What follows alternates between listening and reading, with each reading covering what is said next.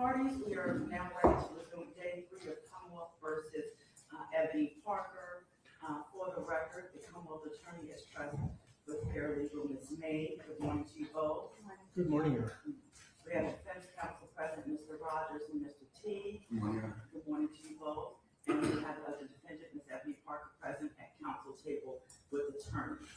The jurors have not been brought out. I believe we had an objection motion to take up and 2 matters with jurors that we need to address. And anything else that you all would like to address before we bring out the jurors? Yes, Mr. James.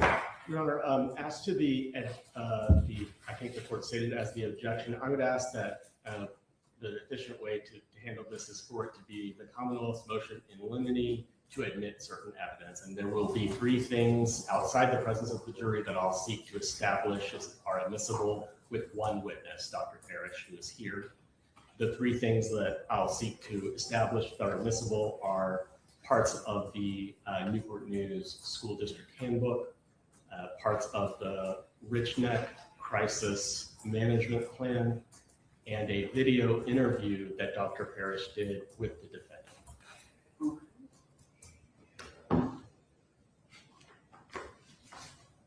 And so would court and counsel like to proceed on that matter first?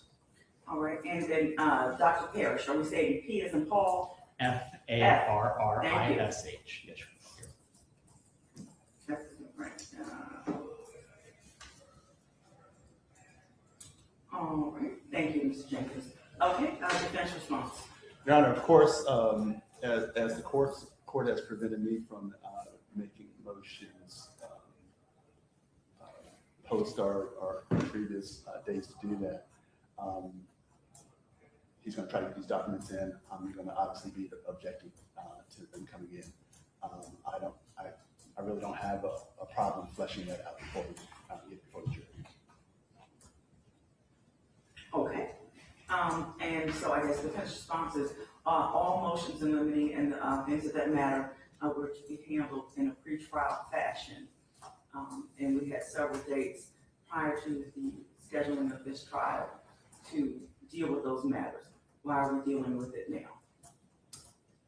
because the defense is objecting, and I must lay a foundation for 2 exceptions to be met. And those exceptions would be the public documents exception and the business records exception. And those are evidentiary issues that without an objection, I would never have known to file a motion in limine on. So they had to tell me they were objecting to those business records. Okay, and to the business records, and the other exception was? The 2 exceptions that apply to the documents, I think both exceptions apply, are the public documents exception and the business records exception. And of course, I'll provide more detail on that if the court wants me to go ahead with the motion as a motion in limine. And to the 3 things you would like to introduce into evidence, do the 2 exceptions apply equally to all 3? No. As to the video, it is a statement of a party opponent. It is an interview of the defendant by the witness who I will have here on the stand. So the business records and public documents exceptions, I wouldn't seek to apply to the video, but I would seek to apply to the policies of Richneck. All right, thank you. All right, to Mr. Rogers. What is your position now? They're seeking to introduce it. Your Honor, of course, I would have liked to have seen this motion in writing so that I could properly respond to each of those stated exceptions to the hearsay rule that they think applies to this, these documents, so that I would be able to have statutes and case law to defend against having those things admitted. Regarding Mrs. Parrish's testimony, her testimony is going to be her testimony. I believe the Commonwealth is going to have a problem authenticating the video, so she can testify as to what she saw and observed. But regarding the plaintiff video, we're going to be objecting on the authentication basis. Okay, so let's break this down. 2, portions of the Newport News Public School Handbook, which Commonwealth is seeking to introduce. Let's not call this a motion in limine, but they're seeking to introduce. What's your position to that? Your Honor, my objection is going to be, it's hearsay, it's going to be offered for the truth of the matter, so. Okay, so let's deal with that. So the hearsay and Commonwealth Authority responded that they believe it falls into the exception of public documents and business records. What's your position? My position is it does not, it's not a public record. It's a internal document that governs the policy of the Newport school system. And regarding a business record, if I could just look at it. Yes, please. Okay, and let me pull out my rules book.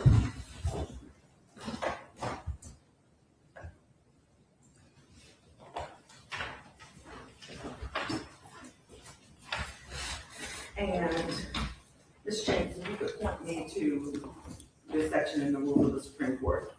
Your Honor, I have several citations that relate to the admissibility of this, and I'll have to lay a foundation with Dr. Parrish to meet the requirements, but I'll be happy to. Okay, I'm still at the Newport News Public School Handbook. That's what you're referring to? Yes, Your Honor. Okay, but give me just the public documents hearsay exception, statute and or rules number and business records.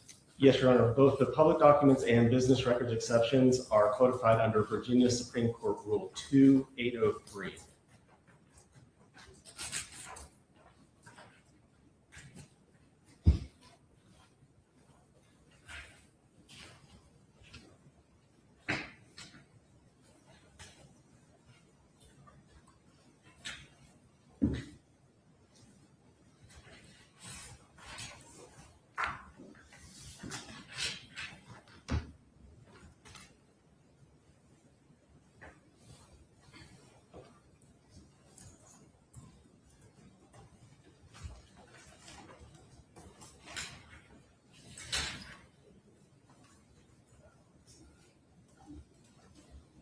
All right, and reading the public and records and reports section of Rule 2:803, paragraph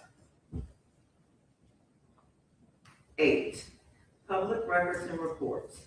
In addition to categories of government records made admissible by statute, records, reports, statements, or data compilations in any form prepared by public offices or agencies setting forth A, the activities of the office or agency, or B, matters observed within the scope of the office or agency's duties as to which the source of the recorded information could testify, if called as a witness, generally excluding, however, in criminal cases, matters observed by police officers and other law enforcement personnel when offered against a criminal defendant.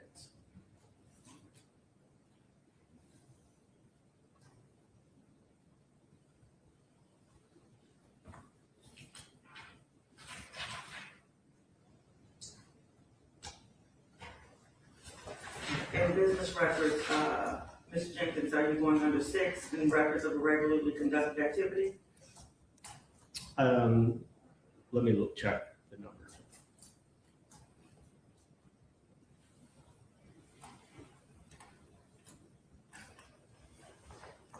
Yes, Your Honor. And reading that, so same section Rule 2:803, paragraph 6, records of a regularly conducted activity. A record of acts, events, calculations, or conditions if, paragraph A, the record was made at or near the time of the acts, events, calculations, or conditions by, or from information transmitted by someone with knowledge, paragraph B. The record was made and kept in the course of a regularly conducted activity of a business, organization, occupation, or calling, whether or not for profit. Paragraph C, making and keeping the record was a regular practice of that activity. Paragraph D, all these conditions are shown by the testimony of the custodian or another qualified witness, or by a certification that complies with Rule 2:902, paragraph 6, or with a statute permitting certification. And paragraph E, neither the source of information nor the method or circumstances of preparation indicate a lack of trustworthiness. Okay, All right, so again, we're back with parts of the Newport News School Handbook. Commonwealth seeking to introduce them, defense is objecting. Would the defense like to flesh out their objection? Your Honor, I'll start with the records of regularly conducted activity. I would say that those handbooks are definitely not those. This contemplates records that are basically prepared from day to day, indicating the daily activities, the business transactions of that business. That's not what we have here. We have basically a policy and procedures book. A says the record was made at or near the time of the acts, events, calculations, or conditions. That's definitely not met. So the record was made and kept in the course of regularly conducted activities of the business. Your Honor, these are one-time documents, gets produced once a year, maybe once every couple of years. And the making and keeping of the record was a regular practice of that activity. This isn't a record, this is a policy and procedure handbook, and it doesn't qualify as the records of a regularly conducted activity. So all of those conditions have to be met, which is capsulated in paragraph D.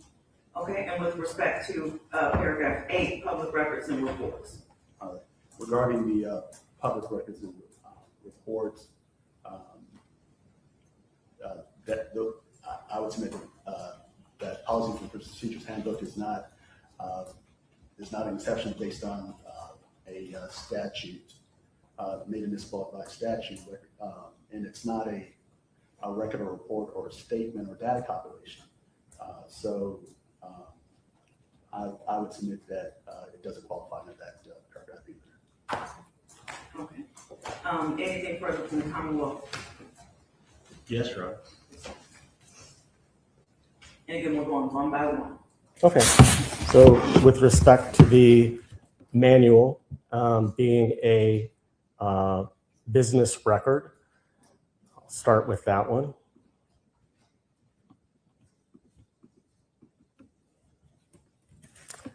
I'll ask the court to rely on the case of Carmody v. F.W. Woolworth. Carmody is C-A-R-M-O-D-Y v. F.W. Woolworth, W-O-O-L-W-O-R-T-H Company. It is 234 VA 198. In that case, an employer's employee manual was admitted under the business records exception to prove what a particular employee's duties were, and the court held that it was properly admitted under the business records exception. And so that case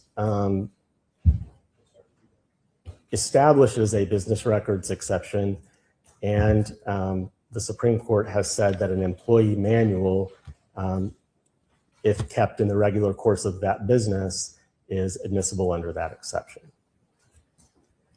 I'll turn to the exception for public records as well.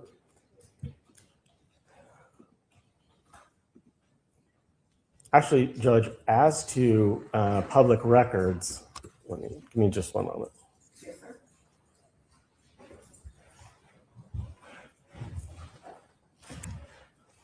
As to public records with the school handbook, the policy handbook, it is a report prepared by a public official, that being the school board, pursuant to the nature of their office. So it requires that they, by nature of their office, produce policies that relate to the schools under their direction.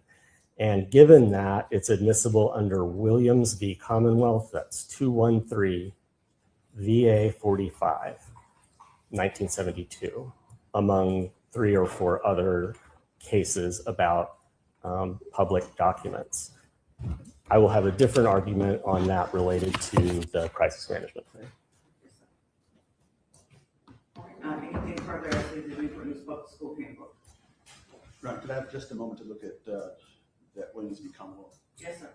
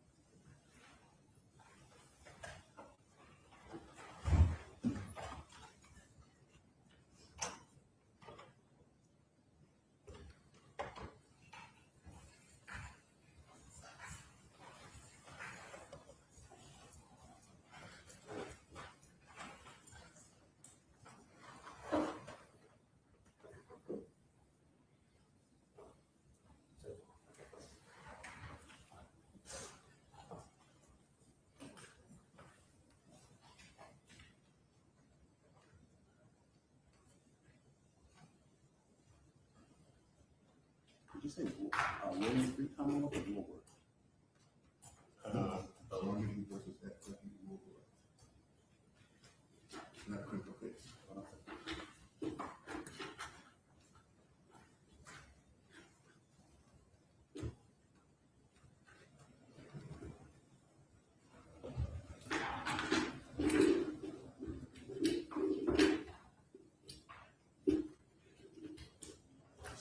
Site was 213 V835.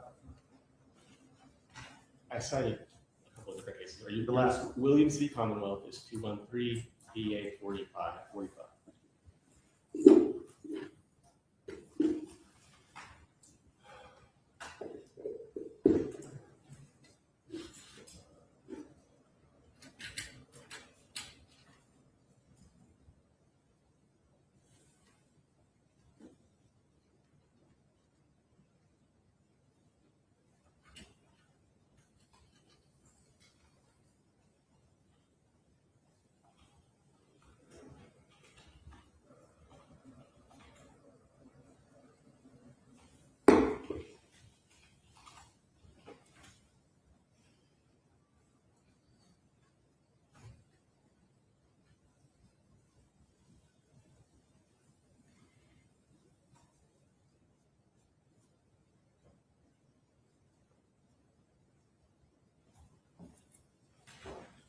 Zwerner, I'm not sure if the court has had a chance to pull up that case. Yes, sir.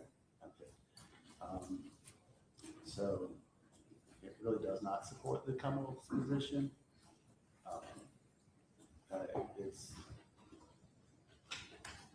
It is a case where the Commonwealth is attempting to get in information from the Central Criminal Records Exchange, and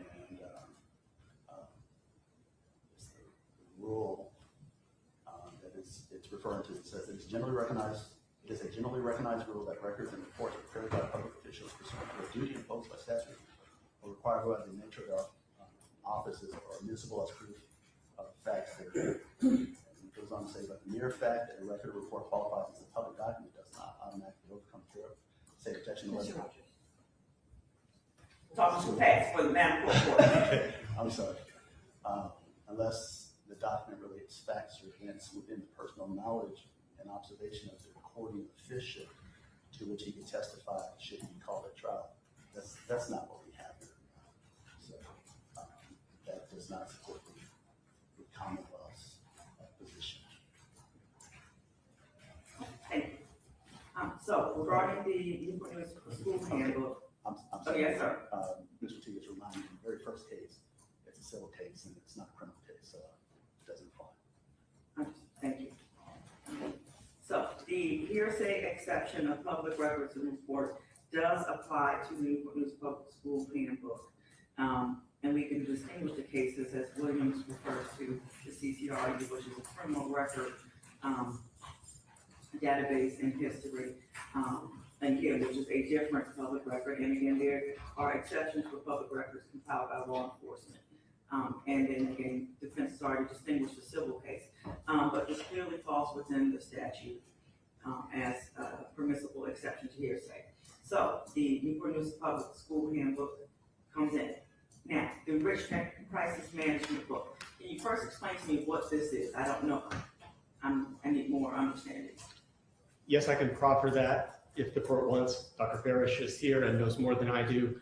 But the crisis management plan is a document that the school board is directed to require individual schools to create and to update annually. This comes from Virginia Code 22.1-279.8D, where the school board is required to ensure that every school in the district produces a crisis management plan, reviews it annually no later than August 31st, and then the school board certifies in writing to the Virginia Center for School and Campus Safety that annual review has been done each year. So it is a report, it is a plan required by statute. The contents of the plan generally is it outlines how faculty are to respond, and employees, faculty and employees, are to respond to all various manner of crises that could occur in a school building, not just violence, but just any sort of crisis, a fire, a natural disaster is covered. Many things are covered. Are there scenarios that are factually close to the facts reported, in this case, covered in the crisis management book? Specifically in the crisis management book, there are instructions both on what to do if a suspected weapon is in the building and what to do if an armed student may be in the building. Okay. And let me just add, Judge, exactly in both of these documents that I'm seeking to admit, my plan is to just admit the portions I believe are relevant via the testimony. And I wouldn't even seek to introduce the entire document. However, if the defense wishes for completeness to introduce the whole document, I would not object to that either. Okay, and then you said you had additional argument on why this is admissible. If you'd like to go into that now so that they can get their cases together and be ready to respond. Yes, Your Honor. For the crisis management plan, the strongest argument for its admissibility is the public documents exception. And that's because they are required to do it by statute. And that's one of the requirements of the public documents exception, is that either it be required by the nature of the duty or it be required by a statute. And here it is required by a statute. That statute is 22.1-279.8D, where the creation of the management plan and its annual updating is required by law. Given that, it qualifies as a public document, and we should be able to authenticate it by use of the custodian of records who is here. It is also a business record, I believe, Judge, for the same reasons that the manual is a business record, but I believe the stronger grounds for its admission is the public documents exception. Thank you, sir.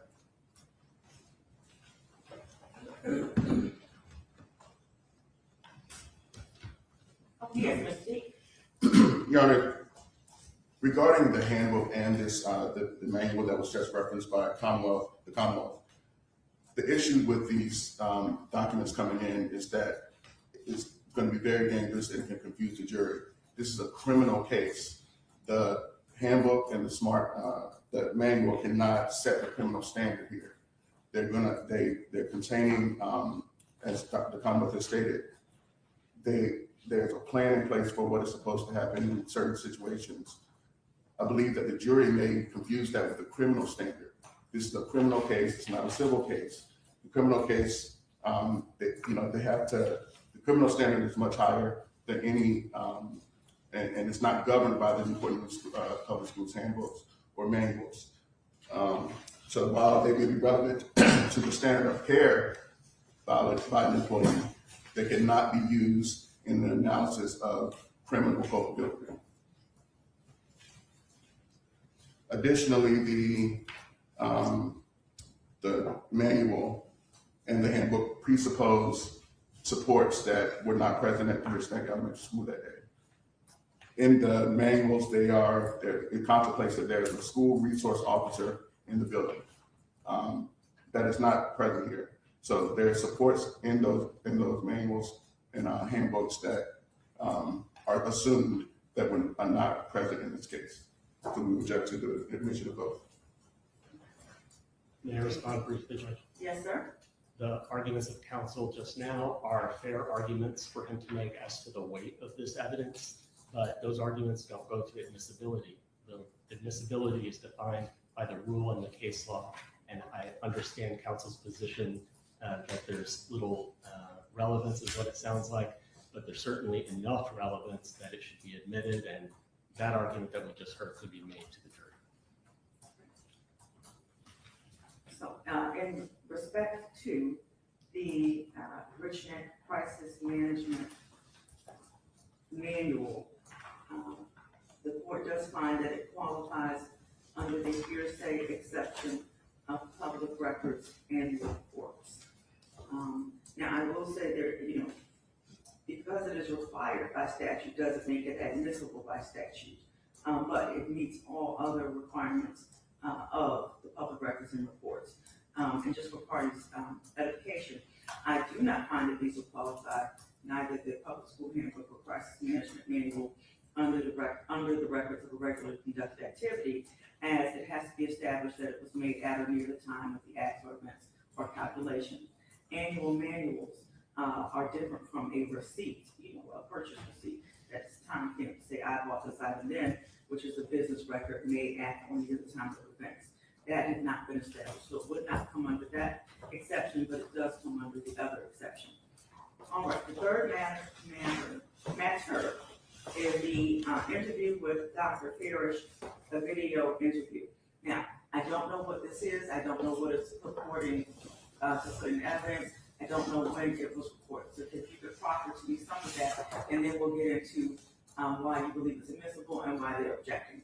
Yes, Your Honor. The video was recorded as part of an internal school investigation by Newport Public Schools Human Resources. The interview was conducted over Zoom. On the recording of the Zoom, you can see that Dr. Nina Farish from Newport Public Schools, the HR director, is asking questions of the defendant, Dr. Ebony Parker.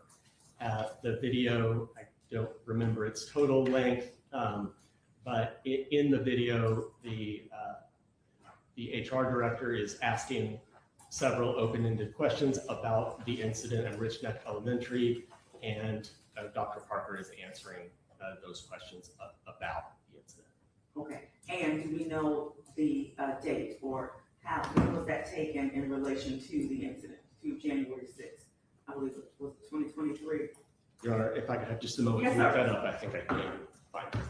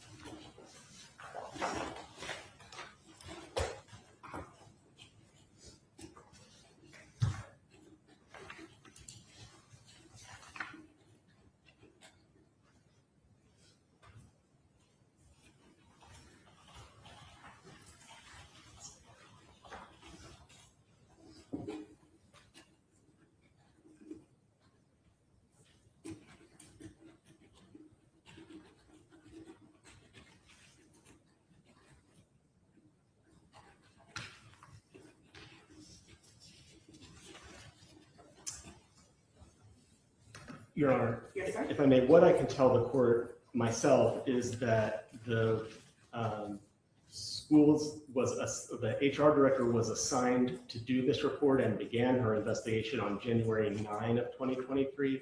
As to what day she interviewed the defendant, I don't know, but she is here, and I'll be happy to have her testify to that fact. Okay, if we need to get to that part. And you believe this is admissible, you said, under admission by a party opponent?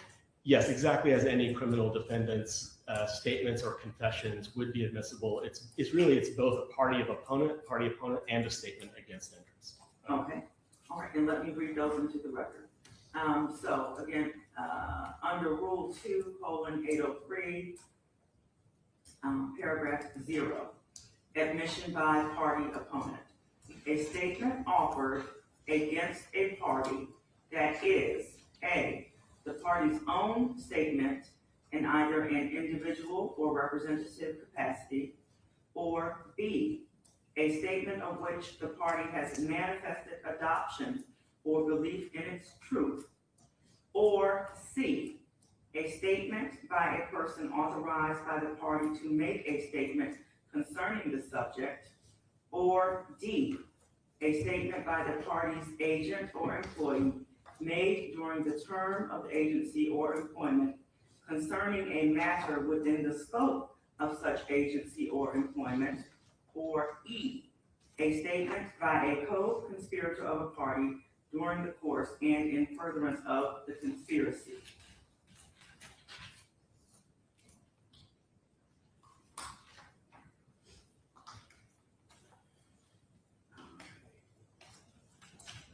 And give me the second one, Mr. Jenkins. What paragraph am I looking for? Judge, I called it a statement against interest, but I think that that really is encapsulated in the Virginia rules as an admission. Okay, yes, the other one has to deal with property only. Yes, Okay, all right. Okay, all right, defense. Your Honor, regarding the statements that my client has made, there's really, I have no reason to object to any of her statements. Again, the problem that we're having is the video, authenticating the video. Ms. Ferris testifies that's her statement that my client made. Can't object to that coming in. But as far as playing the video without proper authentication, then we Okay, understood. And all of these are still subject to all of the other rules of evidence, especially regarding authentication. But we were just trying to get those out of the way. Okay, so then for the interview with Dr. Ferris, again, assuming it meets other admissibility requirements by law, it comes in. All right, anything else we need to take up other than the juror issues? No, no problem.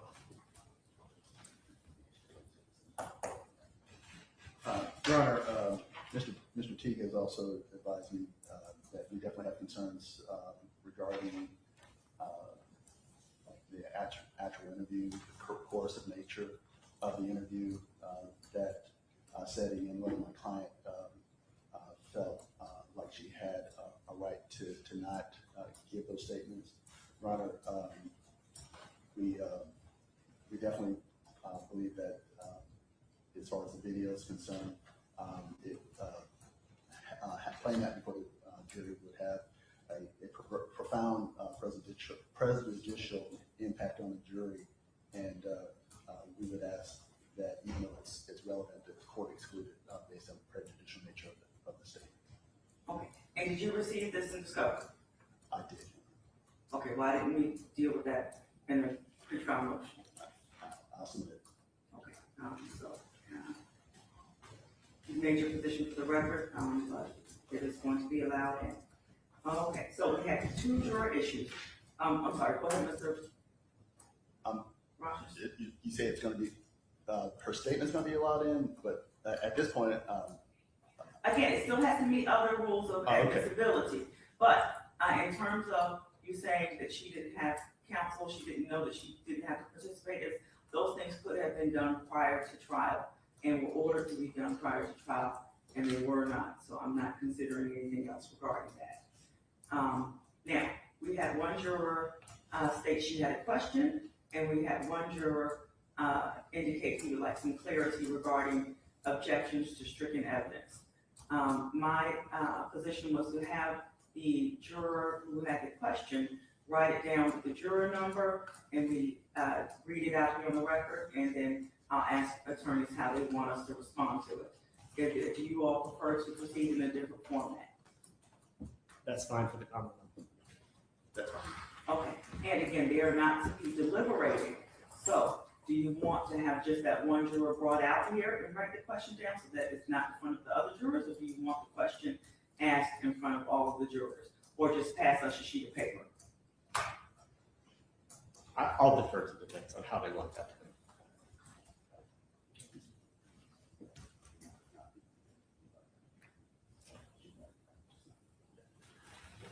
Your Honor, we have no problem with her just writing it down, not being viewed by the other jury members and then read by Your Honor. Okay, so sheriff's object, and I don't know her juror number, but it was the young lady who sat in the first row far left. If we could have her write it down, I'm asking her to give me a sheet of paper with her juror number and to write down her question and just hold it out, so that the other jurors can't see it, and you'll bring it out here and read it on the record. Thank you very much.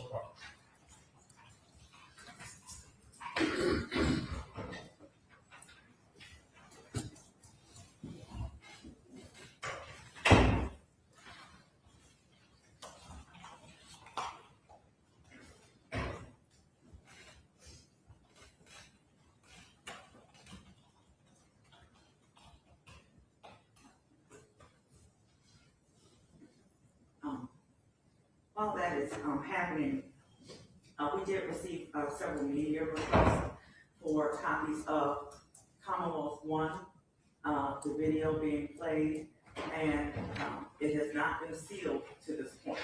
The parties have a position to that. So that would have been the video of Ms.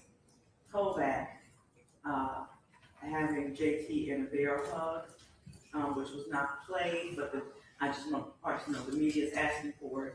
As of now, it's open and not sealed. Judge, I would ask to seal it because a minor is depicted in the video. Okay, that's it. I just want to That's know my your position. Your Honor, I support the Commonwealth's position. Okay, so Commonwealth One will be marked sealed. Thank you. You need anything else, Madam Clerk? You need to sign that? No, ma'am, but I will let downstairs know. Okay.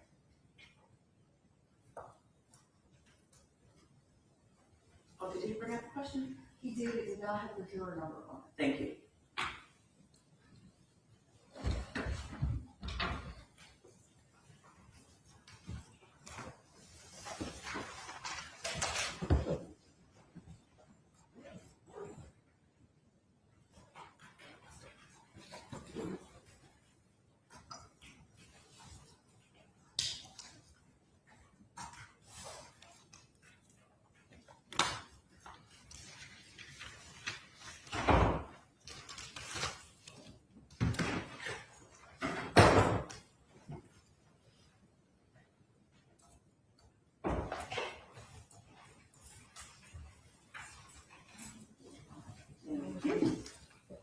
All right, juror number 38.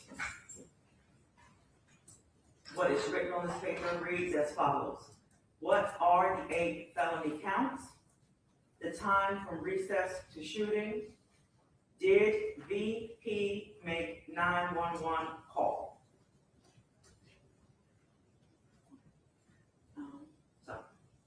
How would parties like the court to respond? And I'm happy to pass. Sheriff, you can pass that down. They can each see the sheet. I believe that the court should instruct the jury members are going to have to rely on the memory of what they perceived evidence was. I think that's true, but I think also that they have to rely on their memory, and because the trial is still ongoing, that they have to rely on their memory and any evidence the court admits during the course of the trial.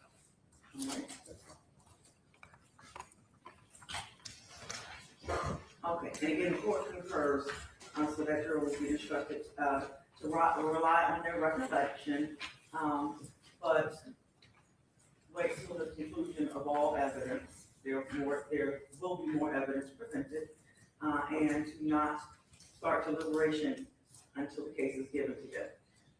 So, yes, Mr. On that point, Judge, I feel like it is incumbent on us to voir dire the jury members, both based on her question and the gentleman's question as well. Yes, so the gentleman, absolutely, but you want to voir dire her as well regarding if she's spoken about this with other jurors? Yes, only for that limited purpose, whether she's spoken about it with other jurors. I certainly don't want to ask any questions about these 3 things she mentioned. Okay. Defense position, defense. I agree that should definitely needs to be brought here. Okay, and so that we have a game plan for when she comes out here, we're just gonna keep it to has she, are these her questions alone? Has she discussed any of the case with other jurors? Yes, and I would submit that the court can do the inquiry without us. I just want to, okay. And I would ask that court inquire, has she observed any other jury members discussing anything pertinent to the trial? Okay, those will be the three questions. All right, thank you. Okay, so Sheriff, if you can bring out just juror number 38, please. Yes, ma'am. While she comes out, again, I don't know who the gentleman was, his number yet, but absolutely, we will voir dire him individually, for the basis of his question. Yes, sir.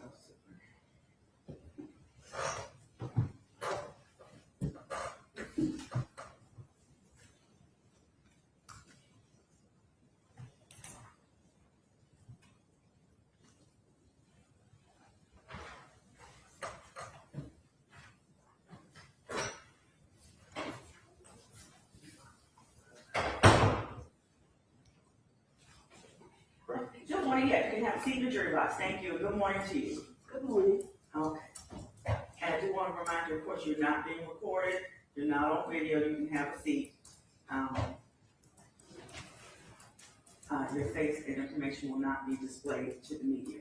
Okay, so first, I did receive the answer to your questions, and I have 2 responses. And my responses are required by law. One, you have to rely on your recollection of what the evidence is. And 2, evidence is still being presented to you. So please don't make decisions or deliberations until the case is given to you for deliberation, and that will be at the conclusion of all of the evidence. And I can't, you have to rely on your recollection because the court doesn't want to give undue weight or influence or suggestion to any one piece of evidence over the other. That's why I'm not answering the specific questions. So I don't mean to be rude or disrespectful, but you have to rely on your recollection. So now, we had 1 question for you, or maybe 2 questions. Are these your questions alone, or have you discussed this with other jurors? My questions are yesterday. We had it, and it was like, and I guess I missed some of that information when it was given, because I wasn't writing everything down. I wanted to listen to everything that was going on. So I may have missed if those answers to some of that. Okay, understood. And have you observed any of the jurors discussing the case? Because they are not supposed to discuss the case until it's given to them for deliberations. No. All right.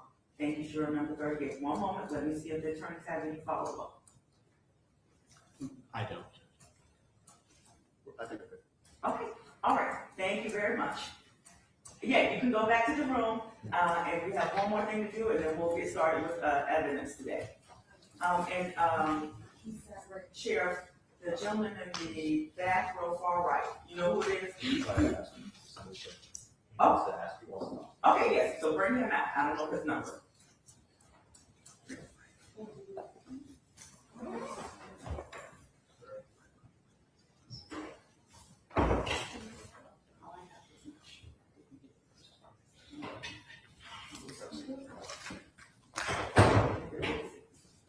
Oh, good morning, sir. You're welcome to have a seat. Thank you very much. And if you can give me your juror number. Juror 33. Thank you, juror number 33.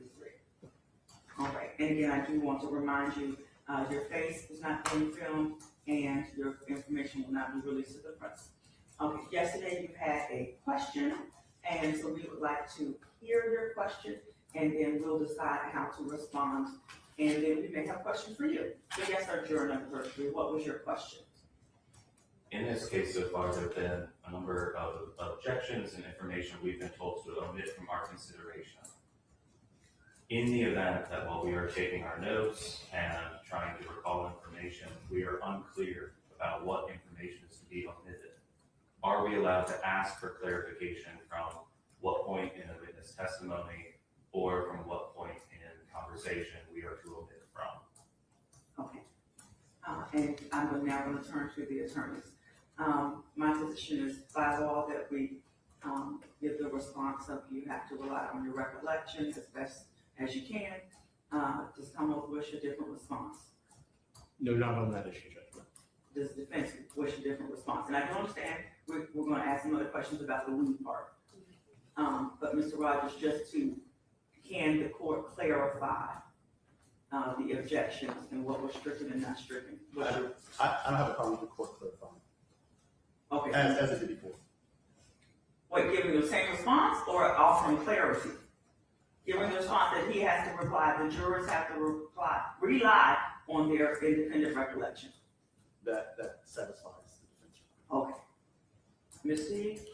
Yes, Your Honor, I think, my clarification that not only do they have to rely on their own recollection, but again, to instruct them that anything that you have ruled that should be stricken or should not be taken into account should be just done just so, considered or handled just so. They cannot consider it. Okay, thank you. Okay, so, juror number 33, and that is the response that the court is required to give by law, is that the jurors have to rely on their independent recollection of what the evidence is, and they cannot consider something that's stricken. Now, I understand your point. Well, what if I don't remember what was struck or not, and I got confused in the sustained, overruled, you can consider this, you cannot. Again, you have to rely upon your recollection as best you can. The fundamental principles in the Supreme Court law regarding that are that I don't want to, they frown upon the court giving emphasis to certain evidence over another. So that's why we don't try to verify. You have to receive it and make your best judgment. Because if I point it out for you, that can give it undue weight. Now, you use the word we several times. Why do you use the word we, and are you discussing that? Have other jurors expressed the same confusion? The other jurors have not expressed that confusion to me. I posed that question to the other jurors and none have an answer. Okay, and other than that question being posed to other jurors, have they discussed the case? Are you observing anyone discuss the case? No. Okay, and the reason why I ask is because you're not to discuss the case, which is deliberate until it's formally given to you at the conclusion of evidence. So there have been no discussions about the case. Okay. Okay, all right, I'm going to turn to the attorneys to see if they have additional questions for you. Understood. We don't have any questions. Okay, Mr. Jacobs? I don't have any questions. Okay, thank you, juror number 38. You can retire to the room. We have one more thing to take up, and then we'll start the case.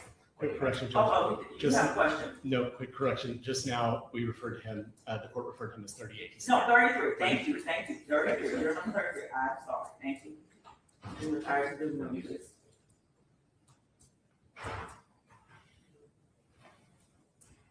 Okay, anything that someone would like to address before we bring the jury out? Your Honor, can I just step out for a quick minute? Yes, sir.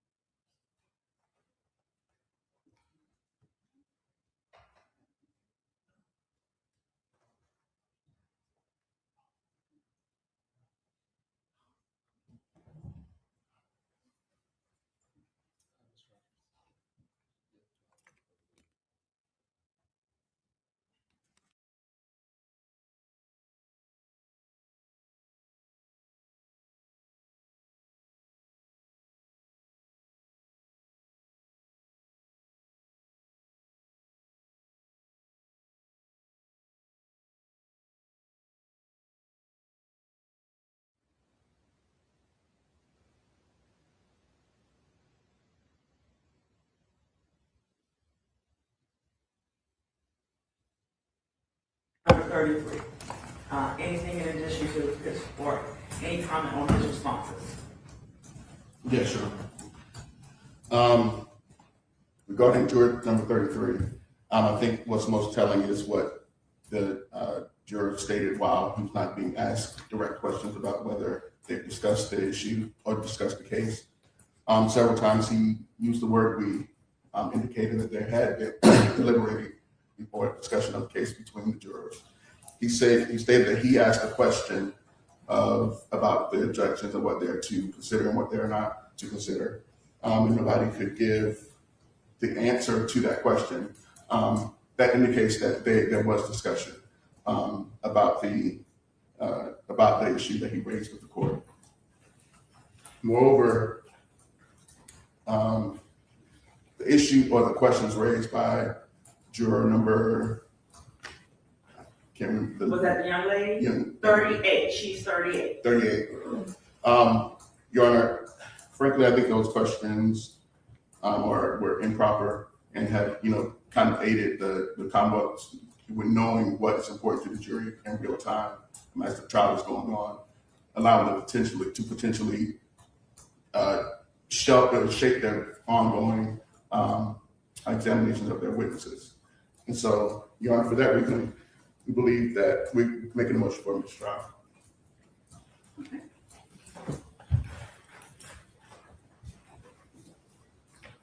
Can I have just a moment? Yes, sir.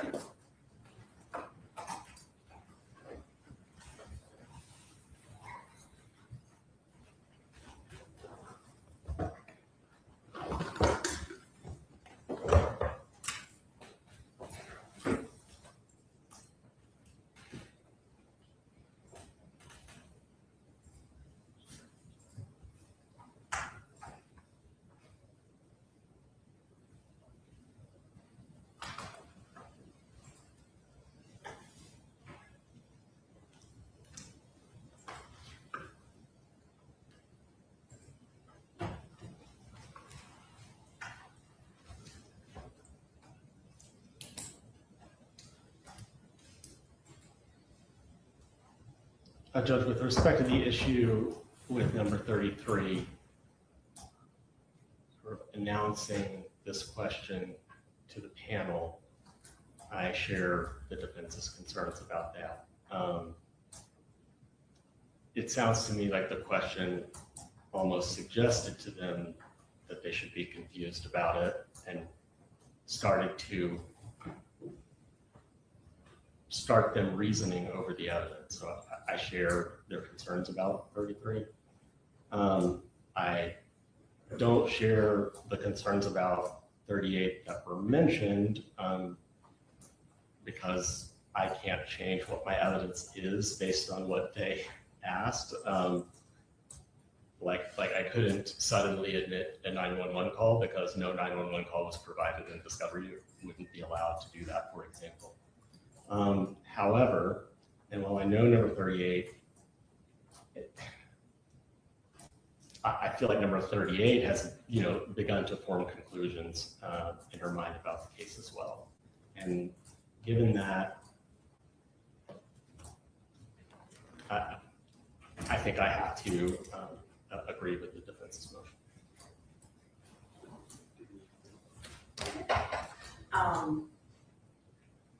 I will recess to consider this. Again, we also have 2 alternates. So we could release jurors 33 and 38 and still have 12 jurors.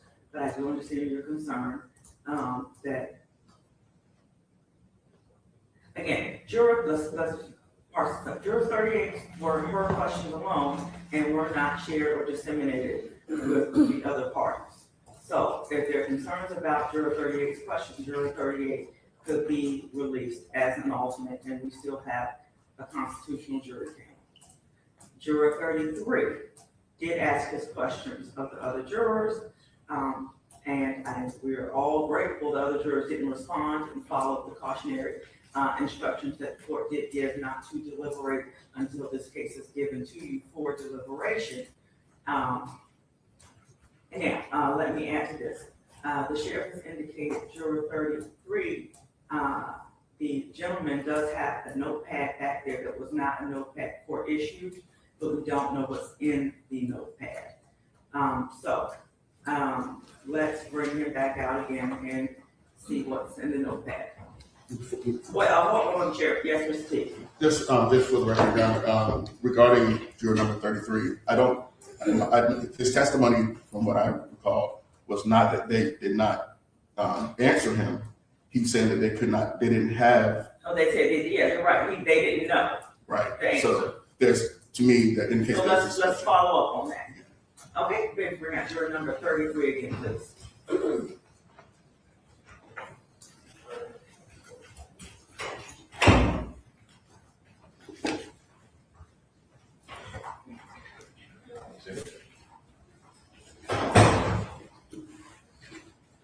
Okay, and you can have a seat, juror number 33. Thank you, ma'am. Okay, two questions of clarification.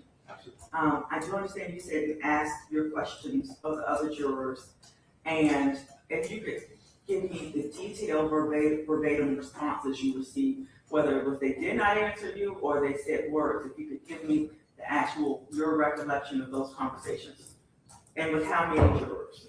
My recollection of the conversation was when I posed the question, our officer here, and he said he could not answer it, would present it to you.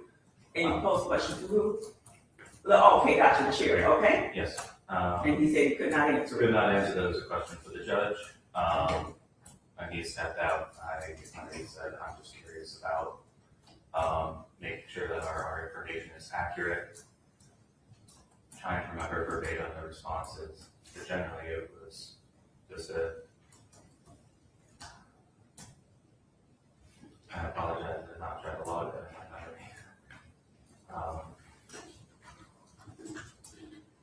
I don't remember any particular responses as much as that might be good to clarify, would be good to know. The conversation moved on, I believe, to traffic cameras. So, I believe that was the extent of the conversation.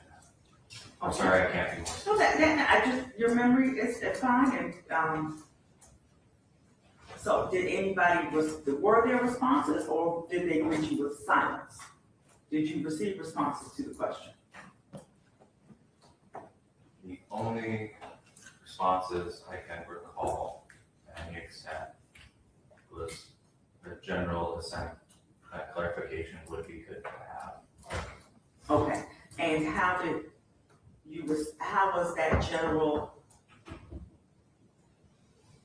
consent, that clarification would be good to have conveyed to you?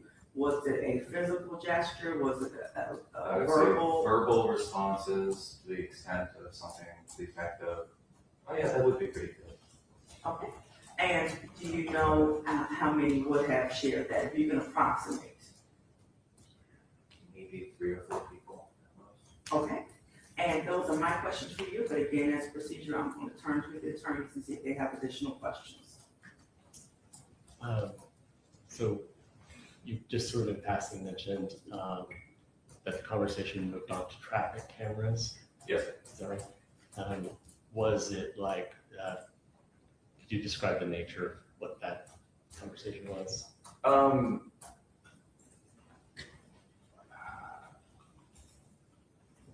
Trying to remember, because it was going between considering my question, sipping my coffee, and generally paying attention to traffic, so I apologize if this is not totally specific. We're trying very hard to not discuss the case in any capacity, so we're finding other topics of conversation. People were discussing times that we've been clocked by traffic cameras. Okay, so That type of thing. sure. So it wasn't in relation to is there traffic camera evidence in going to be shown in this case? Okay. No. Oh, thank you. I don't have anything for it. Okay, Mr. Rogers and Mr. Teague? Yeah, Okay, no additional question. Okay, and then juror number 33, it was mentioned to me that you had an extra notebook. Are you reporting any notes from the trial in that extra notebook? The extra notebook was the initial notebook I brought in. I was unsure if notebooks would be provided to us. I left it here with the other one. I believe it just simply says jury notes and the date. And when I heard that we were not allowed to make other notes, the notebook was placed down on my feet and has not moved from that position. Wonderful. Thank you. And You'd like to have again, that? let me, because I changed the topic, I'm going to turn to the attorneys and make sure they don't have any additional questions. None from the Commonwealth? Okay, thank you, juror number 33. And again, you were not in trouble, but we just have to make sure everything is perfect. And the circuit court, and you can retire back to the jury room. Thank you very much. Thank you, ma'am. Thank you, Okay, anything additional before I take a recess to research and consider the issue? The mistrial motion made based upon juror number 33 having conversations with the other jurors. My position remains the same. No, but Our position remains the same, and just want to note that the juror seems to not remember, not remember exact conversations that went on regarding the issue. So again, I'm going to retire for deliberations. Just for human planning purposes, it'll probably be at least 15 minutes. So if people need to use the restroom or go to the car or something, please feel free to do so. I'll be honest, I'm inclined to deny the motion, even though both parties have made it. As the question for clarification, did you understand that? And the responses, I think will be harmless, but let me research it and consider it in detail. And I'll be back in, let me see, it's 9:54. Oh, let's see, try to check in at 10:15. And then, Madam Mayor will make sure jurors have, extra snacks and whatever they need. Because they've been in that room a good hour and 15 minutes by that time. Okay, I will be in recess. Thank you. All rise.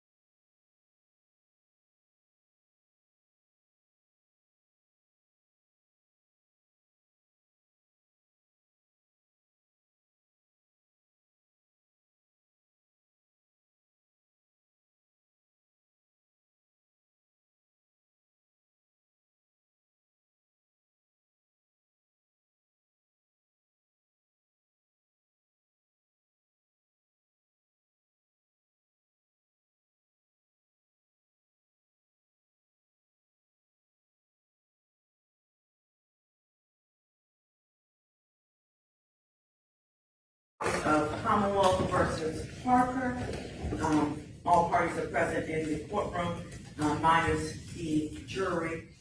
And there was a mistrial motion made. The court has had an opportunity to consider it and research it. Anything else parties want to say before the court announces the ruling? Nothing from the Commonwealth. Your Honor, just for purposes of the record, I just want to clarify the motion as it relates to juror number 38. She submitted a series of 3 questions, which again, we're arguing that helped, I believe, would aid the Commonwealth in planning out the rest of their case directly in response to her questions. Thank you. And in response to the mistrial motion made regarding juror number 38's question, the court will deny that on the legal principle that the jurors in this matter are actually the triers of fact.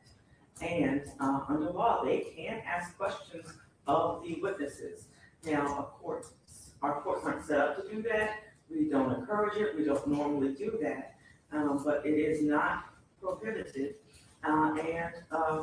All the evidence has not been presented in this case, and both sides can adjust accordingly based on those questions. But again, jurors are the trier of fact in this case, and they do have the ability to ask questions and can actually question witnesses. So that's the legal principle there.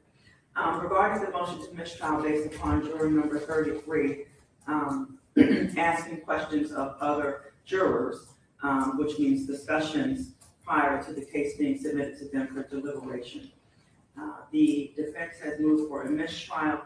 The Commonwealth has joined. The court is going to deny the motion for a mistrial, and the case will proceed. The court's rationale is as follows. The determination of whether a mistrial is warranted depends on whether the juror misconduct probably resulted in prejudice to the moving party. The burden of establishing this probability of prejudice lies with the party seeking the mistrial. The standard is abuse of discretion, and to succeed on a motion for mistrial, the moving party must demonstrate a manifest probability that the misconduct was prejudicial. The allegations of juror misconduct arise, or if, the allegations of juror misconduct arise, the trial court may be required to investigate the matter to determine whether the prejudice occurred. In this case, the defense, which is the moving party, has not established a manifest probability of prejudice. The court did investigate the juror misconduct. Again, Virginia courts have delineated between misconduct inside the jury room and outside of the jury room. In this case, this would have been not outside, such as unauthorized communications with third parties or introduction of extraneous evidence, but it was misconduct confined to inside the jury room, specifically premature discussions among jurors. And case law has indicated that that is less likely to result in a mistrial unless it demonstrably affects the fairness of the trial.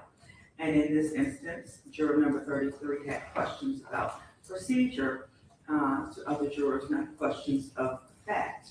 And I also want to make that distinction here. In addition, Virginia statute does provide a mechanism for addressing juror misconduct. And that is 19.2-262.01.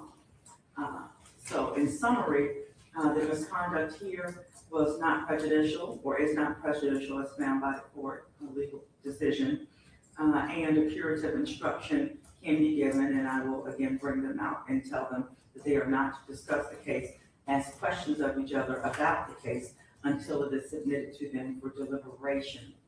The case law that the court is relying on is Robertson versus Metropolitan Washington Airport Authority,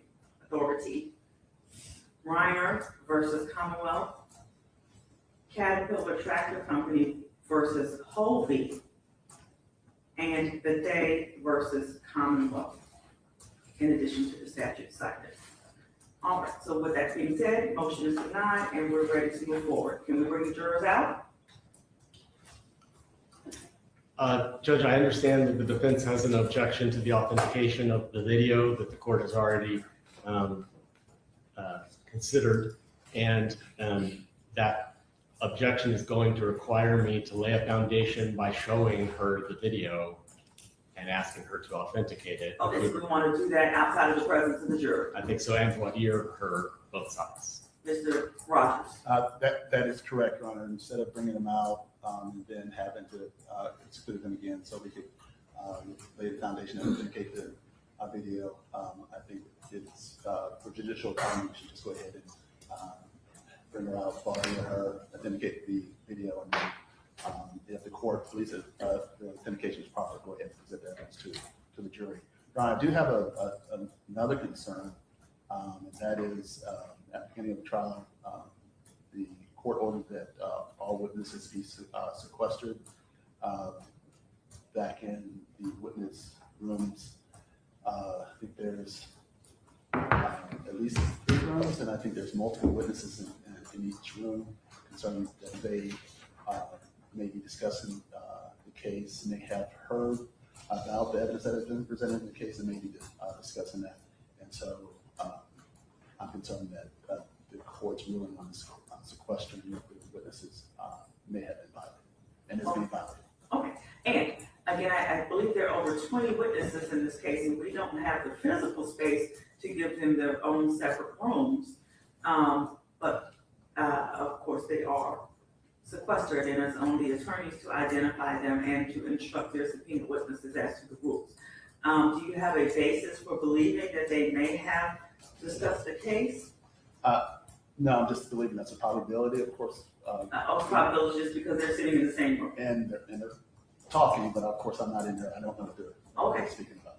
All right, without more specific information, that the court is going to deny your motion, but feel free to voir dire them regarding that when they take the stand. Okay. And Commonwealth's witness that we're going to pre-clear the testimony for evidence. Yes, Your Honor. Nina Farish, Dr. Farish. Okay, bring out Nina Farish, please.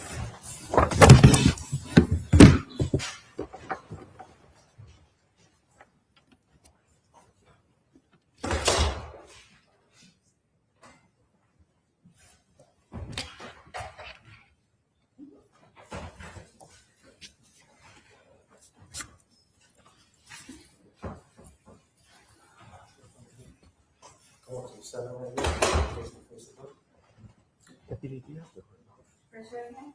Do you swear or affirm the testimony you're about to give is the truth, whole truth, and nothing but the truth? Okay. There's a stair, and the chair and microphone are adjustable. And Ms. Farish, we're going to take up some of your testimony outside of the presence of the jury. We will get any objections and evidentiary issues. And upon the ruling, we might bring the jurors out, and then redo it. So I just want to explain to you procedurally what's happening right now. If the attorneys have any questions, we'll start with Combo. Yes, Mr. Rogers? Before the video, I would like to voir dire her regarding the video prior to her actually speaking. Okay, and I don't know what order Mr. Jenkins was going in, so do you want to start with the questions, Mr. Rogers? Judge, may I propose that I lay an authentication foundation, not play the video, let the defense counsel voir dire as appropriate, and then the court will rule whether she can watch the video to authenticate it. Okay, yes, please proceed. Good morning. Could you please tell us your name and how you're employed? Nina Farish, Human Resources Director with Newport Public Schools. Were you employed in that same capacity in January of 2023? Yes, And as part of your official duties as the HR director, were you required to conduct an internal investigation into the shooting at Richneck Elementary School that occurred on January 6, 2023? yes, As part of your investigation, did you have occasion to interview numerous people? yes, And technically, how did you conduct the interviews? The majority of them I did via Zoom, Okay. recorded. And did you conduct an interview with someone named Dr. Ebony Parker? Yes. And what was prior to January 6, 2023, what was Dr. Parker's title with Newport News Public Schools? Assistant principal. Okay. And do you see Dr. Parker in the room right now? Yes. Could you please just point her out for the judge? Okay. I'd ask the court to recognize she's indicated the defendant. So noted. You've indicated I'll ask it again because I'm not sure what your answer was, but did you do an interview with Dr. Ebony Parker? Yes. All right. And was that was that interview conducted in person on Zoom or some other way? Via Zoom. Okay. If you were shown that video or clips from that video, do you believe you would be able to recognize it as the one you created?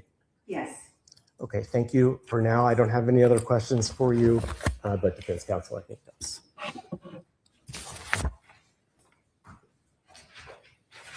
Good morning, how are you? Great. So regarding any video that was produced, did you keep, or were you the sole custodian of that Zoom video? Yes. Okay, and where was that video maintained? On my computer. Okay. Did anybody else have access to your computer, or was it just you? Just me. Okay. Did you provide a copy of the video to anyone? Yes, when asked by the attorneys. When you say the attorneys, what attorneys? The ones that represented the school district. Okay. Did you provide a copy of that video to Mr. Jenkins at Commonwealth? No, I'm trying to remember the name of the law firm because as I recall, so the civil attorneys? Mr. Jenkins was not the original attorneys. The civil attorneys? Correct. Okay. So have you gotten a chance to review the video that's in the possession of the Commonwealth? Yes. When did you review that video? I reviewed the copy that I still have, and I reviewed it to refresh my memory. Okay. I want to make sure that you understand my question. Okay. The copy of the video that the Commonwealth has, have you reviewed that?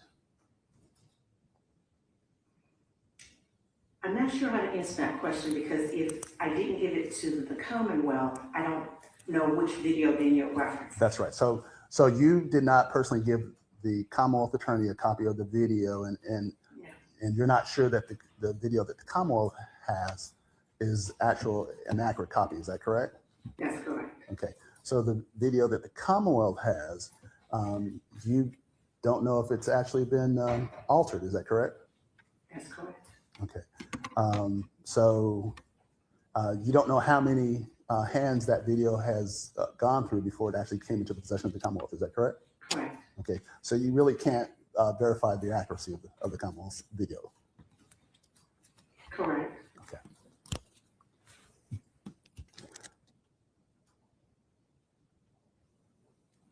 Can I have a moment, Your Honor? Yes, sir.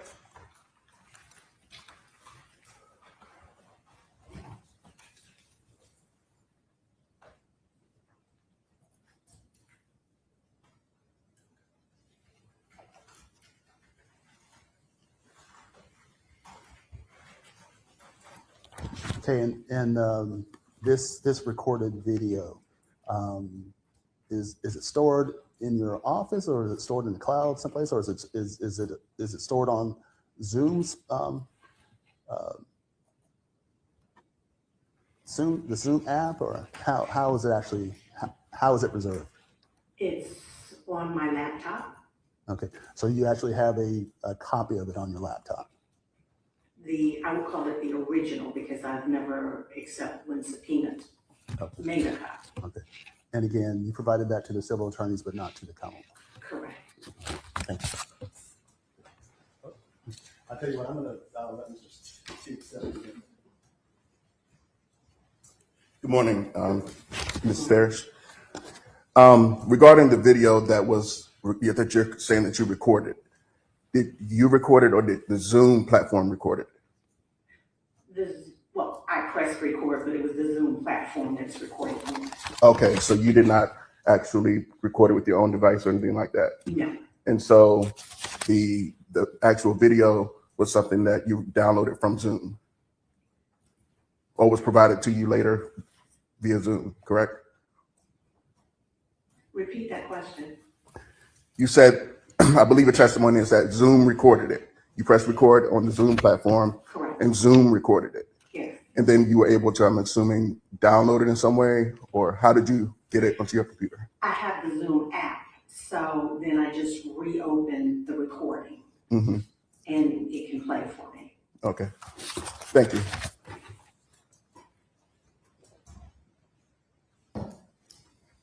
Okay, and one moment, Dr. Parrish, any further questions while you're before we? Just arguments at this point. Okay, your arguments are towards the video? Your Honor, she testified that she cannot verify the accuracy of the video that Commonwealth has. She hasn't viewed it. She testified that she cannot verify that the whatever video the Commonwealth has not been altered in some way. There's all sorts of ways to manipulate a video. It can be run through artificial intelligence and alter it. She testified that she can't. She's not in a position to be able to verify that.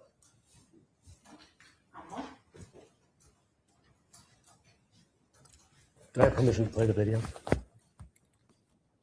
Yes. And Ms. Rogers, did you want to say something?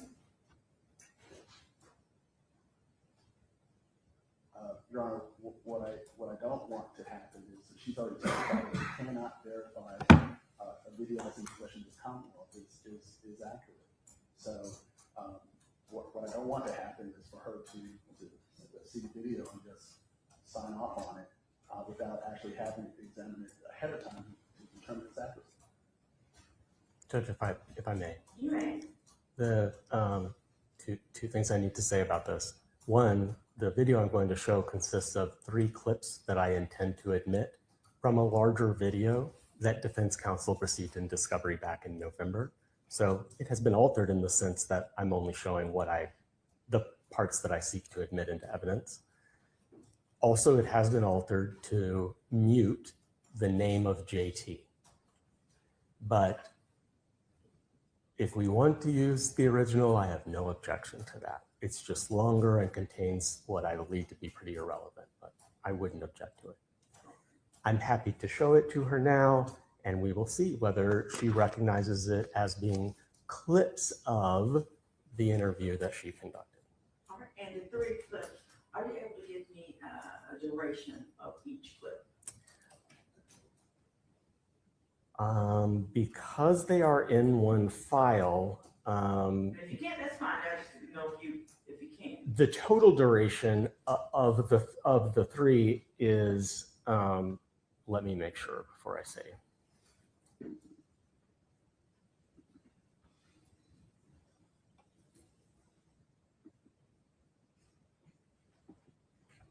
Your Honor, 16 minutes and 36 seconds is the total duration.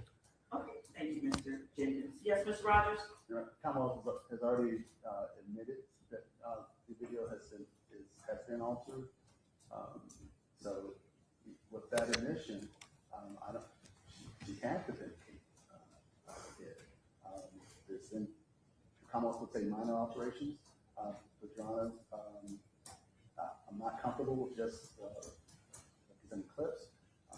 She needs to authenticate the whole video, and if part of it comes in, I think all of it is covered. Okay.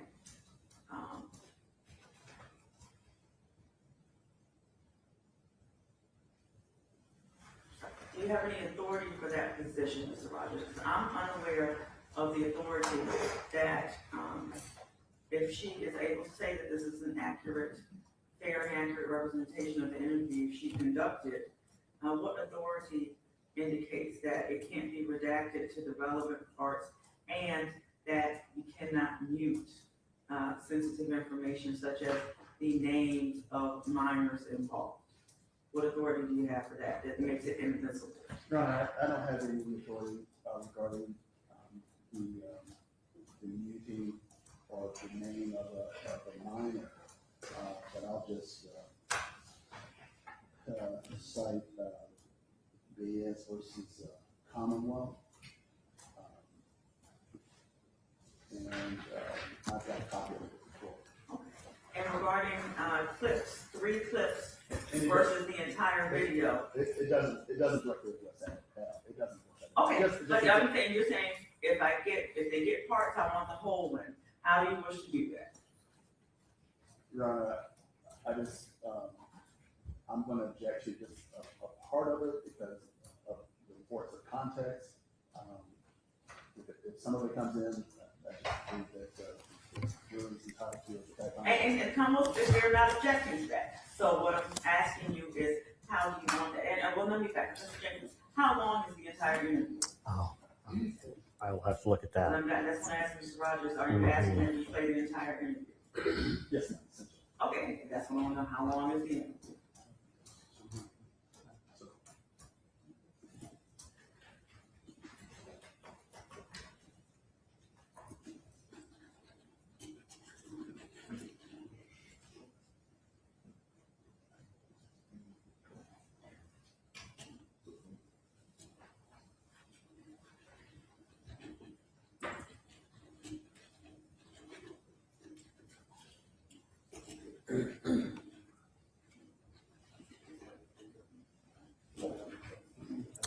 The whole video is 28 minutes and 58 seconds, I show. Let's see if that's right.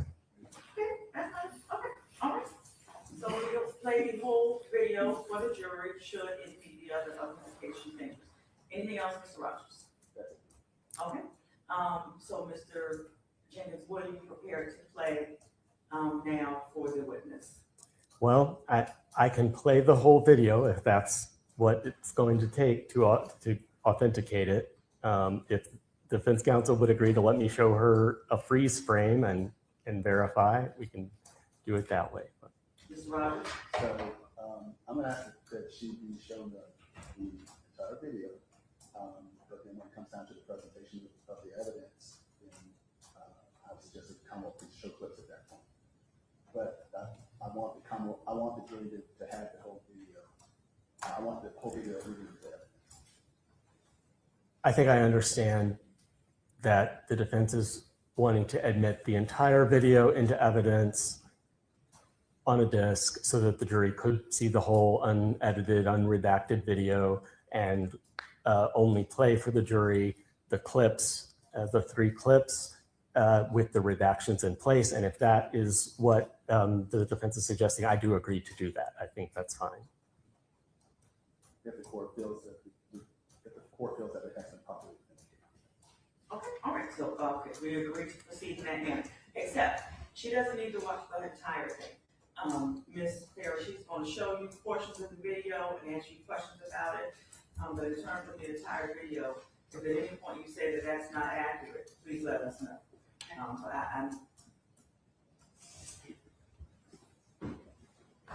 Your Honor. yes, Mr. Dixon. Just before we start, I would note that, Mr. Commonwealth has indicated that, all of the 3 clips have been melded into one file. So they've been joined together, which I think,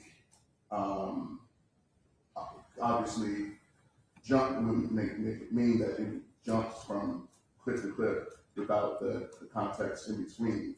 So I do believe that there may be some issues with playing just those 3 clips, especially if they're in one melded video that's combined into one file. I don't think that would be fair to Dr. Parker, because it would leave out. I'm assuming that he's jumping. Having seen this video, the splice one, he jumps. He's saying that he's joined 3 clips together into one file that plays continuously. Okay, well, let me hear from Mr. Jenkins.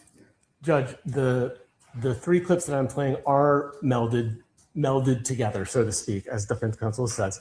But I am happy to tell the jury, and I'm sure Your Honor may as well, that I am showing clips and that they will have in evidence the full unedited, unredacted video. And the jury can know that up front, and I see no problem with that. Okay, and the 3 clips, because they're spliced. In between the splicing, is it obvious on the video that this is a splice and we're going to jump forward in time and hear another portion and then we're going to jump forward in time? It makes a small jitter or jump, it is all, but it doesn't, fade to black and come back up. Okay, so there's some kind of visual signal that something is happening. Admittedly, you have to be kind of watching closely because it just jitters, Okay. the people move oddly, and that's when the new clip starts. Understood. Okay, so what is defense motion? Because Mr. Rogers said it's okay to play it, but as long as they get the entire video for deliberations, Mr. Teague is saying play the entire video. We're talking about 12 extra minutes. Yes, sir, I think that,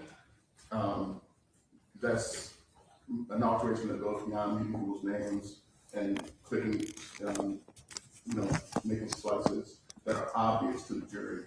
I just don't think that should be played. Given that, Judge, here, I am offering that into evidence. That is what I'm offering, the clips. And the counsel is free to offer whatever they'd like. They have a copy of the video. No, we don't agree to admitting a spliced, altered video into evidence. We just don't. Okay, give me the authority that indicates that that's not admissible. I'm not aware of it.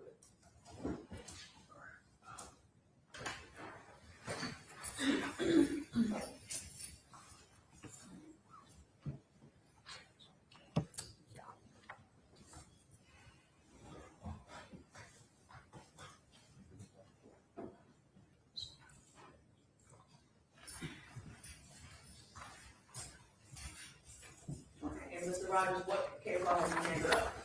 This is,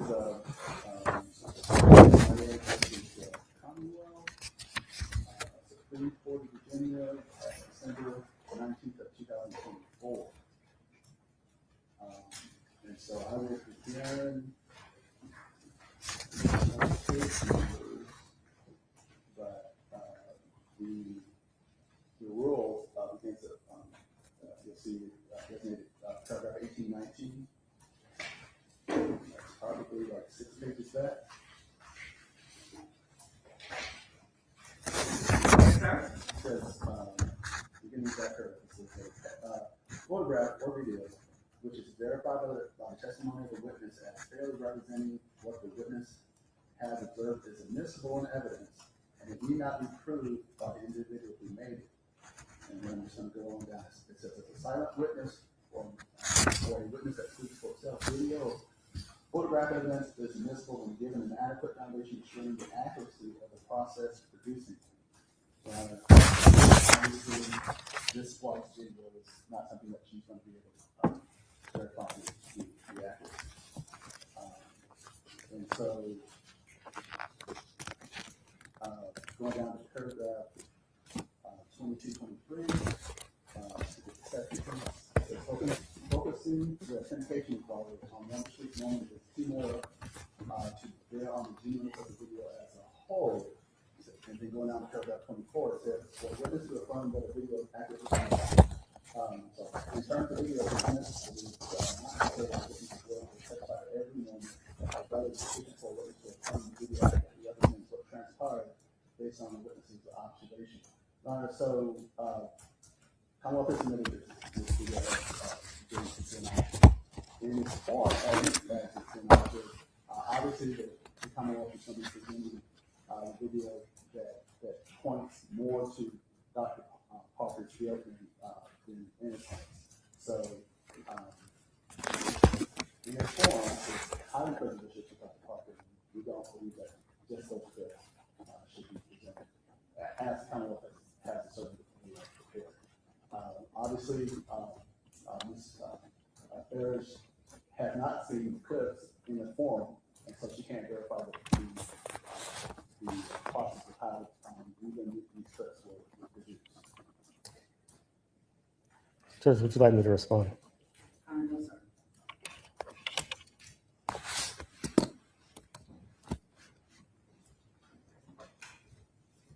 So the court is going to allow the Commonwealth to play the 16-minute clips of what the relevant portions are to the Commonwealth in their perspective.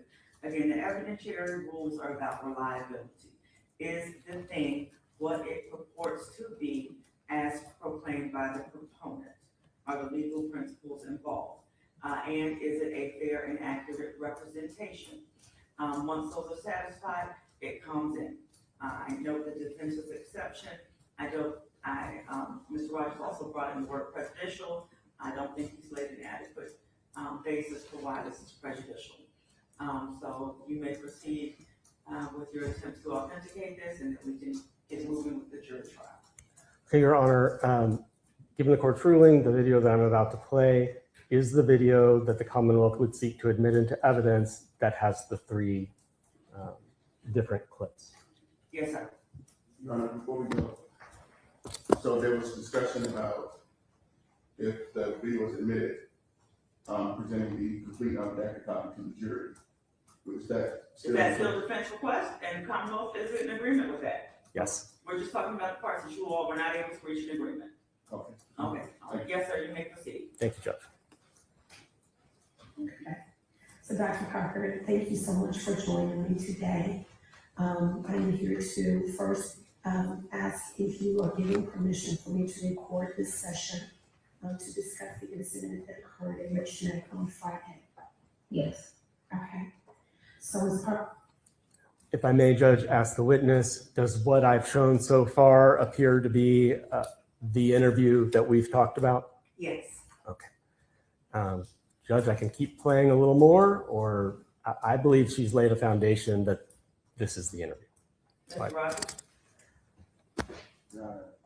She's only seen my client's face. She's certified that I just want to ask if, for purposes of identification. There's no way she can verify that this, what's on this 16-minute clip is accurate. She has to see it.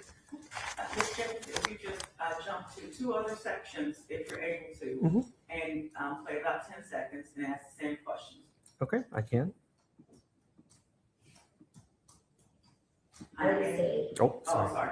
I'm seeing at the bottom of the screen a date and time stamp, and those are military hours. So those will move as you move your cursor? Yes, Okay. Your Honor. So I can make a record of those. Okay, and I didn't know if that's on video or if you have another cursor mark on your laptop that's showing the different timestamps. So I have on the laptop, it is in absolute time, meaning 0 to the end of the video. But what I believe is on here is in the date and time it was recorded. Okay, understood. Okay, yes, please. Okay, proceed. Thank you. So I'll resume playing the video from 15:38:28. And he left. But those are the only 2. okay. So help me understand. And Dr. Ferris, does this still seem to be your interview with Dr. Parker? Yes. Okay, I'll jump forward a bit more. I've now jumped ahead to 15:47:26, and I'll play from there. I was following her. So I said, okay, she called back, was not in school Thursday. And then when he came back Friday, those were the events of Friday. Okay, all right. So just to be clear. And Dr. Farish, same question. Does this still appear to be portions of your interview with Dr. Parker? Yes. Judge, with that, I think we've laid a sufficient foundation for authentication purposes in this video. Yes, sir. Anything additional from the defense? No, just to try to stress the whole point of authentication is to verify accuracy. Your Honor, this is going to be the first time that she's going to see these clips as the Commonwealth has prepared them. We don't know what type of manipulation has occurred from. She didn't give this record to the Commonwealth. She gave it to other attorneys. We don't know what kind of manipulation occurred in the possession of those other attorneys or the IT professionals, any other person between the chain from Dr. Ferris, the other attorneys, and the Commonwealth. heard those very few seconds that she's not verifying the accuracy. She's verifying that essentially that's her talking to Dr. Parker. That's it. She's not verifying the accuracy of the contents of that video. Okay, so again, the defense will continue to note their objection for the record. The court, again, is going to allow this video to be played to the jury for the rulings it's previously made. But again, the defense exception is noted. Judge, may I please request to make a quick record related to that? Thank you. But the court is also going to give a cautionary instruction to the witness. At any point when this is played, if you see something that is not accurate, please immediately say so we can address the matter. All right, thank you. Yes, Mr. Jenkins. I just want to quickly, in response to, for the purposes of the record, Rule 2901, requirement of authentication. The requirement of authentication is satisfied by evidence sufficient to support a finding that the thing in question is what the proponent claims. It is not about accuracy. It's about is what it claims. The arguments counsel has made about chain of custody and accuracy of the video, those go to weight, and he is free to make those arguments to the jury. They don't go to admissibility. Thank you for allowing me to do that, Judge. I think we're ready for the jury. All right, Chair, if you kindly bring the jury out, and do ask all parties to stand while the jury comes out. If you're able. Your Honor, I'm going to step out in a minute. Okay, well, step out, Mr. Rush. Yes, sir. We'll wait till you come back. Thank you. I'm sorry, everybody. Get your knees in your back stretch. Yeah, it's a good stretch break. Let's stretch. There we go.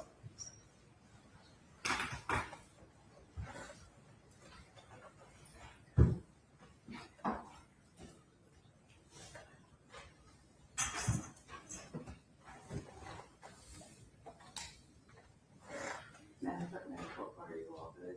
Yes, ma'am. Okay.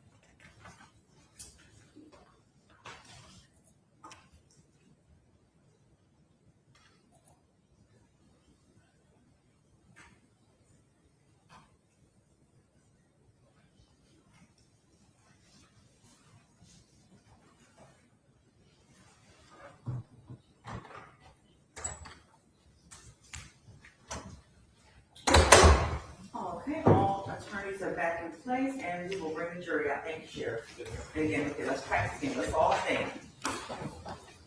All right, let's stretch. All right.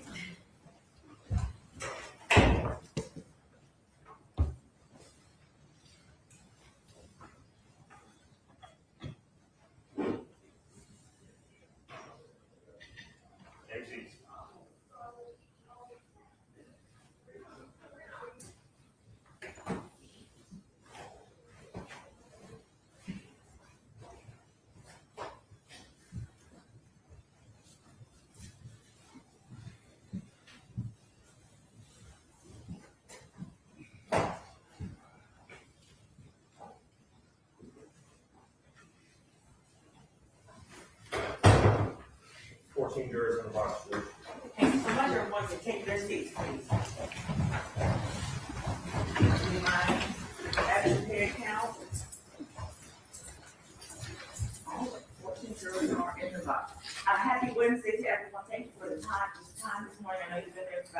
hours, we were working on some motions, to hopefully keep a swift pace through the day. As usual, we'll try to break around 1, and try to conclude around 5 for evidence for the day. And if you need any breaks, let me know. Now, I haven't asked the parties, the juror box as a whole, but we have that cautionary instruction, not to research this case outside of what's presented to you in the courtroom, not to discuss it with others, and if somebody approaches you, to inform the court. Does anyone wish to report any potential misconduct or issues? Okay, and there is nothing being said, and for the record purposes, parties are shaking their head in the negative. And again, I'll give another cautionary instruction. Again, amongst yourselves, please do not discuss the case or ask questions until this case is given to you for deliberation. That's a specific legal moment and legal procedure. So you can talk about the weather, talk about family, but just don't talk about the case or questions amongst yourselves until the case is given to you for deliberations in that moment. Okay, with that being said, we are going to proceed with evidence today. The witness has already been sworn in the Commonwealth will start their direct examination. Mr. Jenkins. Thank you, Your Honor.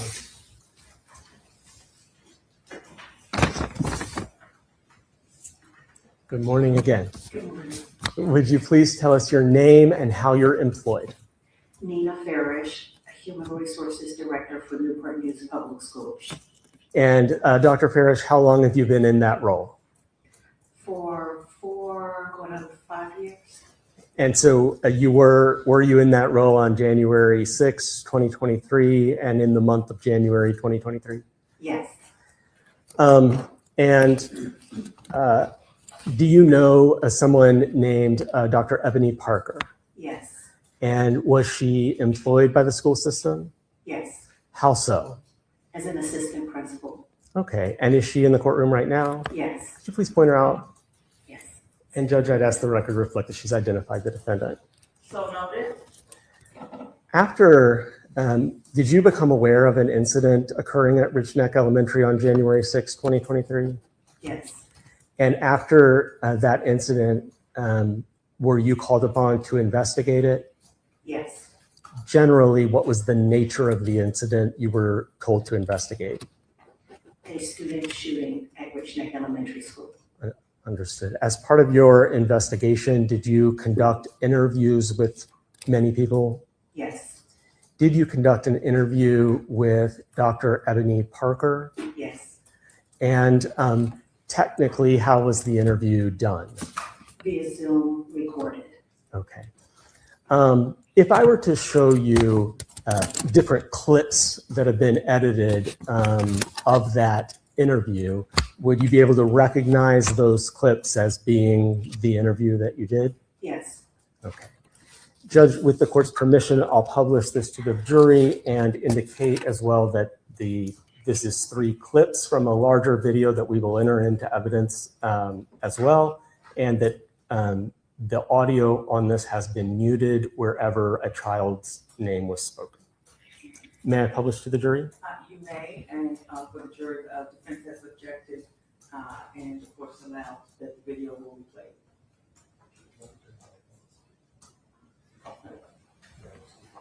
I don't think it requires dimming, but do either of the attorneys want the courtroom to be dimmed? Not necessarily. Okay, you may proceed. Okay. So Dr. Parker, thank you so much for joining me today. I am here to first ask if you are giving permission for me to record this session to discuss the incident that occurred at Richneck on Friday.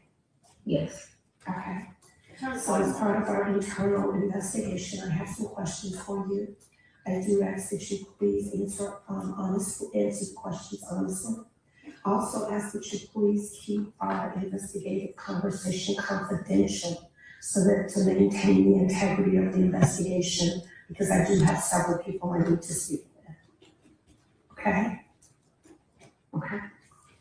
So, Dr. Parker, let's start with Friday. Were you given any knowledge prior to the actual shooting that the student had a weapon? I was told that students reported that the student had a weapon in his backpack. Do you remember? Go ahead. So, Ms. Kovac, what else is his name, sorry? Yes, ma'am, please. Okay, so Ms. Kovac was the one who informed me of this. And she said that she had already asked the student, is there something in your backpack? And he said no, but she had brought it to me. The class was about to go outside to recess, so I said, well, when they go outside to recess, we can check his backpack. I was in the midst of the winter growth assessment, printing off tickets and such, so I didn't go into the classroom with her. When she came back, she says, there's nothing, I didn't see anything in his backpack.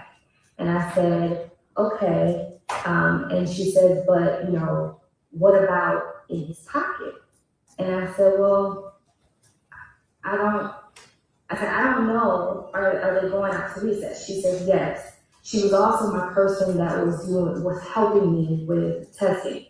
So, I don't know if she went outside or not, but there was a comment that said, well, we watched him closely. Assuming she meant herself and the teacher. And I said, okay. And then I went on with testing.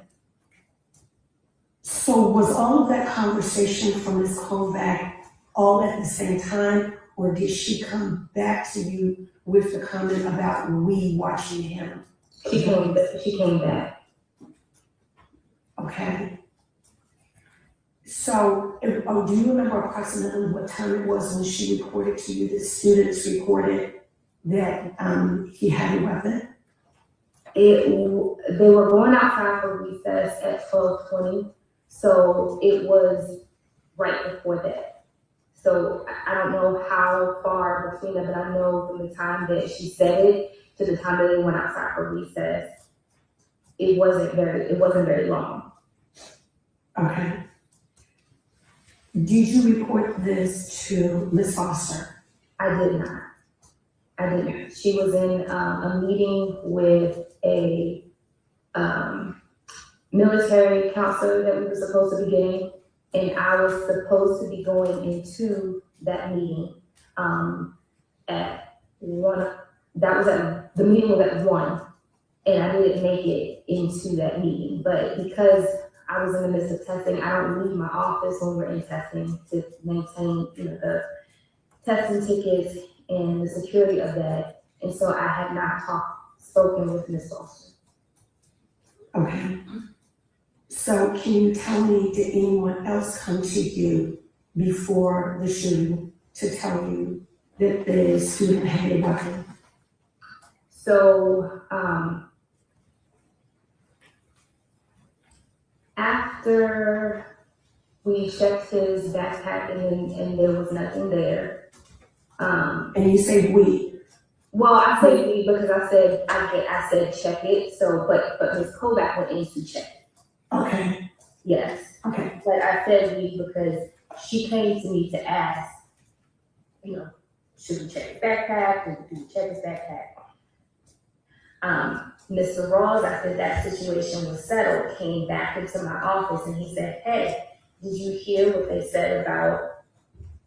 I said, yeah, I heard. I said, but we checked his backpack. And again, I'm still using we, but it was Miss Kovac. I said, his backpack was checked. We didn't see anything. And he says, oh, okay. Did you check the person?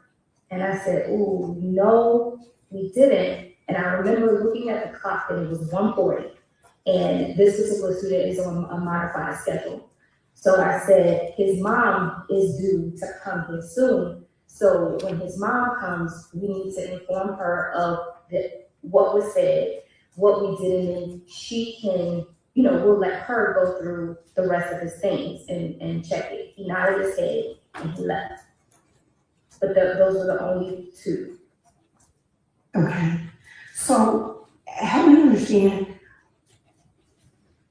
what is your understanding of what should have taken place from the first notification that you received about the student from Ms. Kovac possibly having a weapon? What we did, in previous times before, we had 2 other students who also were reported to have a weapon. And we, asked the student, if you have something that say, no, we do have someone else come in with us, to look in their backpack. But we never searched a student. So because we didn't, Ms. Clark didn't see anything in the backpack, then we didn't do anything from there. His mother does come in every day, and we have a conversation every day. So I was waiting for mom to come in. So in the past protocols of what you've done, correct me if I'm wrong, you've brought the student into your office, and you, along with who else?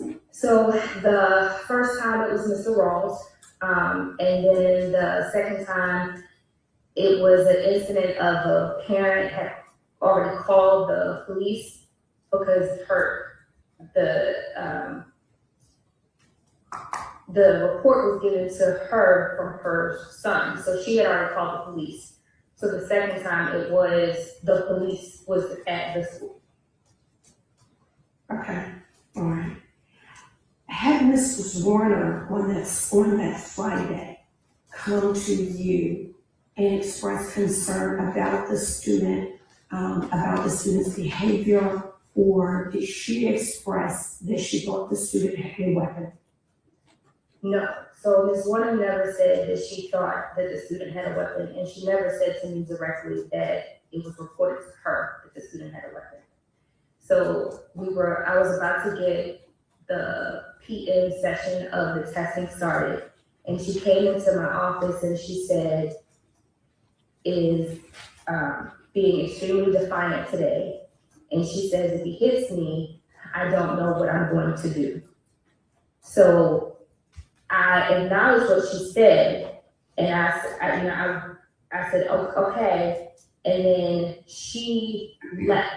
So I told Ms. Kovac, because they were going to go down as the kids, I said, if she feels that he's being, uncontrollable, she can't control him, tell her to call his mother so she can come and pick him up early, is what I said. But no, Ms. Zwerner never came to me and said anything about her fearing that the student had a weapon or that she felt unsafe. She didn't say that to me. Okay, all right, take your time. Had Ms. Zwerner, prior to Friday, ever expressed to you that she had concerns or felt unsafe with this particular student? No, so has been on a modified schedule since the beginning of the year. His acting out was he's extremely defiant, and he does the exact opposite of what he's asked to do. And it was making it difficult for her to do instruction in the classroom. So we sat down and we made a modified schedule. We had things in place. So somebody was getting the bus. He was going to Miss McBurnett's room to do a social story. He was then transitioned to Miss Kovac for a 15, 20-minute small group session before he spent time in his classroom. And Wednesday, he had asked to come to the office, and he said no. Ms. Zwerner said no, he couldn't come to the office. And he took her phone and threw it down. So it cracked her screen. Ms. Foster and myself, I sat in the meeting, but Ms. Foster had, facilitated the meeting that afternoon with we told, hey, you don't know the damage that it is to the teacher's phone. We'll let you know. She understood that she was prepared to pay for it and everything. So, in hindsight, that evening, I spoke with Miss Foster, and she said, I really think I'm gonna call mom back because he should have gotten a consequence for what he did. And I said, well, yeah, but I was following her. So I said, okay, she called back, was not in school Thursday. And then when he came back Friday, those were the events of Friday. Okay, all right. So just to be clear, at any point in time prior to Friday, did Ms. Zwerner ever report to you that she had concerns about the student or about her safety with that student? No. The concerns were around the student and his behavior. Never has she said, I feel unsafe. So when she made the statement to you, if he hits me, I don't know what I'm going to do. Can you tell me where that came from? So that Wednesday, where I feel it came from was that Wednesday when he took her phone and threw it down, he went to a buddy classroom, which was Miss West. And what Miss West reported to Miss Newton was that he was like pinching at her, but I did not get I didn't get the full report of that incident. So when she said that, me knowing that was what was reported Wednesday, that's where I think that came from. Okay. Was there ever a comment made to the teacher that she was overreacting to the student or his behavior? No. Okay. Prior to Friday, had anyone, Ms. Zwerner or anyone reported to you their concerns about the student or about their safety or possible safety of others in the building because of that student? Okay. So staff stating that administration knew, what is your response? Your Honor, could we pause the video? Yes, you can pause. Yes, sir. Can I have just a moment to talk with the council, and then I think I have an objection. A brief moment.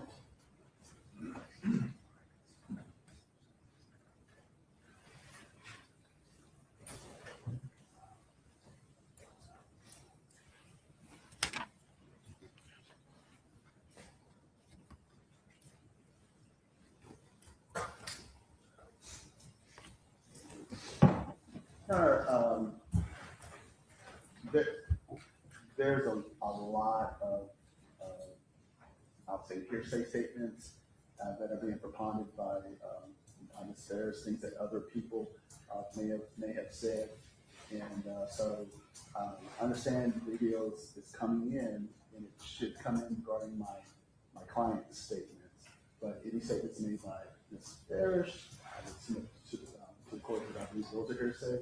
Any statements that she is alleging was made or declared by another party, I would submit as hearsay. And I would ask the court to instruct the jury not to consider statements of Ms. Ferris or what somebody else may have said, but only consider my client's responses to those questions. Judge, I would ask that we continue playing the video for now and make a decision about whether there needs to be some sort of curative instruction after that. So I will, again, continue to play the video, but I will grant a defense motion that will give a curative instruction instruction. So we'll prepare that, when it's time for instructions, whose testimony they can consider from this video, and the hearsay. All right, you may proceed, Mr. James.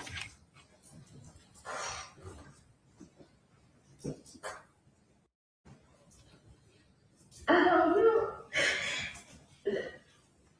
Judge, may I back up just a little bit to give context? Yes, sir. I'm going to start back at 15 hours, 50 minutes, and 0 seconds. Yes, sir. Administration name. What is your response to that? I don't know. I don't know because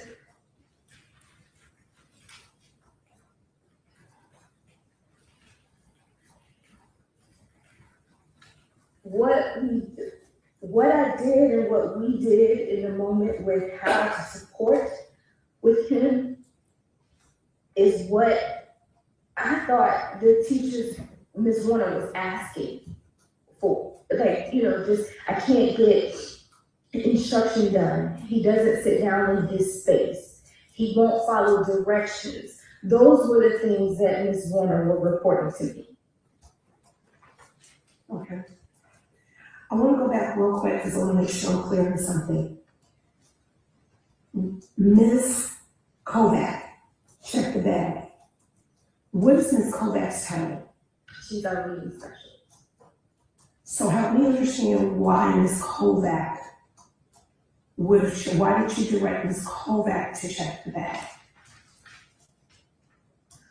So in the midst of testing, I don't remove myself from the office. And when the conversation we had was, should we check his bag?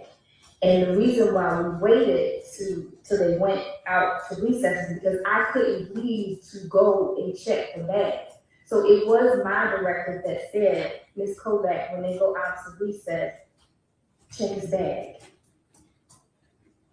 Okay.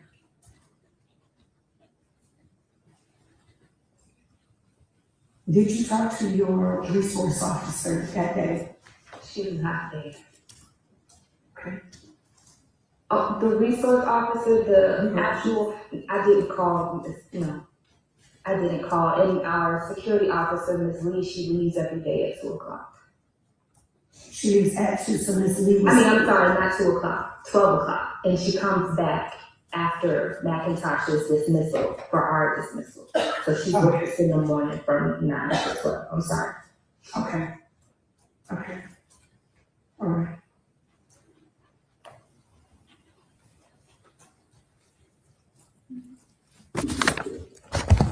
Dr. Parrish, was what you just watched a fair and accurate depiction of some clips of a longer interview that you did with Dr. Parker?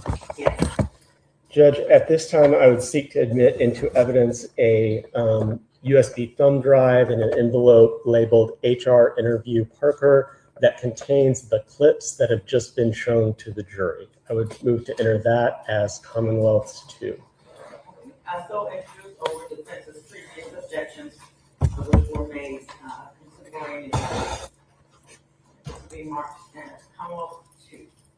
And Judge, at some point, I will need to take a moment to get the full and complete video saved to a drive. And at that time, I will move the full video into evidence as well so that the jury will have access to it. Yes, sir. Any additional questions for this witness from the Commonwealth? Yes, Your Honor.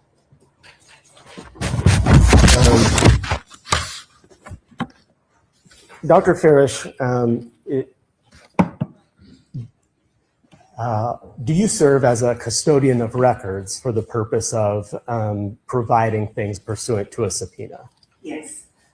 And you do that for the school district? Yes, sir. Okay. And I want to direct your attention to any publications that the district makes that are official. Is there a rights and responsibilities handbook? Yes. And is there one in particular that contains a student code of conduct and also is for the year that was applicable, the 2022-23 school year. Yes, Do you have that document with you today on the stand? I do. Would you mind pulling it out? And did you bring that with you today? Yes. Okay. I'd like to direct your attention to that document. And specifically, if you would look on page 28 of that document, let me know when you're there. I'm there. I'm going to just direct your attention to a paragraph that begins principals and school. Do you see that paragraph? Yes. I'd like to ask you to read just that paragraph into the record, please. Principals and school security officers, under the direction of a school administrator, may search students and student property, including automobiles and other vehicles. Okay. Hold on a moment. Yes, what's the objection? Dr. Foundation, Your Honor. Ms. Ferris is not the author of this document. She has not established that she has authored it or was otherwise familiar with it. She testifies that she responds to subpoenas and things of that nature, but she has not made that the proper foundation has not been made. How The court has already ruled on that. It is We a, ruled on hearsay, but we didn't rule on foundation.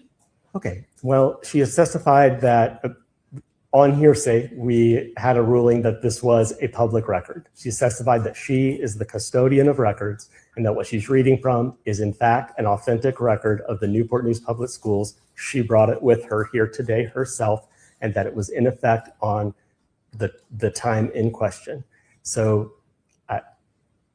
that's all the foundation that is needed for her to tell us the content of that document. It is admissible. The court rules the proper foundation has been laid. If you would repeat your question of what you asked her to read. Yes, Your Honor. So thank you, Dr. Ferris. This is page 28, a paragraph that begins, principals and school security officers. Could you read that paragraph, please? Yes. Principals and school security officers, under the direction of a school administrator, may search students and student property, including automobiles and other vehicles, when there is reasonable suspicion to do so. Students should understand that they have no expectation of privacy to their lockers, personal property, or vehicles allowed to park on school property. Consistent with applicable legal requirements, school division personnel may use search techniques such as metal detectors and use other lawful search techniques. Thank you. I want to ask you now about a different document. Does the public school system require individual schools within the district to create a multi-hazard crisis and emergency management plan? Yes. And during the course of your work, if such a plan is subpoenaed in litigation, are you the custodian of records that would provide it? Yes. Do you have with you, or have you brought with you to court here today, the Richneck Elementary Multi-Hazard Crisis and Emergency Management Plan for the 2022-23 school year? Yes. And is what you have here today with you a fair and accurate copy of that plan? Yes. Okay, please give me just a moment.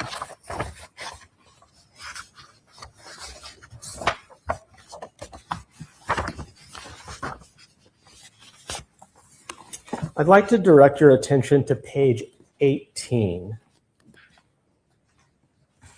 Your Honor, I'm going to request some idea on her foundation of knowledge regarding this particular document.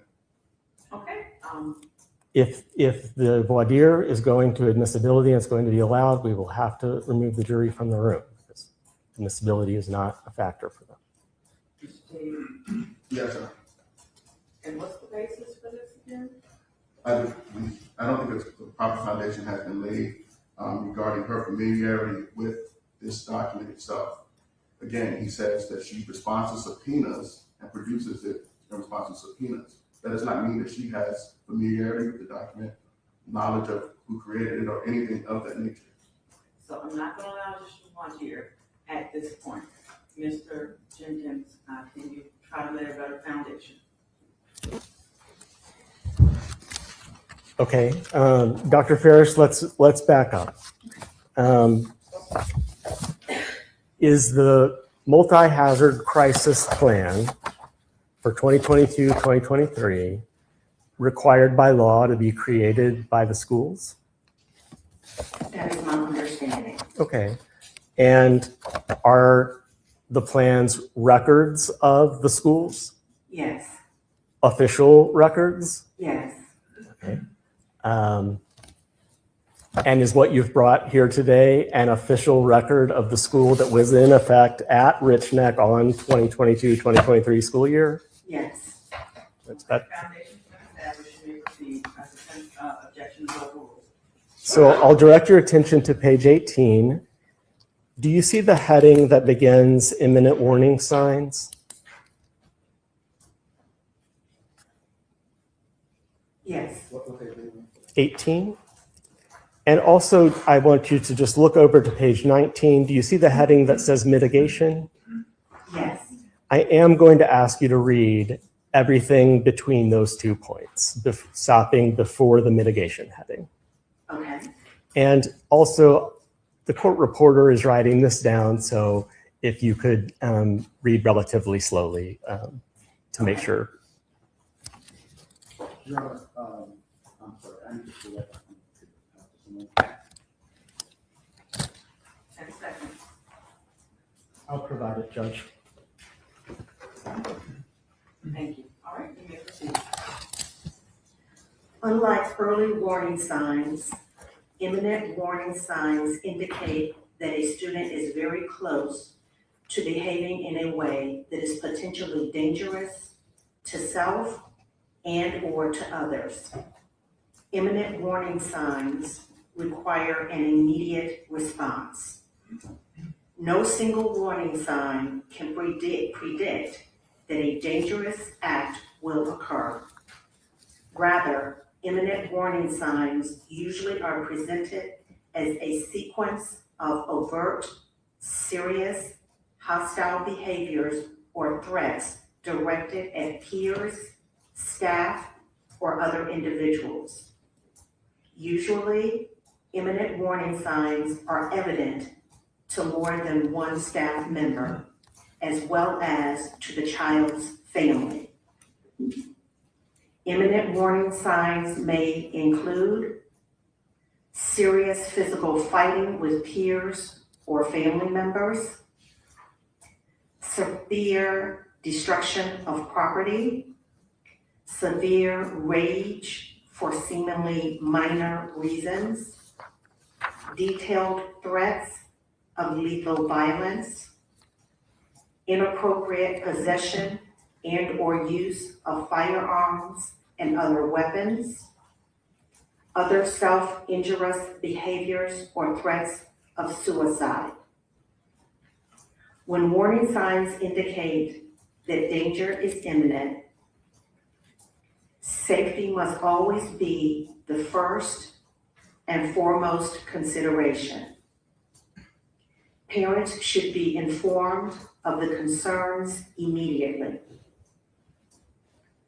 School communities also have the responsibility to seek assistance from appropriate agencies, such as Child and Family Services and Community Mental Health. Immediate intervention by school authorities and law enforcement officers is needed when a child has presented a detailed plan, time, place, method to harm or kill others, particularly if the child has a history of aggression or has attempted to carry out threats in the past. Is carrying a weapon, particularly a firearm, or has threatened to use one, or exhibits other threatening behaviors. Thank you, Dr. Parrish. I'm going to direct your attention to just one more section of that same document. We're just going to page 60. And on page 60, do you see the heading weapons threat? Yes. I'm just going to ask you to read only that section that falls under the heading weapons threat. If a student or other person makes a threat with or about a weapon, gun, knife, or other weapon, evacuate the area, evaluate the perpetrator, isolate, consider lockdown, notify law enforcement, remain calm, get help, avoid heroics, do not threaten, keep a safe, non-intimidating distance, avoid abrupt, sporadic movements, look for an escape route. Thank you, Dr. Ferris. That's all the questions that I have for you. Please answer any questions from defense counsel.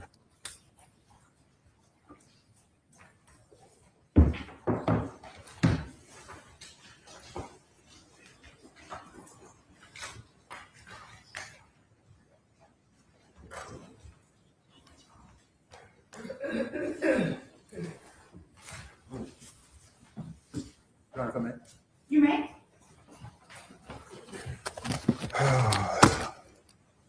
Well, still morning. Good morning again. All right, a lot to unpack. So just to go over, again, you are the HR director for Newport News Public Schools. And you conducted an independent investigation of this whole incident, is that correct? That is correct. Okay. And in your investigation of this whole incident, did you have access to the videos from school property or any other videos that? Objection. This goes beyond the scope of the direct exam and, is also asking about the investigation and other things that I didn't go into. It was elicited on direct. That's one of the first things that she testified to, is that was her responsibility to do a complete investigation of this incident. Okay, and that was one part of your question, but there were other parts. So I'm trying to figure out where the scope of objection lies. So I'm asking her about how she conducted the investigation. I think it's a fair question, Ron. And what part was your scope of objection towards? The concern, Judge, is getting into the findings of the investigation, but as to did she conduct an investigation and what did she observe in the investigation, I wouldn't have an objection to that. I hadn't gotten to the point where I was asking for a conclusion at all. All right, okay, but if you plan to get there, I think he's going to object. Well, we'll see what happens as we go along. All right, you may proceed. Okay, so you did conduct a complete investigation of this from the beginning of the incident to the end. Is that correct? Correct. Okay, and as a part of your investigation, did you do the videos that may have been taken, produced on Newport News School System's surveillance cameras? Yes. Okay. Did you also look at videos that may have been produced by Newport News Police Department? Not by the police department, no. Okay. So could you describe how many different positions video cameras are placed at Richneck Elementary School?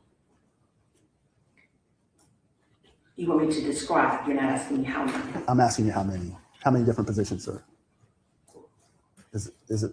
I don't recall how many. Okay, well, let me ask you a different question. Would you say that you could pretty much, through this video surveillance, monitor most of the activities that occurred at Richneck Elementary School? Most, yes. Okay. Were you able to see what things occurred in the hallways? Yes. Objection, Judge, we're getting into the content of things that he's not planning to show. He should be required to produce those videos if he's going to ask her about those videos. Response? I don't think I'm required to show anything. She's testifying, she's producing evidence. I don't have to cooperate that by video. And what objection is this? What legal principle is invoked here? Lack of foundation. Your response? Your Honor, she's testifying as to what she observed. So, she looked at videos, she's testifying as to what she observed on these videos. So I'm not asking to introduce these videos, I'm just asking her what she observed on these videos. And are you going to ask her to describe what she observed on the videos? She is probably, I'm going to ask her to summarize what she saw in these videos, yes. How is that admissible? How is it admissible? It's something that she observed. I mean, she can testify as to what she observed. Okay, so that goes back to his objection. Why isn't the best evidence rule implicated at that point, or other evidentiary rules? I guess what authority exists to allow her to testify as to what she observed in the video without the actual video? And is this video admissible in and of itself? So if the video is not admissible, how can she testify as to what she saw on the video? How would that also be, by analogy, admissible? Your Honor, obviously we have already submitted video into evidence. Well, one video. Are you talking about that video or a different video? No, I'm talking about the surveillance video, and I think the court and even the Commonwealth is well aware that videos are considered to be silent witnesses of whatever events that they record.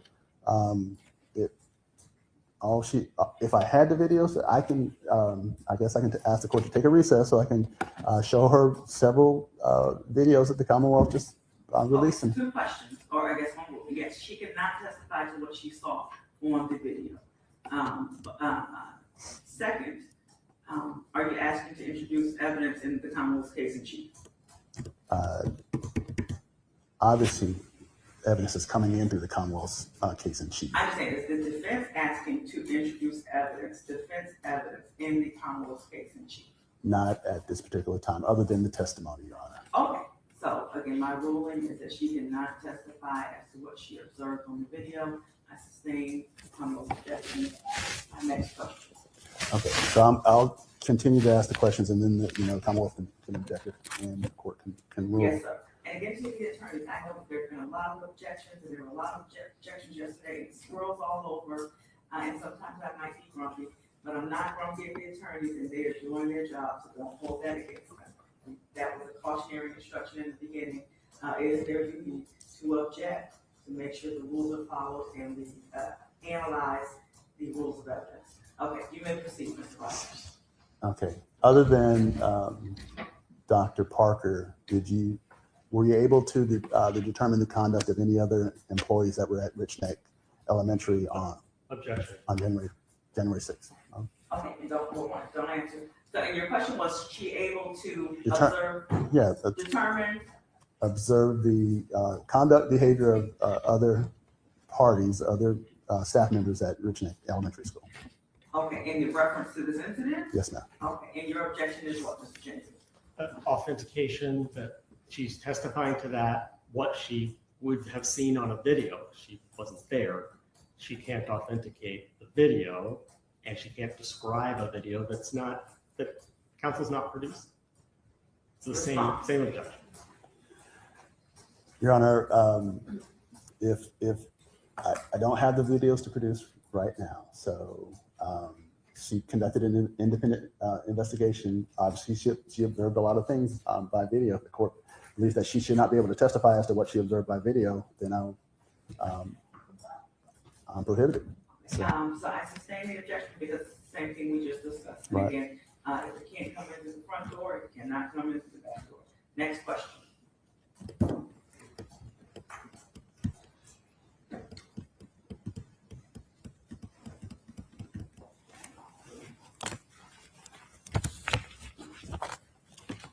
All right, I'll go to the,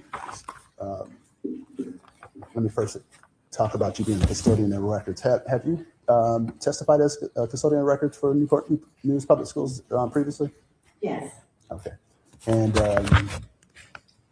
so you're the custodian of this document, is that correct? correct. Okay. All right. If you'll turn to page 17 of this document. Yes, sir. Okay, it talks, I guess, about halfway down. It says teacher removal of a student from class. Yes. Actually, let me start at the very top. It says disruptive students in the classroom. Could you read that first paragraph, please?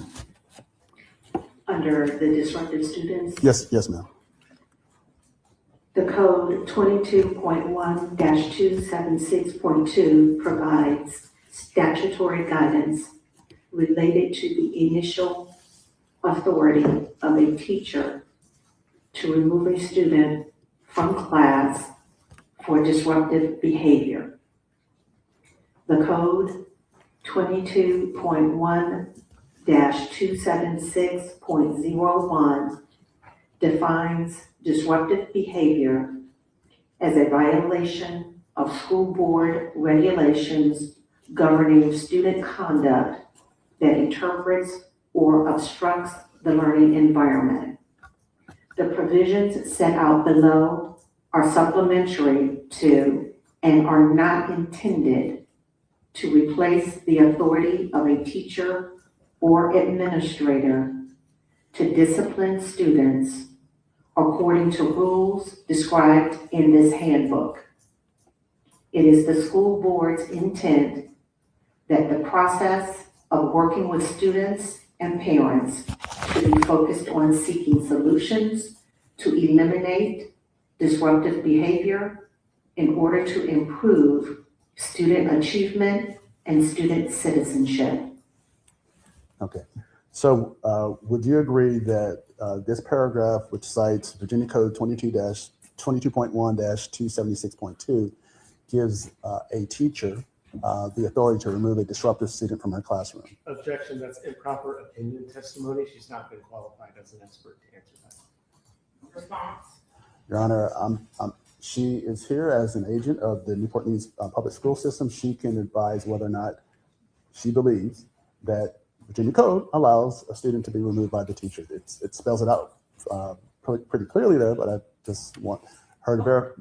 Just rephrase it. I think you can rephrase it as not to what her opinion is, but as to what's in the manual. Does this manual, which cites Virginia Code, give a teacher the authority to remove a student from the classroom? Yes, Regarding your investigation, was JT ever removed from the classroom? Objection, Judge, this is getting into the findings of her investigation now, which is the province of the jury to decide. And your response? Your Honor, I'll submit that to you. I'm not asking for a finding. I'm not asking for a conclusion. I'm asking for a fact. I asked her to determine if something actually occurred or did not occur. That's not a finding. Okay. So again, legal conclusions are a province for the jury, but how is the finding of this school investigation not come, well, how is that not relevant and admissible? Judge, the investigation is findings of fact that lead to a legal conclusion. And we have a jury who are the fact finders for this trial. So any findings of fact that are based on her investigation are the province of the jury. And beyond that, Judge, this is beyond the scope of my direct. I did not ask Dr. Parrish opinions or ask her to give any conclusion about any aspect of her actual investigation, because that's the province of the jury. I'm going to allow it, and over the Commonwealth's objection, the court's rationale is the Commonwealth has introduced the school handbook, the policies and procedures, and the crisis management. And there's been a lot of evidence and questions towards was that followed on that day. So that's a proper subject for cross-examination. And the what the school found and all the school policies can come into evidence. We can have a curative instruction later if parties want that the school findings are not legal findings and legal conclusions for this case. And that is for the fact finders, and that is to the criminal charge of child abuse and neglect and endangerment, not to whether or not the school procedures were followed. So that finding of that investigation is not a legal conclusion. So if that supports basis, I'm going to allow it in. You may proceed, Mr. Rogers. Thank you. So Ms. Kovac, if she was having some problems with JT, if he was being disruptive, there was nothing that prevented her from removing him from the classroom. Is that correct? Correct. Okay. Are you familiar with Ms. I think I mentioned the name Kovac. I meant Zwerner. So I meant Zwerner. Could you answer the question in regards to Mrs. Zwerner? She could have removed JT from the classroom. Is that correct? Correct. Okay. And if Ms. Kovac had contact with JT and thought that he was being disruptive, she could have removed him from the classroom. Is that correct? Correct. Okay. If Ms. West had some contact with JT on the playground as a teacher, she could have removed him from the playground. Is that correct? Correct. All right. So regarding the multi-hazard crisis and emergency management plan,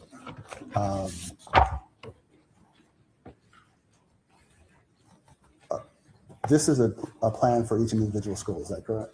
Correct. Okay. And are you, who's responsible for producing this document, if you know? That will come under our safety security department. Okay. Prior to this incident happening, were you familiar with this document? I know that the schools have them, if you're asking if I'm familiar with this particular one prior to that incident, no. Okay. And so you have become familiar with this document since this incident has occurred. Is that correct? Correct. And when you say familiar, again, the custodian of records, it was presented to me. I was not the writer of the document. Okay. So you said it was presented to you. Other than testifying here today in court, had you read through this document? Through the entire document, no. Okay. So your familiarity with this document, was it in preparation for this trial? For the previous one and this one. Okay. And would you agree that the policies and procedures in this document apply to everyone that is a employee of a particular school? Yes. Okay, so this document would also apply to the teachers in the classroom, is that correct? Correct. It would have applied to Ms. Kovac as a reading specialist, is that correct? Correct. Mr. Rawls in his position, is that correct? Yes. All right. And so based on these two documents, was there anything in these two documents that prevented Ms. Zwerner, Ms. Kovac, Ms. West, or Mr. Rawls from removing JT from the classroom? No. Okay. Is there anything in these two documents that prevented any of those four individuals, Zwerner, Kovac, West, or Rawls, from removing his classmates, JT's classmates, from his presence? No.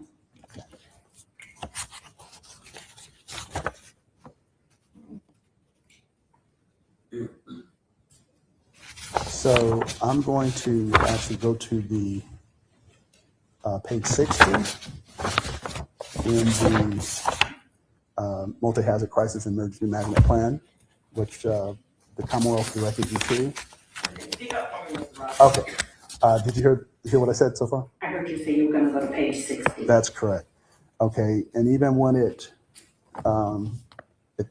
he directed you specifically to a weapons threat.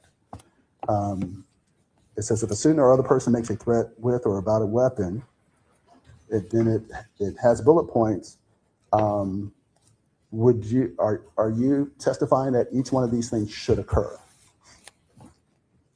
Say that last part again, I'm sorry. Are you testifying that each one of these things under this weapons threat should occur? Objection, judge calls for an opinion. Response? Your Honor, this is the policies and procedures of the school. She's here as an agent of Newport News Public Schools. She can tell us whether or not it's the responsibility of Newport News Public Schools employees. That wasn't your question. She can ask you what does the manual say, but your question was whether or not it was applied or followed in the circumstance. So I'm going to sustain the objection. Okay. So I'm going to ask it in a different way, if I may. Ms. Zwerner, Ms. Cobat, Ms. West, and Mr. Rawls, was it their responsibility to follow these procedures? Objection, same objection. He's asking for an opinion of whether they should have followed certain procedures. All right, All of them or few of them. Response? I can rephrase it to make it more clear, I guess. Are they obligated to follow these procedures? And I let him say this objection. Okay, do you object to that phrasing? It's been asked and answered, but I don't object. Oh, you may proceed. With that specific phrasing. Okay, thank you. So you would agree that if they thought that there was a weapon, that each of those individuals should have evacuated the area. Is that correct? Correct.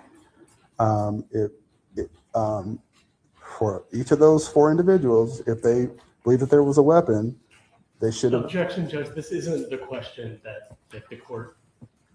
He proposed to ask her, are they required to follow these policies? That was the question he proposed. That's the non-objectionable question. But he's going down into each of these policies and asking her whether specific people should have followed them at a specific incident or time. And that is an opinion. She has not been qualified as an expert in school security or any such thing. And she should not be offering an opinion about that. It's not an opinion. She's testifying as to their rights and their responsibilities, Your Honor. So I believe she can testify to that. State your question. Was it their responsibilities when presented Was with it whose responsibility? Ms. Zwerner? That's the same question, yes, that I sustained objection to. Next question. Okay. Can I have a moment, Your Honor? Yes, sir.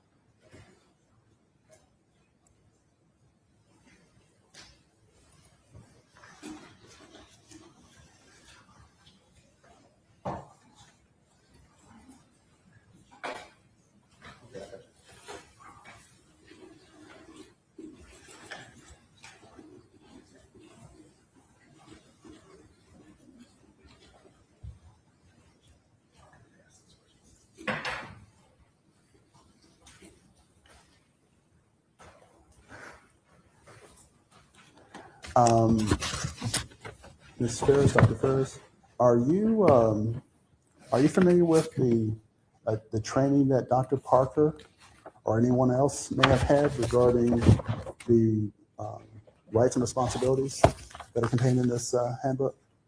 No, I am not. Okay. And would your response be the same to this document? Are you aware of any training that Dr. Parker or any of the staff members may have received regarding? No, I am not. Okay.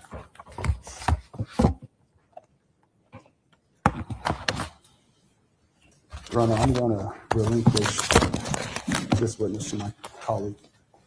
To your colleague, Mr. T? Mr. T. Okay, Mr. T. Thank you, Your Honor. Your Honor, for the record, I'm going to object to bouncing back and forth between attorneys for a single witness and to. It's not ideal, but I don't have any authority that says they cannot. Understood. And I think you got something, Mr. T. Oh, thank you.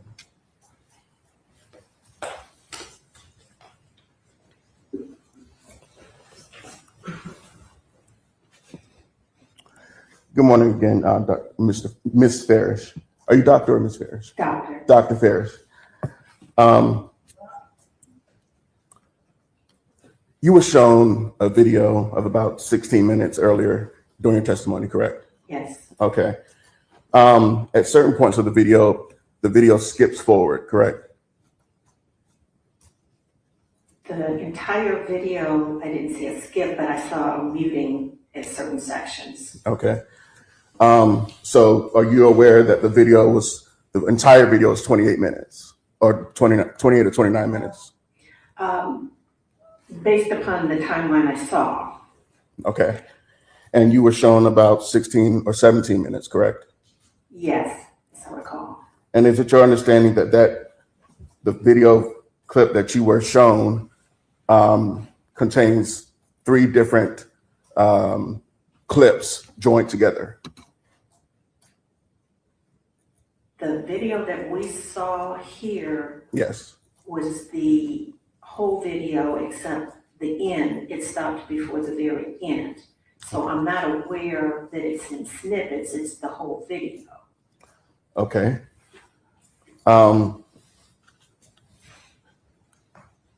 So I'm gonna pull up the video, the actual video, the whole video.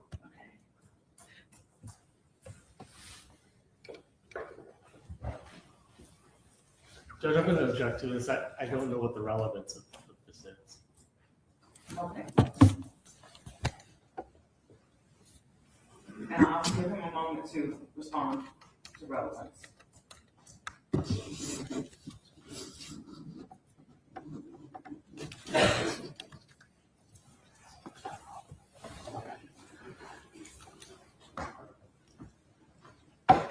I'm going to ask the council not put that up on the screen until we've addressed. That's fine. Okay, he's objecting to relevance. What is the defense response? It's relevant. The witness has testified that she does not believe that the video has been cut up and, certain parts edited out. Did she say that, or did she say she wasn't able to see that? She says that she believes that the entire video was shown except the end. That's what she just testified to. Okay. And what are you purporting to introduce and under what legal admissibility rule? So best evidence rule, the Commonwealth has spliced the video, and he's cut out and skipped ahead in the video. Which we acknowledge. We acknowledge. So I would like to play more of the video that gives fuller context to the testimony that Dr. Parker was giving in the video. Okay. And again, we agreed that the jury would get the whole video for deliberations. So your objection, and what you're going to play is a part of this whole video. Yes. Okay. And so what's the objection? Well, Judge, it is going to be in evidence. I've already fully stipulated that the version we showed is an edited version and that the full video goes into evidence. Now he's wishing to introduce evidence. We don't have that video, the full video in. So the defense is about to introduce evidence that he has, which they can certainly introduce evidence in their case, but this is still the Commonwealth's case. So the legal principle here, when we start with my ruling, I'm going to allow it in over the Commonwealth's objection. The basic thing is the whole video is going back there to the jury room for deliberation, and it's offered by the Commonwealth. The opposing side gets the right to cross-examine that, and to have it go back there with the ability to cross-examine is not a legally sustainable principle, does not comply with case law. So he gets the opportunity to cross-examine on anything that's going back there in the jury room. So that's this court's basis. You may proceed, Mr. G. Thank you, Your Honor.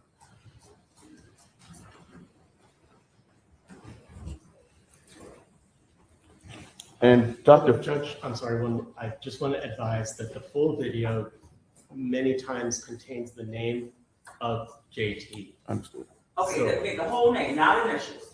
Correct, the Okay, whole but how name. are we dealing with that, Mr. Lee? Your Honor, I don't intend to play any portion that gives the name.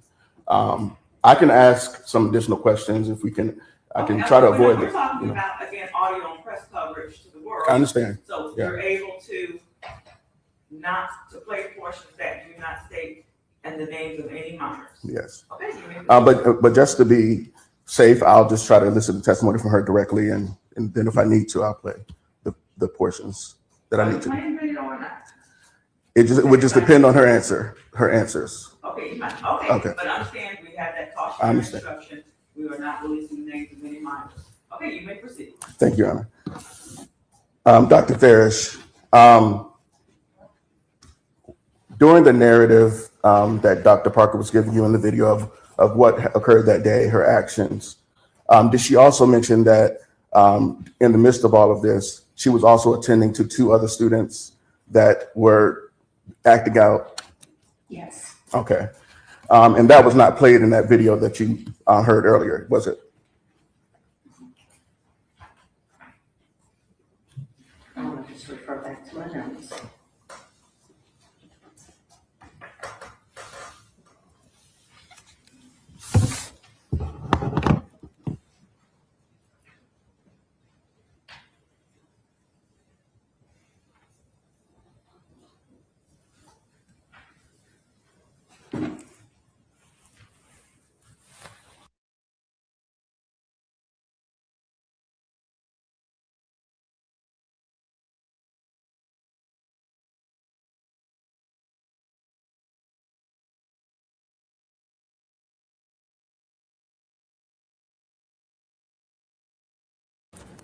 Dr. Parker was not just in her office ignoring the rest of the school during the testing, correct? Objection, it's an opinion about something that she did not observe.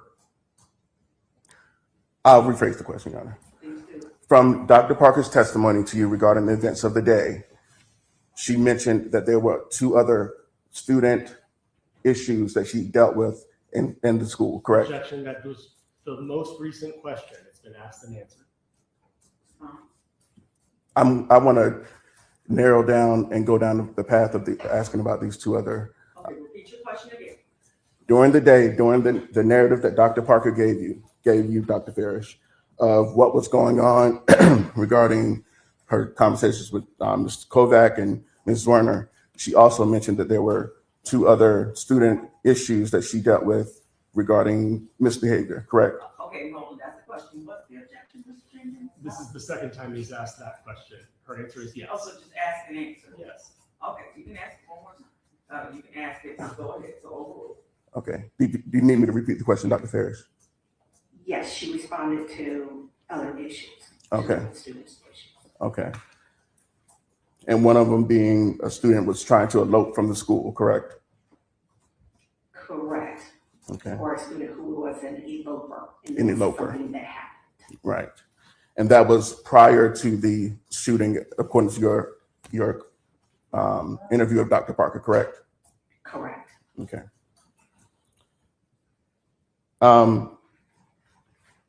Dr. Farish, you are an agent of the Newport News Public Schools, correct? Yes. All right. And you are aware that the Newport News Public School System is named in civil lawsuits stemming from this event, correct? Correct. Okay. And so your employer has a direct financial interest in these proceedings, correct? Explain that a little more to me. Would you, as far as you understand, would your employer benefit financially from having Dr. Parker be the one to blame for the shooting? Objection, Judge, hold on, objection. That calls for a legal conclusion. She's not an expert in litigation or how that works. And the question assumes facts that are not in evidence regarding another matter entirely. And her foundation for having that knowledge or information, so sustain. Okay. You interviewed Dr. Parker within 2 or 3 days of the shooting, correct? Correct. And she gave you permission to interview her and be recorded, correct? Correct. Okay. And she cooperated fully with you, correct? You also told her to keep the conversation confidential, correct? Correct. Did you ever tell her that she had the right to have an attorney present before speaking to you? No. Okay. Did you ever tell her that anything she said could be used against her in a criminal proceeding? Objection, Your Honor. A basis for your objection? Judge, we're gonna need to address this at sidebar. Privately? I'm asking her what she advised Dr. Parker during this interview. I'm going to sustain the objection. Next question. Okay.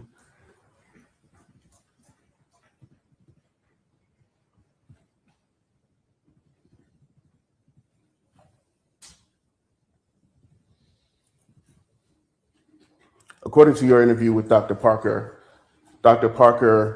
directed Ms. Kovac to search JT's backpack, correct? Correct. Okay.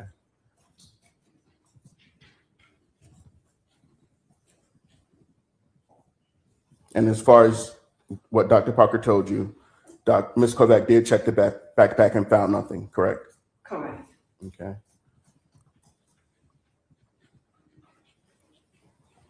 Ms. Kovac also told Dr. Parker that they watched him closely, correct?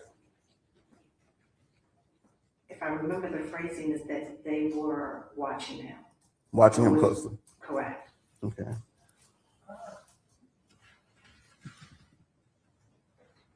So is it your understanding that Dr. Parker had been told that there was no gun in the backpack and also that he had been closely watched during recess? Objection, can we clarify that what we're asking her is about the statement, not about the facts of what happened, but about the statement of Dr. Parker? Sustained, can you rephrase to clarify what you're referring to? Okay. Well, I've already asked the questions. I'll move on.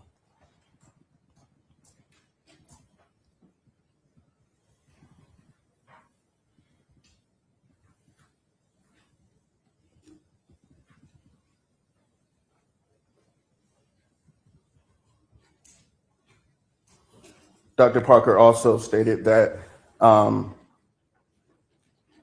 JT's mother would be coming to the school to get him shortly, correct? Correct. Okay.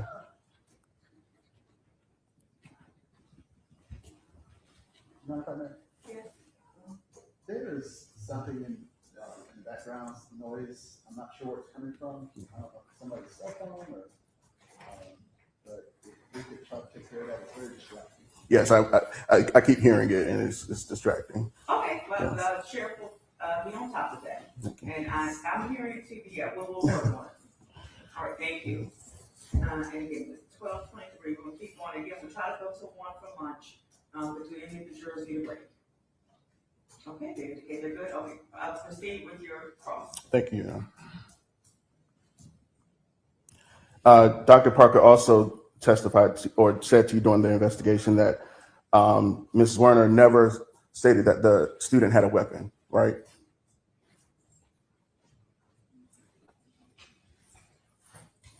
And may I ask what you're reading? It's a transcript of the video.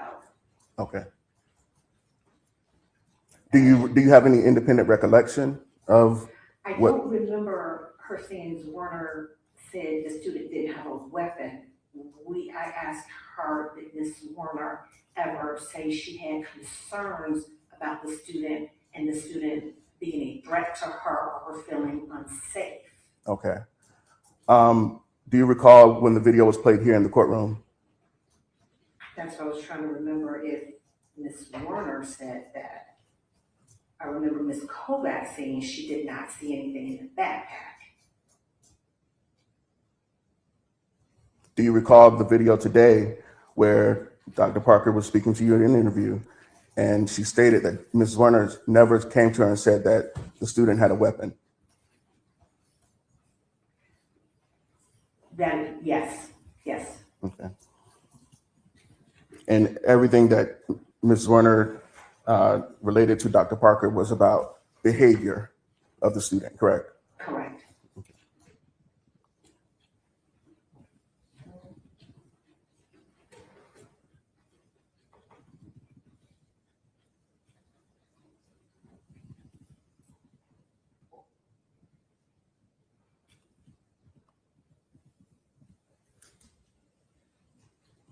She also mentioned that they had, prior to this incident, that they had two incidents at the school where there was a potential weapon possessed by a student, correct? You're referring to 2 other times? Prior to January 6, 2023. Correct. Okay. And she also mentioned to you that they've never searched the student without the parents' consent, right? That they've never searched students. Okay.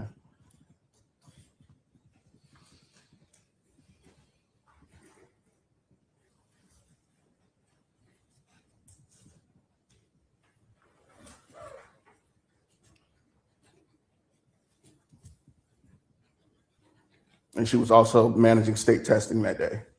Correct. Okay.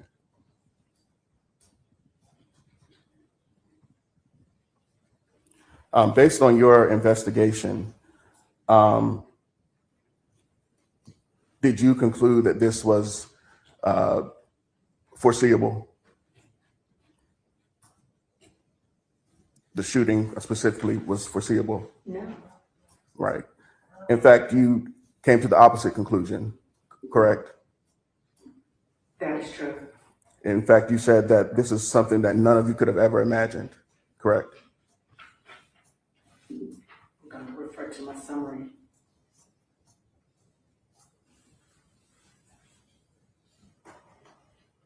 At any point, did you say something to go to? Oh, okay, And just ask for a moment to refer to her notes. okay.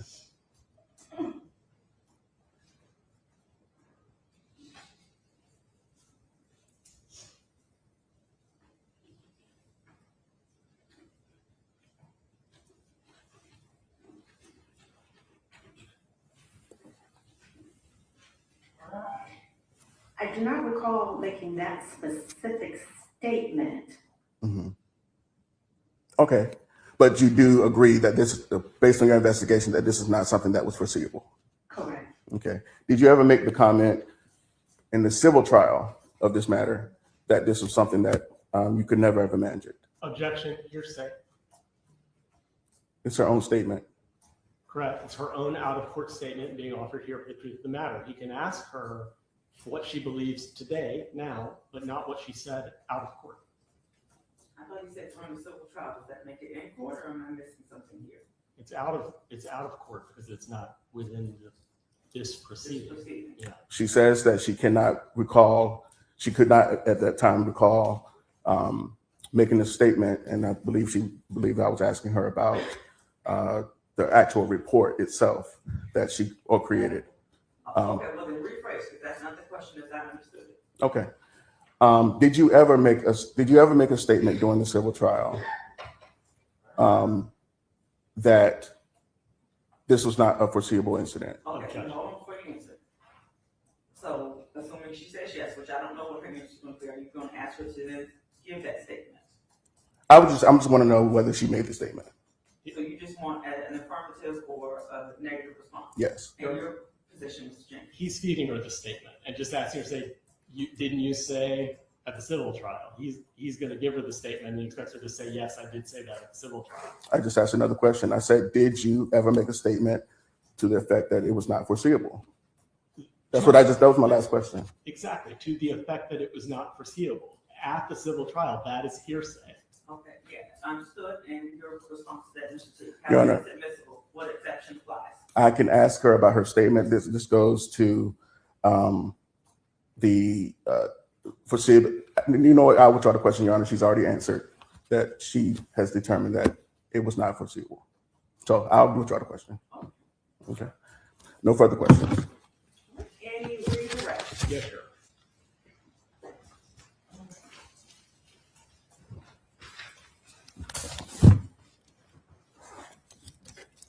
Dr. Farish, much has been made about your investigation Do you have, as part of your investigation, did you complete a Richneck investigation report? Yes, And do you have that report with you right now? yes. May I approach, Your Honor? You in? Yes, it's documented. Sure. I believe you have a copy.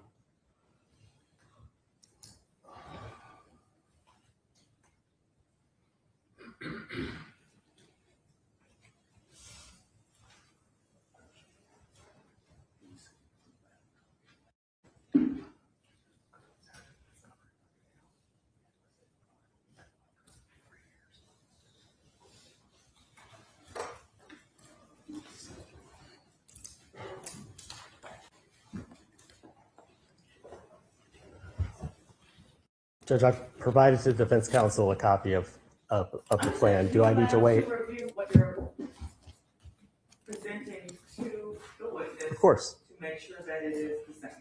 Okay? Very good. Okay, you may approach. Thank you.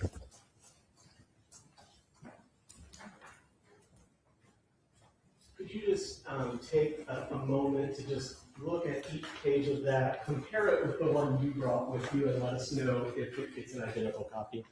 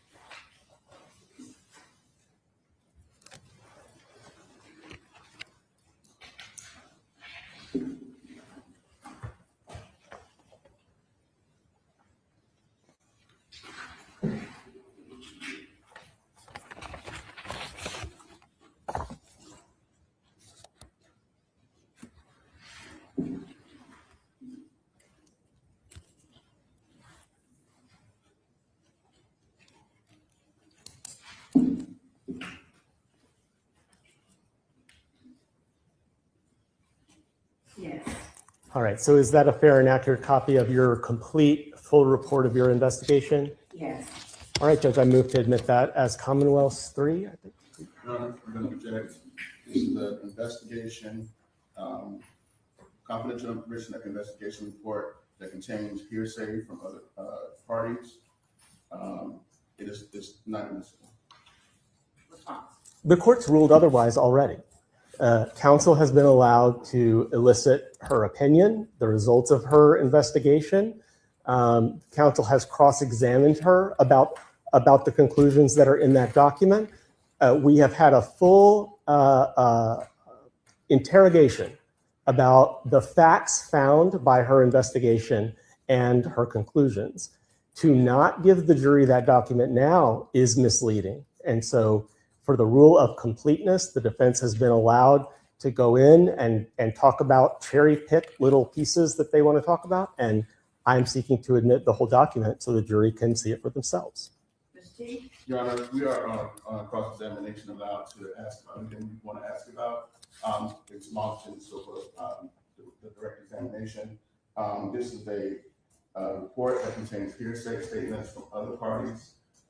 Just as the court has ruled that the jury cannot consider the statements of other people that were mentioned in the video. Giving them a full report, complete with hearsay, is beyond the pale. It's not admissible. Let me see the document. You may Of course, may I approach the, oh, You may. the deputy has it. Pass Yes, please. of course. Thank you. Appreciate you.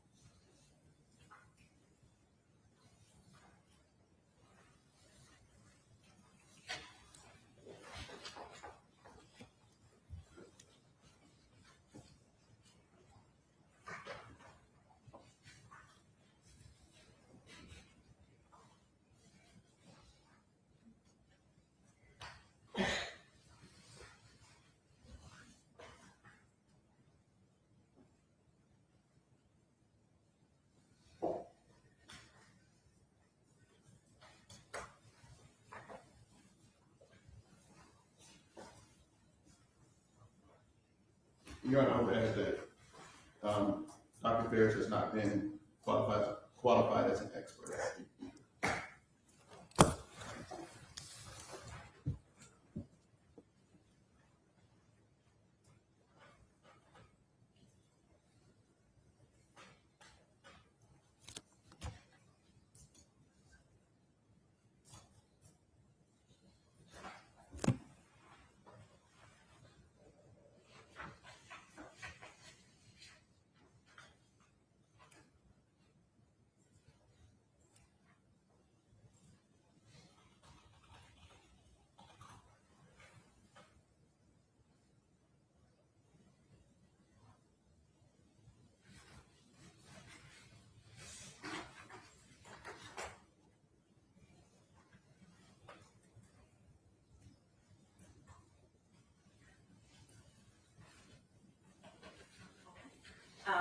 The court will allow a redacted version in, so I will sustain the defense objections as to some of this are not admissible based on the rule of evidence. The court's position is that page 1 and page 8 come in. So the cover sheet and the last page come in, the middle does not. I will remove the staple myself.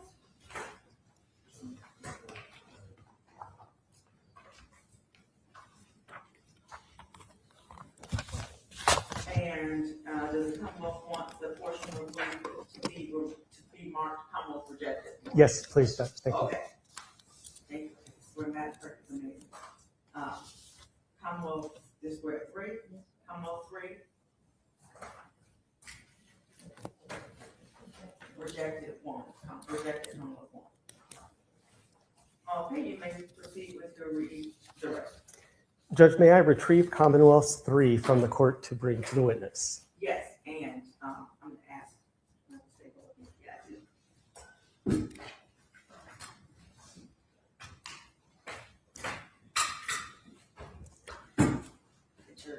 Your staples work just as good as my staples. So I'm going to make a mess. Oh, there you go, sir.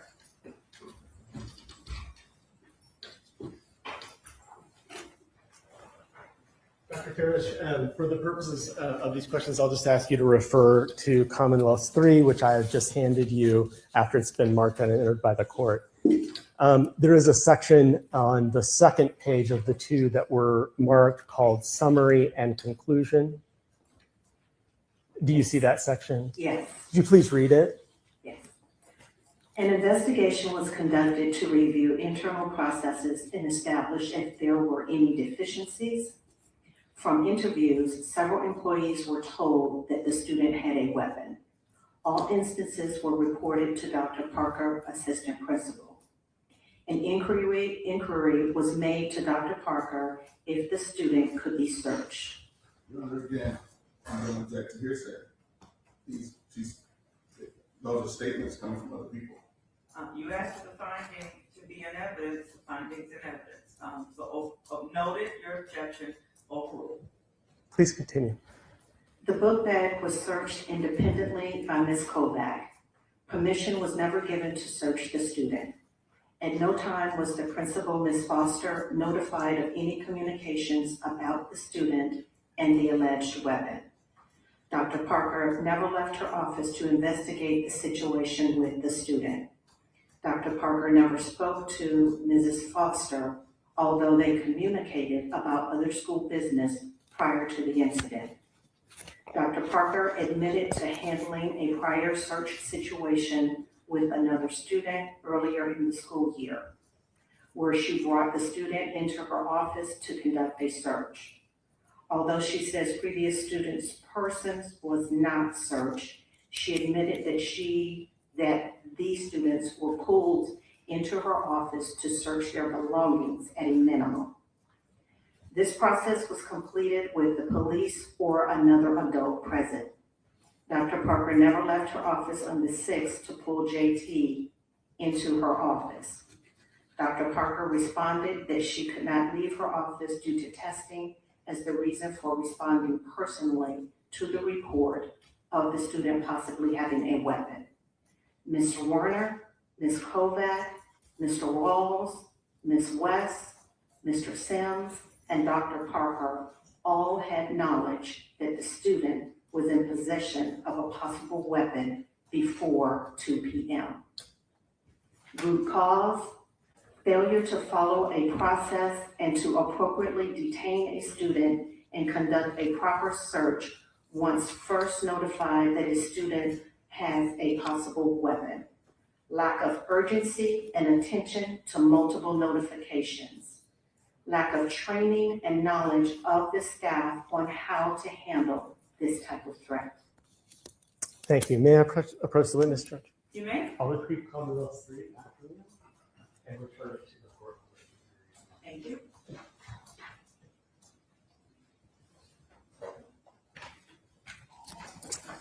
Now, Dr. Farish, previously when I was questioning you, and then again with defense counsel, you were asked to read various sections of the Rights and Responsibilities Handbook, including that section on page 28 about principals and security officers under the direction of a school administrator may search students.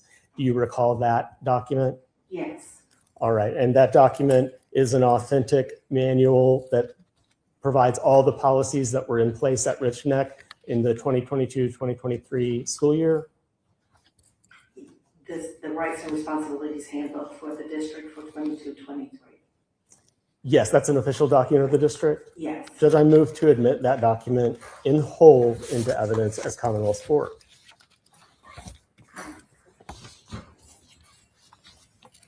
I'll have to retrieve it from the witness. Okay, you may approach. Before that's admitted by the court, could I have a moment, please? Yes, sir. You can still retrieve it, Mr. Jenkins, and you can pass it to Madam Clerk. I won't receive it until I get from the defense counsel.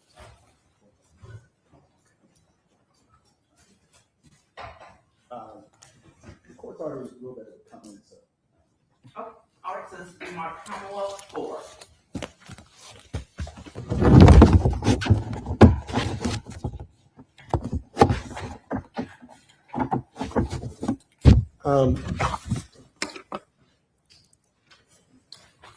May I approach the witness, Judge? You may.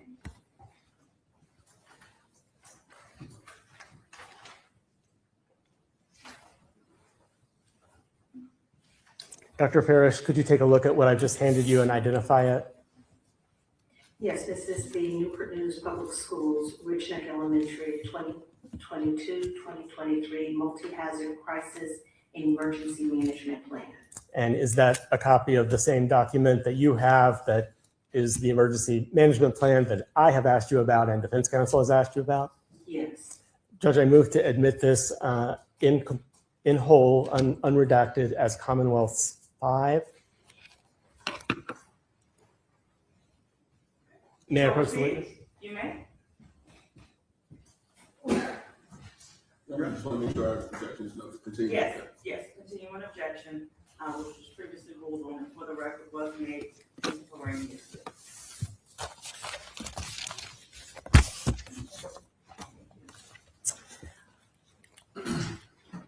And I have no further questions for the witness, Your Honor.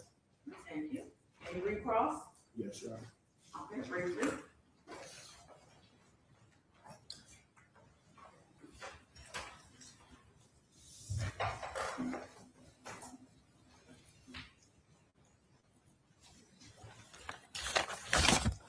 Briefly, Dr. Farish.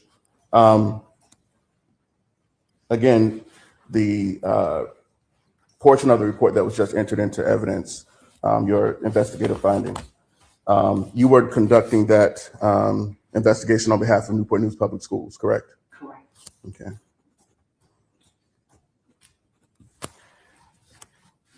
As far as your findings, you were not assessing or giving up any opinion on whether Dr. Parker's or anybody or any other employee's conduct was criminal in nature, correct? Correct.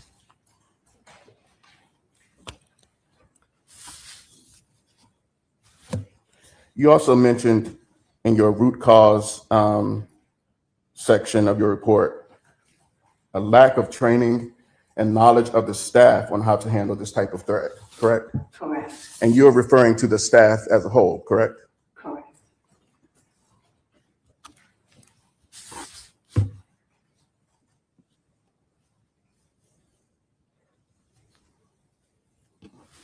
And according to your report, all of the, I'll just name them specifically, Ms. Zwerner, Ms. Kovac, Mr. Rawls, Ms. West, Mr. Sims, and you say Dr. Parker.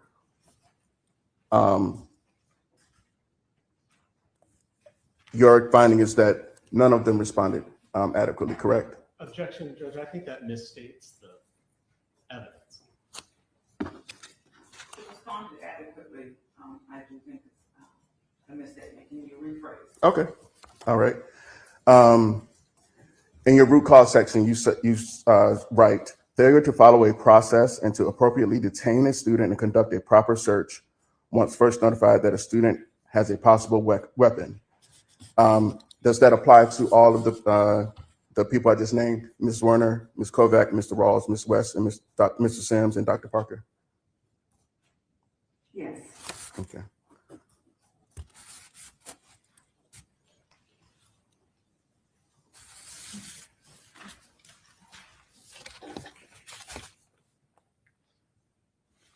No further questions, Your Honor.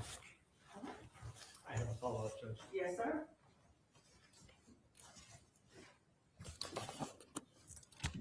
In the root cause analysis section, is there a phrase that cites the failure to search? Yes. And according to the Rights and Responsibilities Handbook, what does it say about who may conduct a search specifically?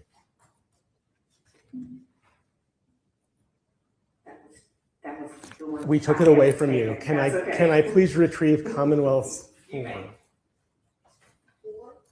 5, the Rights and Responsibilities Handbook.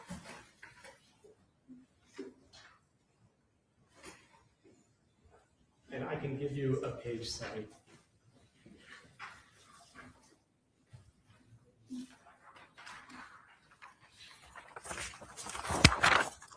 I'll direct your attention in Commonwealth's 5 to page 28, the paragraph that begins principals and school security officers. Mhm.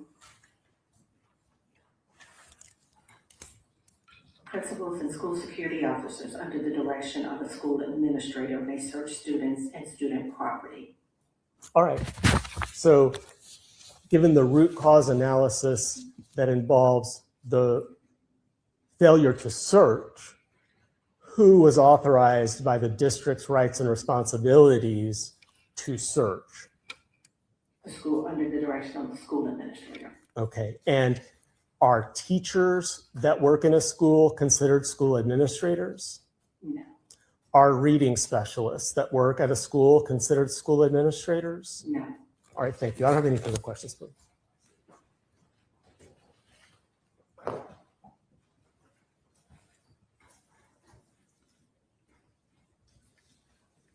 Okay, so this, so that paragraph, it starts out principals and school officers. And then it, comma, under the direction of a school administrator. Objection. I object to counsel reading whatever he's reading from. The witness should be the one reading from the exhibit that the witness has. Are you reading the same thing the witness has? Yes, ma'am. Okay, then go ahead. You may proceed. Overruled. All right, so I'll read it again. Principals and school security officers, comma, under the direction of a school administrator. So would you agree that when it says under the direction of a school administrator, it's referring to somebody other than a principal or security officer? The verbiage we use at the school district for administrator includes a principal and assistant principals. They are administrators. Okay, but as this is read, it seems to indicate that they need to have the direction of somebody above them. Do you not see that? Under the direction of a school administrator. Principals? Okay, so if I take out, it says principals, I can take out and school officers. So principals, comma, under the direction of a school administrator. So that seems to indicate there needs to be some authority above the principal. Do you disagree with that? The same, Mr. Jenkins, the same. Next question, Mr. Rogers. Yeah, that's all I have. Okay, the status for this witness, may she be excused or does she need to remain sequestered? I ask that she remain constructively sequestered, but of course able to. Mr. Rogers? Yes, Your Honor, we agree. We concur, okay, all right, so Dr. Ferris, that means you are still a witness for purposes of this trial. You cannot discuss the case or discuss your testimony until you receive information that the trial is over. But you do not have to remain in the building or the witness room. You can go about your day, be available by phone if we need to call you back for your testimony. Yes, Okay, and you'll be informed, when you receive frustration and when you're released from the witness obligation. Okay, thank you, ma'am, and why accept that you stepped in. thank you. All right, can we do another witness in about 10, or start with another witness about for 10 minutes or so? I want to use up our time. Before we call another witness, I would need to step out, so. Okay, yes, Mr. Jenkins. If we're going to need to take a break here, it doesn't make sense to call another. The break will take 5 minutes, and then we'll only have 5 minutes of a witness. Okay, One so time, so. it is 12:51. We will start our recess for lunch. For the attorneys, are there any motions, objections that we need to take up before we resume evidence? Meaning, I'll tell the jurors to report back at the jurors at one time, and I'll tell you all a different time if we need to work out issues. There's nothing from the Commonwealth. I think we're good. Okay, so I'm gonna keep a tight schedule. Jurors report back at 2, attorneys report back at 2, and we'll get going. And there should be lunch back there. Again, jurors, your recess instructions. Do not discuss the case, do not research the case, do not allow anybody to discuss it with you. I will check in when we return. You are welcome to leave the building, or I think we have Subway for you today, if you wish to partake or of your own lunch. All right, Sheriff, you'll escort them to the jury room, and we are in recess. Thank you. We draw to the jury. And the media can come and turn on their audio.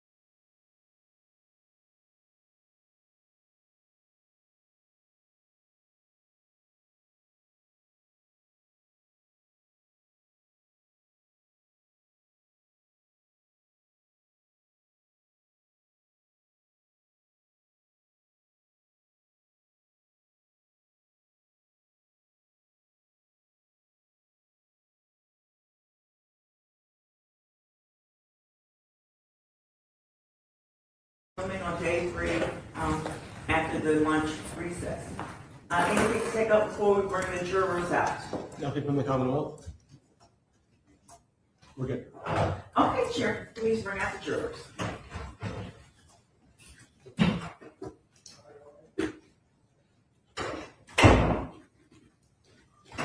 Please rise for the jury.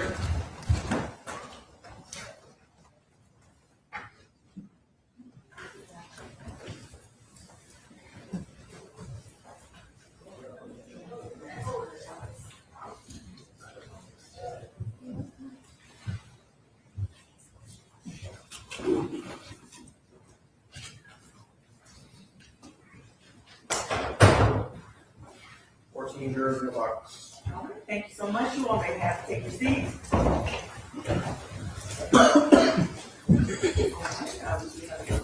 Jurors in the box. And jurors, are there any issues to report to the court? Okay, nothing has been said. All right, next witness, Mr. Jenkins. The Commonwealth calls Mark Garcia.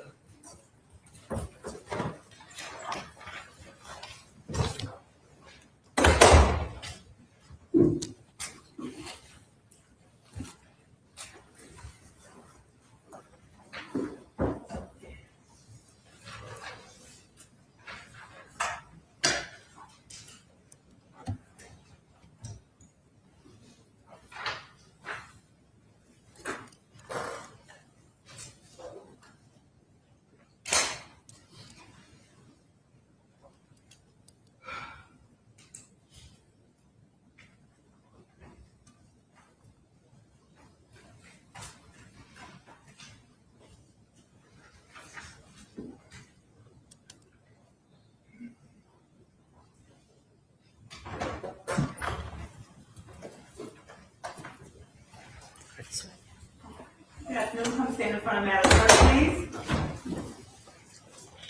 Raise your right hand. Do you swear or affirm the testimony you're about to give is the truth, whole truth, and nothing but the truth? Okay, sir, take the witness stand, please. Watch your step.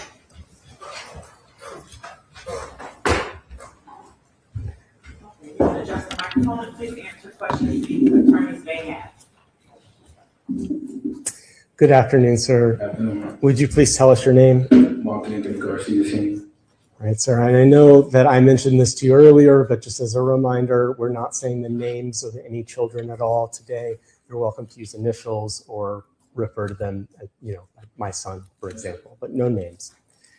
I want to, do you have a son? Yes. And what is his initials? MJ. Did MJ attend Richneck Elementary School? Yes. Was MJ in attendance at Richneck on January 6, 2023? Yes. How old was he then? 7.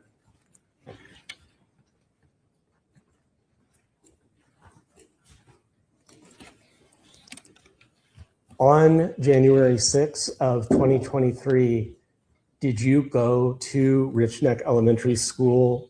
Well, first of all, let me ask you this question. Did you take MJ to school? Yes.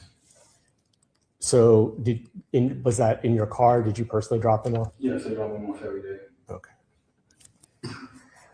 And on that day, did you go back to Richneck Elementary School sooner than you normally would? Yes. When you arrived there, I want you to describe what you saw occurring without telling me what anyone was saying. Okay. Well, getting there was a task because once you get to Jefferson, going down Richneck, it was kind of like cordoned off by the cops and a lot of people trying to go there. So we had to go to the adjacent road, which is Monroe. And we had to come down Monroe, and we got to Monroe and we had to stop because there's a lot of cars. So I parked my car in somebody's house, and they said we could park there. And I got out my car, and I parked my car, and I went down the road. And there's a church that's on the right-hand side, and that's where everything was cordoned off by the cops, and that's where all of the confusion was going on because nobody knew what was going on. So did you go to that church area where people were gathering with We the were in the middle of the street. Okay. And did you immediately see MJ there when? Okay. From the time you arrive, and I know I'm asking you to estimate, but can you give us an estimate? Are you able to give us an estimate of how long it was from the time you arrived at Richneck to the time you saw your son? Response.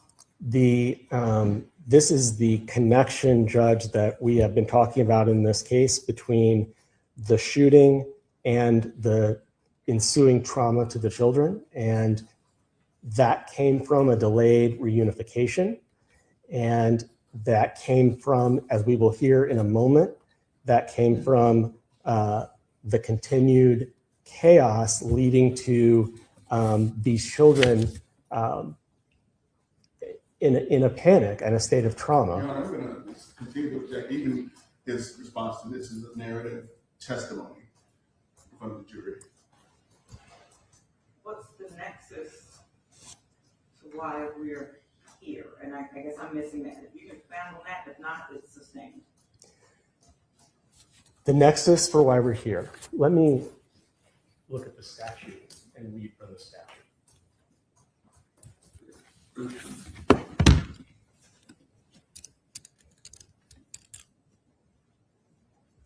18.2, any person responsible for the care of a child under 18 whose willful act or omission in that care was so gross, wanton, and culpable to show a reckless disregard for human life is guilty of a Class 6 felony.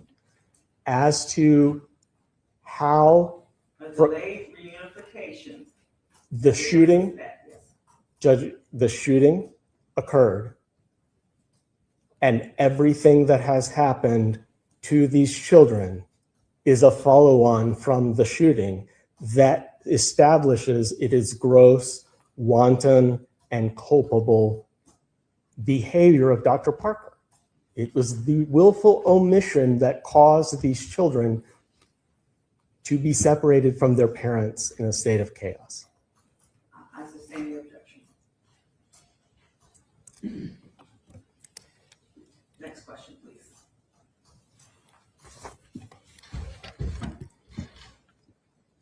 Mr. Garcia, after you were reunited with your son,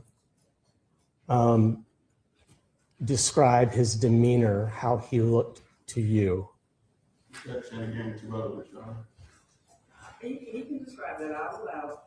Overruled. You may answer the question, sir. You need him to repeat it. Okay. My son looked confused. He was very scared and very shocked that all of this took place in his school, which he loved. All right. And are there any ways that you've noticed as a parent that your son is different was different after the shooting versus before the shooting? Yes. Describe what you noticed. Objection And objection to relevance. Okay, I didn't hear, okay, leading and relevance.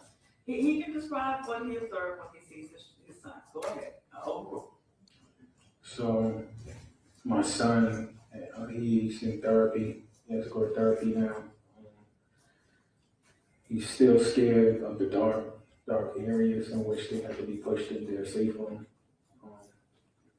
He's not comfortable in certain situations like he used to be, like being talkative and things of that nature.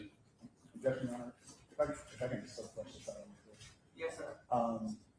Even regarding the statute, the things the Commonwealth has to prove, this is, the things that he's testifying to is not a material fact that has to be proven or established to prove that Dr. Parker is guilty of this crime.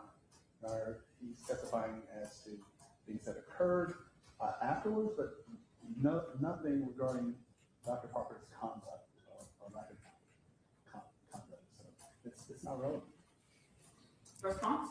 Child abuse and neglect requires a showing that the abuse is so gross, wanton, and culpable that it showed a disregard for human life. The effects of the abuse are what he is testifying to. That is what is gross, wanton, and culpable. And we're there. This is as far as I'm going with this. but the fact that the child is different after than before is relevant to whether the choices Dr. Parker made were gross, or the omissions were gross, wanton, and culpable, because this is the after effect to the children.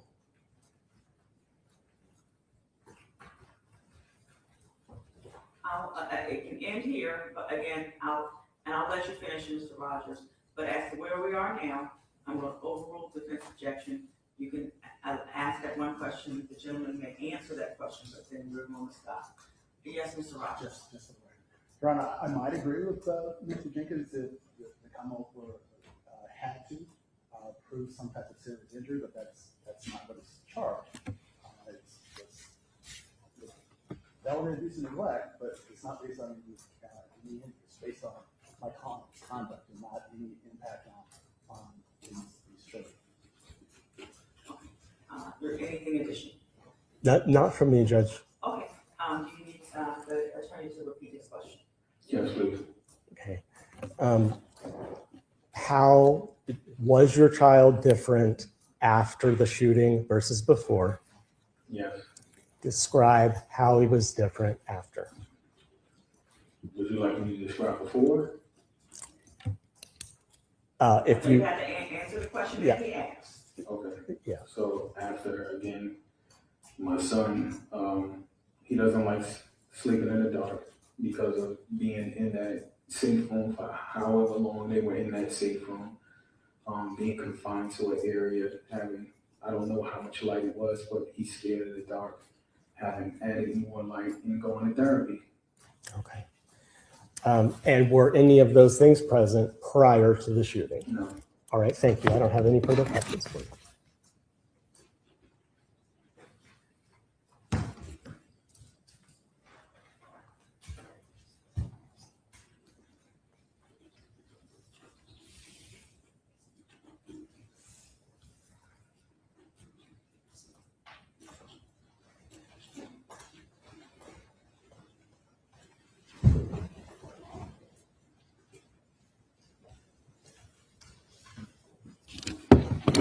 Good afternoon, Mr. Garcia. I just have a few questions. Are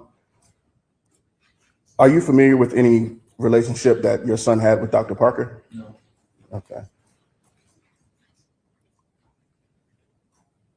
Your son was a second grade student at Richneck, correct? Correct. So he was not in Ms. Zwerner's classroom, correct? Okay.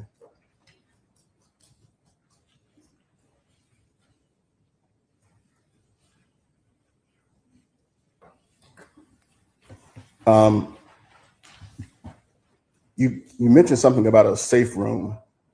Isn't it true that your son was in the gym? No. Your son was not in the gym when you No. picked him up? No. Okay. Where was he? I don't know. Oh, you don't know? No, we were told by the police. Oh, well, I'm not asking you to tell me what somebody told you. Okay. So you don't know? No. Okay. You filed a civil lawsuit arising from the events on January 6, 2023, correct? Sure. Okay. And it's filed here in this courthouse, correct? Not sure. You're not sure? No. Okay. You have But- to talk to my attorney. I'm sorry? You have to talk to my attorney on that. Okay. You have named Dr. Parker as a defendant in your case, your civil case, correct? Correct. And you're seeking money damages from Dr. Parker, correct? I'm not going to talk about that on camera because it's strange. Judge, I am going to make a limited objection here in that any civil suits relate to the children. And I think what he's requesting is that we not be on the air for this discussion and the cameras not continue recording while he discusses his child. And I support that request and ask the court to do that. Response? Well, Your Honor, he just asked a series of questions about the child on camera. I'm asking about a civil case, asking him whether he filed a civil case. It has nothing to do with the child himself. So the objection is overruled. Cross-examination, the questioner is allowed to examine the witness's interest in a case.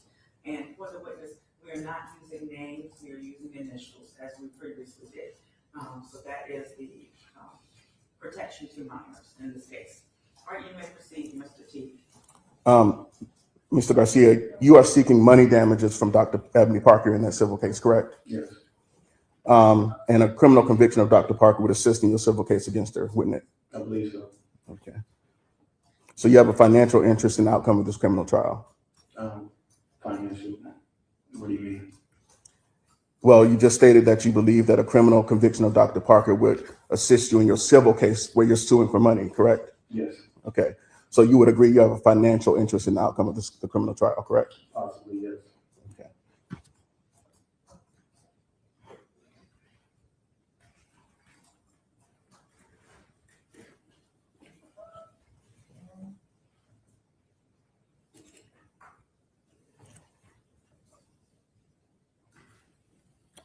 When did the school first contact you about the shooting? January 16th.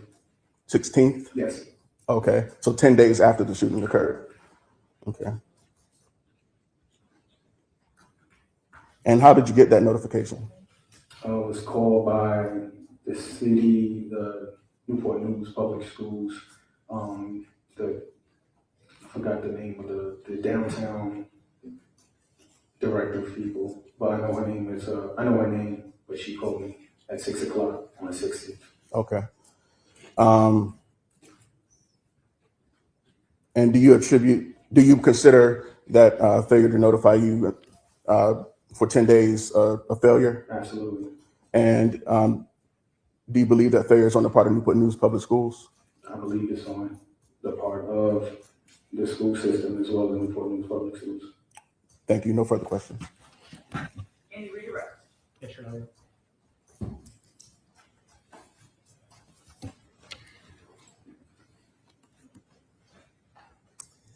You've indicated on cross-examination that your son, NJ, was not in Miss Zwerner's classroom. What was his homeroom? His homeroom was Mrs. McAulifre's class. And did he have occasion to interact with other students from other classes? They were in the same hallway. Now, in the immediate aftermath of this, when you picked him up, did he tell you anything about contact he had had with another student? Objection, relevance, and hearsay.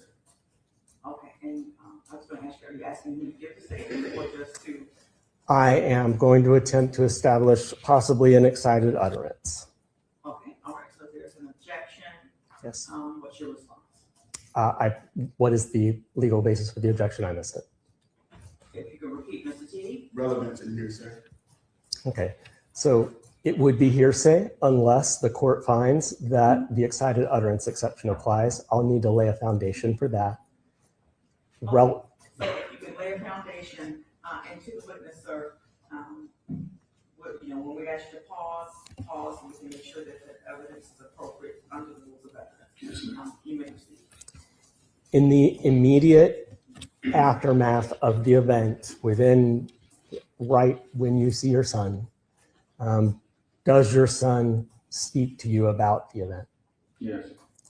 Does your son tell you about a child he interacted with that day? Yes. Okay. And do you know who, just a yes or no question, do you know who that child is? No. Okay. When your son is telling you this, can you describe for us, without saying what he said, can you describe his demeanor, how he appeared and how he was acting and how he sounded? He was scared, shaky, and nervous. Okay. Did he relate to you something that had just happened earlier that day? Correct. Judge, I think that is sufficient foundation for as to hearsay under the excited utterance. Yes, sir. Anything on the defense? Yes, Your Honor. He has, Mr. Commonwealth has not established any foundation regarding excited utterances. We don't know how long before, and if we're talking about the shooting that had occurred at 2 p.m. and the father didn't pick up his child until sometime later in the afternoon, presumably hours later, then I don't see how it qualifies as an excited utterance. May I respond to that, Judge? Yes, sir. the excited utterance exception is extended when the declarant is a child, because courts have recognized in Virginia the nature of being a child, and brain development means that the heightened experience of an emergency extends quite some time. There are cases that I will have to look up if the court would like that involve many hours long when the child is young. The younger the child and the more traumatized they are acting, the longer the extension of the excited utterance is. I am going to sustain the objection. The legal basis would be as such. Reading Rule 2:803, excited utterance. So an excited utterance is defined as a spontaneous or impulsive statement prompted by a startling event or condition and made by a declarant with firsthand knowledge at the time under circumstances negating deliberation. Again, my pauses are to show the clauses and breakups and how to decipher that. It has not been established that the declarant, which would be the witness's son, had firsthand knowledge at the time, as he was not in the affected classrooms, and there's been no evidence other than that being a student at school since it happened, as to how he would have gained firsthand knowledge through an appropriate way. So I'm going to sustain the objection. I'm going to request to voir dire the witness so that I can establish exactly that. Okay, you're asking to do so out of the presence of the jury. Yes, Your Honor. All right. Ladies and gentlemen, if you kindly retire to the jury room and we'll bring it out as soon as we can. Thank you. Please rise to the jury.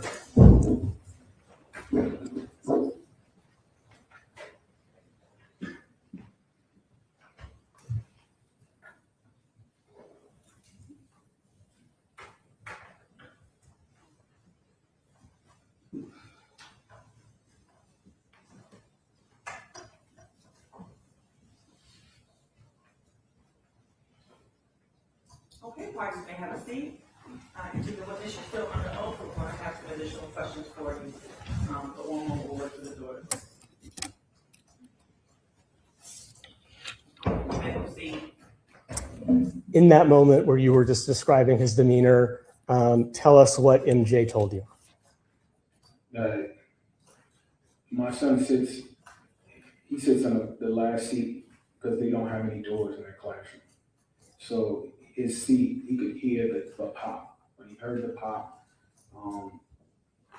the teacher, they heard over the walkie-talkie that someone got shot.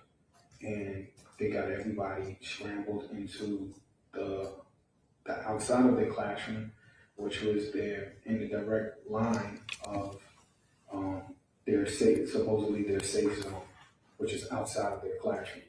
Okay, let me ask you this question. Did MJ say all of that to you in that moment? Yes. Okay. And so if I understand your testimony correctly, is it that he heard the gunshot and he was in a classroom that had no door? Yes. Okay. He heard a pop, I believe. A pop. Yes. And then he had to evacuate with the school, basically. He had to evacuate his classroom in the danger zone. Okay. Say that you're saying in or and? In the danger zone, because his class has no door, so the zone of where they have to go out is outside of their classroom in that same hallway. Okay, and he used the word danger zone. My son? Yes. No. Okay, I think he's asking you, what did the child say? I mean, the verbatim statement. He was in his the safe room. He went to the safe room. Okay. Okay, and Mr. Rogers, you were stating something, you want to say something? I was going to address his characterization of danger zone. I think the court has done that. Continue with your vote. Judge, I'm not going to seek to admit the statement. We need to bring the jury back up. Thank you, Bring the jury back in. Mr. Garcia. And I know you all just stood, you can keep your seats this time. And I'll explain to them, I gave you a break, it was just a few minutes ago. You can bring them out today, everybody doesn't have to stand.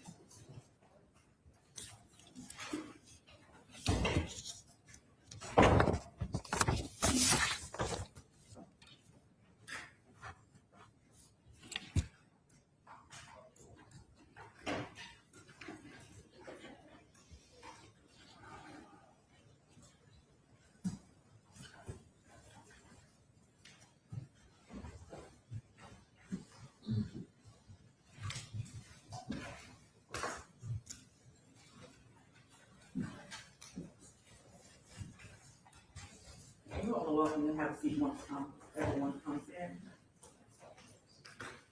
Thank you very much. Jurors have a seat. And normally they stand, I told them that they just stood, they didn't have to, so it's no disrespect to you all, it was just my command. You may finish with your questions if you have any more. Yes, Your Honor. Mr. Garcia, had you personally ever been inside Richneck Elementary School? Yes. Had you personally ever gone to your son's classroom? And did your son's classroom have a door? No. All right, thank you. I don't have anything further. Cross-examination? I think we're fine. Defense has no questions. Okay, all right. And the status for this witness? I would ask that he be released unless there's an objection to that. He can be released. Okay, so sir, what that means is you're released from your obligation as a witness. You may stay in the courtroom, you may leave and go about your business, and thank you, sir. Thank you so much. And next witness, Commonwealth will call Susan White. Susan White. Susan White. Thank you.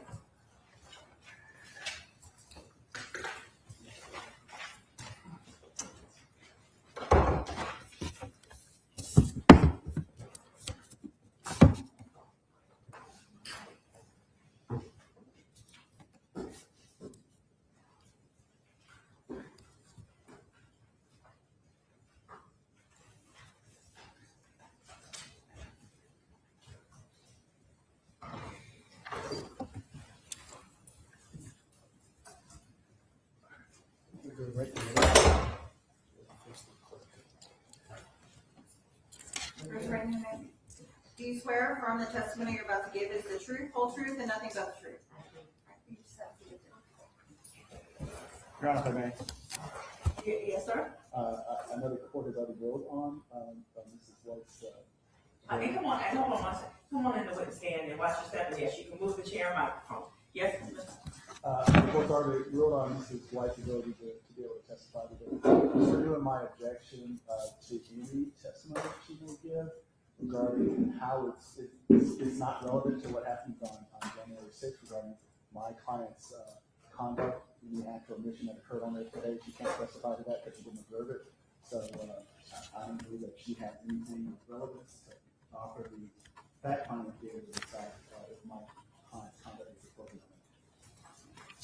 So noted, thank you. You may proceed, Mr. Chairman. Good afternoon. Tell us your name. Susan White. Ms. White, how are you employed? Right now I'm retired. And on January 6th of 2023, how are you employed? I was retired by then too. Okay. And were you at Richneck Elementary School? Yes, I was. Why? I was there for 34 years. Okay. And my last year was the year before Right. that happened. And so I want to take you back to the year before that, which was that your final year before retirement? It was. Okay. No, I'm sorry. I don't believe her answer was responsive to the question. There may have been a misunderstanding as to what was asked. So it definitely wasn't. Okay, you can clear that up on cross-examination. You may proceed, Mr. Jenkins. So during the course of your last year of teaching at Richneck, did you know a student who we're referring to as JT? Yes, I did. Okay, and as a reminder, we're not speaking the names of any students at all, only using initials. Whose class was JT in? My class. And what grade was that? Kindergarten. During the course of your time with JT, Was there ever a discipline incident that you did report directly to Dr. Parker? Yes. I want you to start at the beginning of that incident that you eventually reported. So what was going on that day that began that? He had gone up, this was during post-COVID, so we had to be careful with distances and with masks. And he'd gone up to the front of another child's desk with his chair and put his face over about 3 inches from the other child's face. And so I had to think, what am I gonna do about this? Because just telling him no, or you need to get back to your seat or whatever, those weren't working with him. So I slid the chair slowly so that if he wanted to get up, he could get up. And if he didn't want to, he could stay seated. I was gonna bring it to his desk. But then he pulled the legs away and dropped them. And so I brought it up a little bit further just so I could be right in front of the class. And I sat there and I kept on teaching. Okay. So I was still talking with the students. Let me pause you for a moment so we can kind of visualize the scene. So when he is in the face of another student, how is he? Is he sitting, standing, or doing something else? He's sitting, leaning in toward him, staring him in the eyes. Okay. And you testified that you pulled him away. Could you describe how you did that? I slid the chair I was holding the back of the chair and I slid it back. We had no carpets at that time because of COVID. So it was easy enough to do. Yeah. And so he hopped off and grabbed the front legs of the chair and pulled them forward. But I was able not to fall, but to still hold on. So I could get it a couple feet further and I just sat on it. So when he pulled the legs, had he stood up out of the chair? Yeah. Okay. Oh, yeah. So what happens after that point? I was sitting in the chair and I was talking to the class, and not about behavior, about the instruction we were doing. And he walked up behind me and put both of his arms in front of my throat and locked them together and pulled back and down hard. I couldn't breathe. And he didn't let up on it.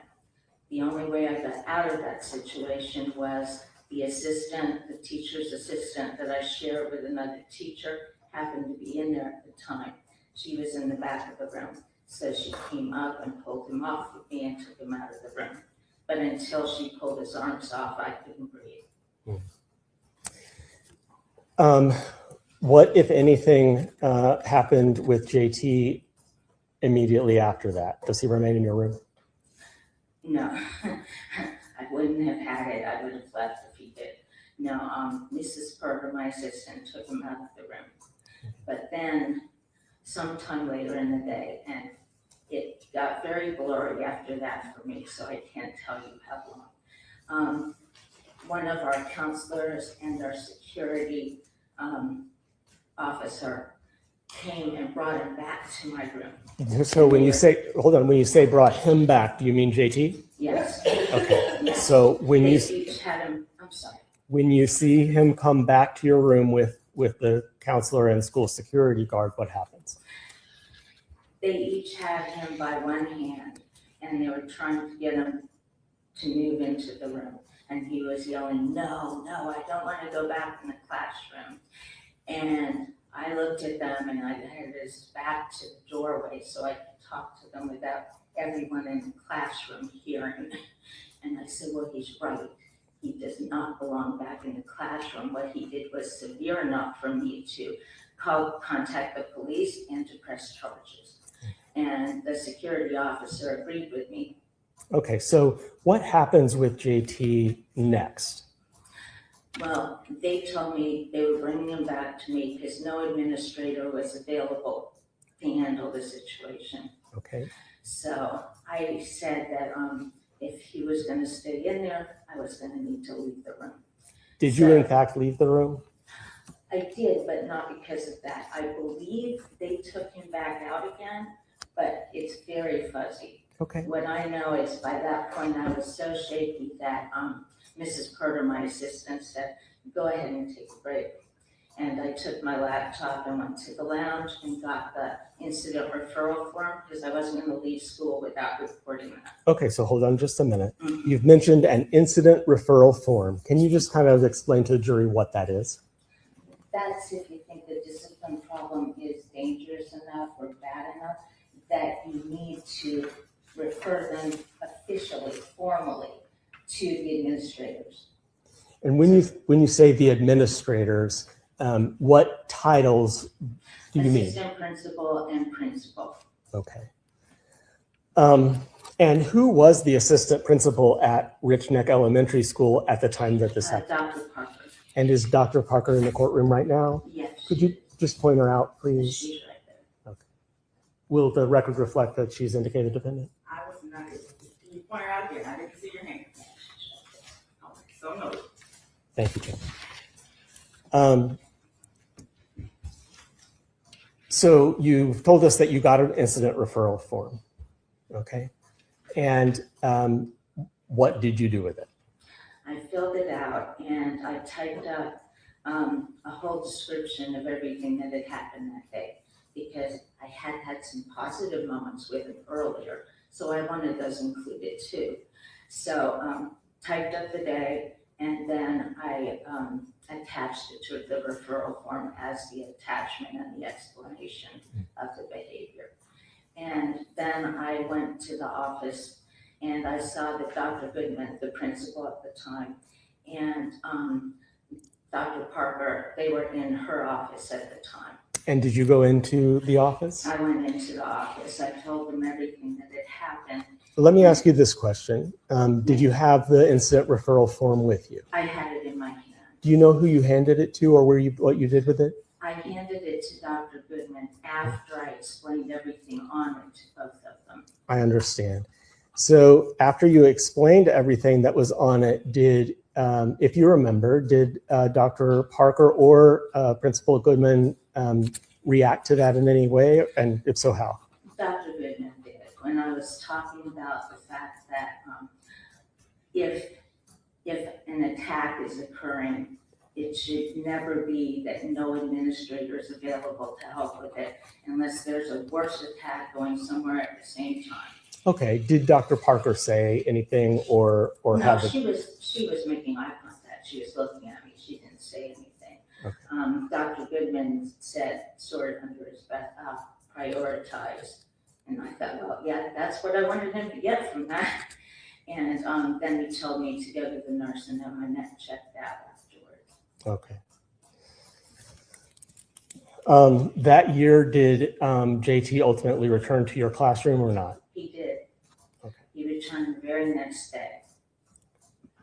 He walked in with his breakfast. Okay. And I immediately went to the teacher across from me and said, I need to go to the office so that she would watch both of the classes. And she saw who I had with me, and so she understood across from me and said, I need to go to the office so that she would watch both of the classes. And she saw who I had with me, and so she understood. And I just told him, he had his breakfast with him. I said, just bring it and come with me. And so we went to the office and I had him sit down in the waiting area for parents there. And I went into Dr. Parker's office.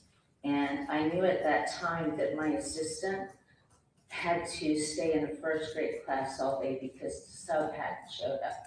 So I would not have another adult in the room. So what I told her is, I cannot be the only adult in the classroom if he's in that room. And so either he needs to be somewhere else or I'm gonna have to take a sick day and go home. And was he relocated or what happened? He must have been, because I went directly back to the classroom and continued teaching for the day. I didn't see him the rest of the day. Okay.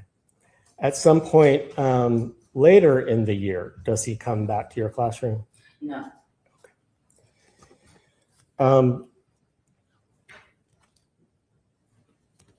If there were, and if you remember, any other discipline incidents you saw yourself and you reported to Dr. Parker yourself. Are there any such incidents?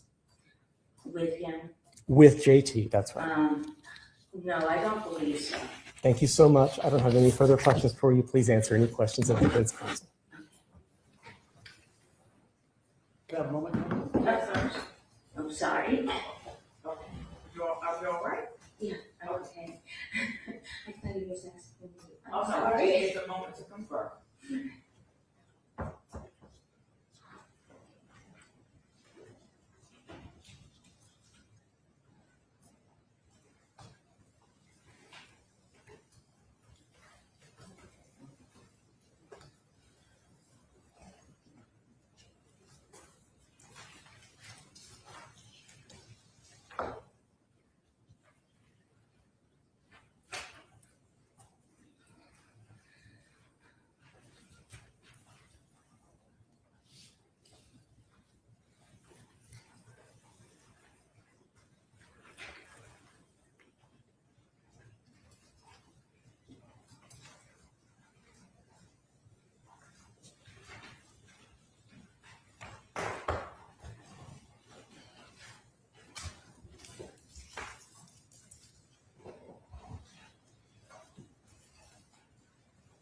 Hello, Ms. White.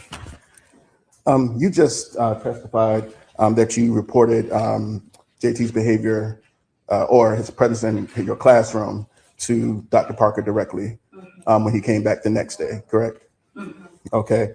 And then when you told her that, after that, he never appeared in your classroom again, correct? Right, and I had heard, but, No, you don't have to tell me what you heard. okay, So when you told her that action was taken and justice was, JT was removed from your classroom. he went to another school. Okay.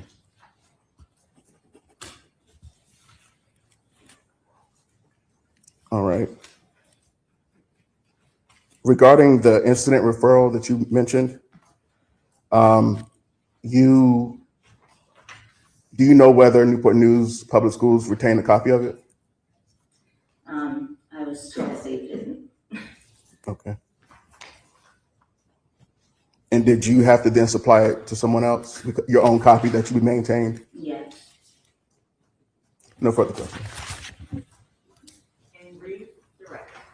Yes, Your Honor.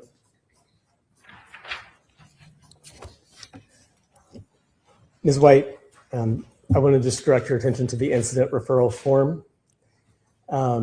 You've indicated there was a form. Was that the only piece of paper you submitted? I submitted the referral form with the attached description of the day Okay, so that I could get the full explanation of what happened, because this little place is not going to be enough. understood. And the a description of the day that you attached to the referral form, was it typewritten, handwritten, or something else? Typewritten, All right. If I showed it to you, would you recognize it? definitely. May I approach the witness, Your Honor? You may. You may. Sure.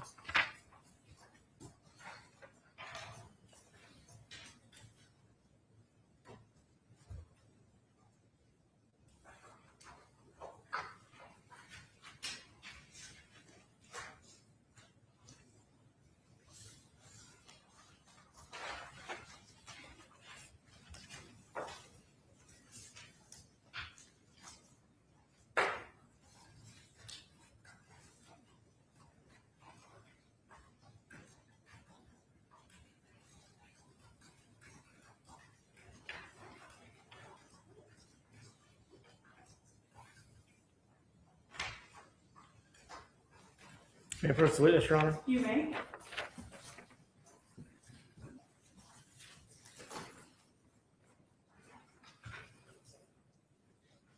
What is it that I paid? You handed me the detailed description that I attached to the incident referral form. And Oh, okay, and is what you're looking at now a true and accurate copy of the incident report as you wrote it? yes, Has anything been redacted from it?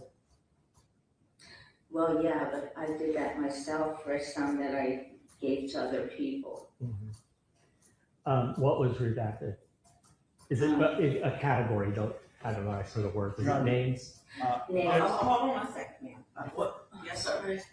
Before she even answers that, objection, that document is hearsay, it's an out-of-court statement, it's written, being offered for its truth of what happened on that day. She's testified as to what occurred. She's testified that she produced this incident report, but as far as the contents of that incident report, I'm objecting to it as hearsay. The objection is premature. I haven't offered any evidence yet.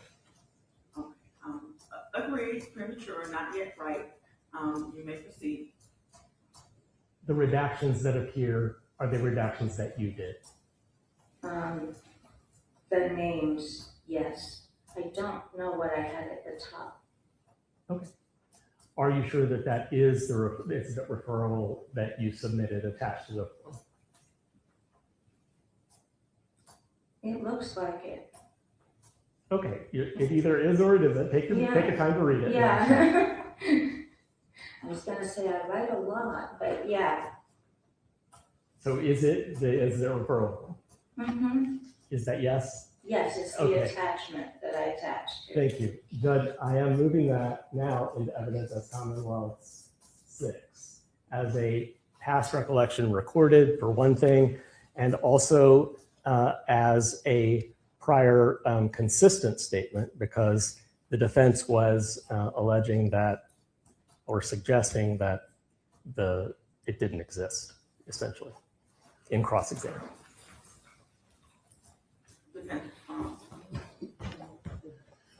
Your Honor, there was no such insinuation that it didn't exist. So that's number one. It's still hearsay, is duplicative of her testimony, and all the previous objections that Mr. Rogers lodged. And it goes beyond, I'm sorry, Your Honor, it goes beyond my redirect as well. I mean, my cross-examination. And also, how is this not bolstering? How is this permissible bolstering? She testified to what she recalled happened, I think it was a year before. Yes. So, I'm talking to the attorney. I'm sorry. She testified to what she believed happened to her a year before. Why are we allowing in her written statement, her redacted written statements about that? Because defense counsel asked whether she gave it to the schools and whether it still exists. And I'm establishing that it does. Okay, so I guess you're interpreting that as an attempt to impeach. And so you're trying to rehabilitate? If the objection is hearsay, there's an exception to that.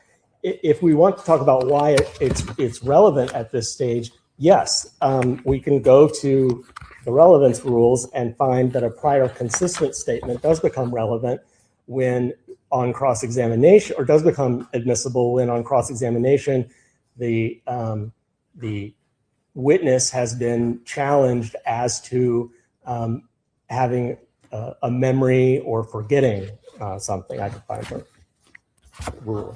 And so, and again, I understand that's where the impeachment can come in, but that's the missing link for me. So, saying it does not come in, and you may approach to retrieve the document. Thank you, Judge.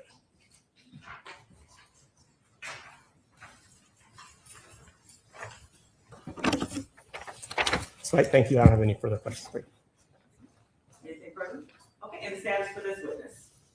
May she be excused? I'd ask that she be released unless, I'd ask to be released. And no objection from defense. Okay, so that means thank you for your testimony today. You are released as a witness. You don't have to go back to that room. You do not have to stay in the courthouse. You are welcome to remain in the courtroom if you'd like. Okay, so watch your step in. Thank you very much. Next witness. Commonwealth calls for Alonzo Rawls.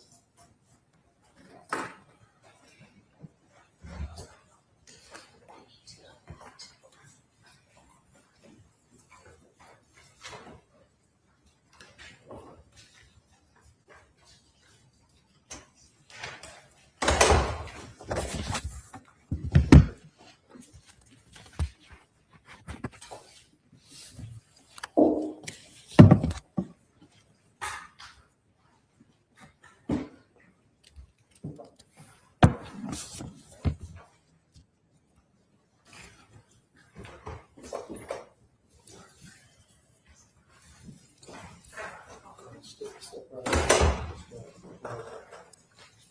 your right hand, sir. Do you swear or affirm the testimony you're about to give is the truth, whole truth, and nothing but the truth? Please take a witness stand, sir. Watch your step, and you can adjust the chair and microphone as you need.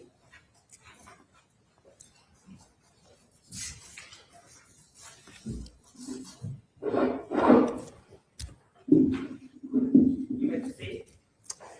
Good afternoon. Would you please tell us your name? Mr. Rawls, just a quick reminder that we're not using the names of any children today in court. We'll use initials in place of that. Mr. Rawls, in January of 2023, how were you employed? I was a school counselor Where? at Newport School at Richneck Elementary. All right. And how long had you, as of the January 2022 or 2023, I'm sorry, how long had you been at Richneck? It probably would have been, between that time, it would have been like a year and a half. Okay. Not quite 2 years. And during the course of your time at Richneck, did you come to know a student who we'll refer to as JT? Yes.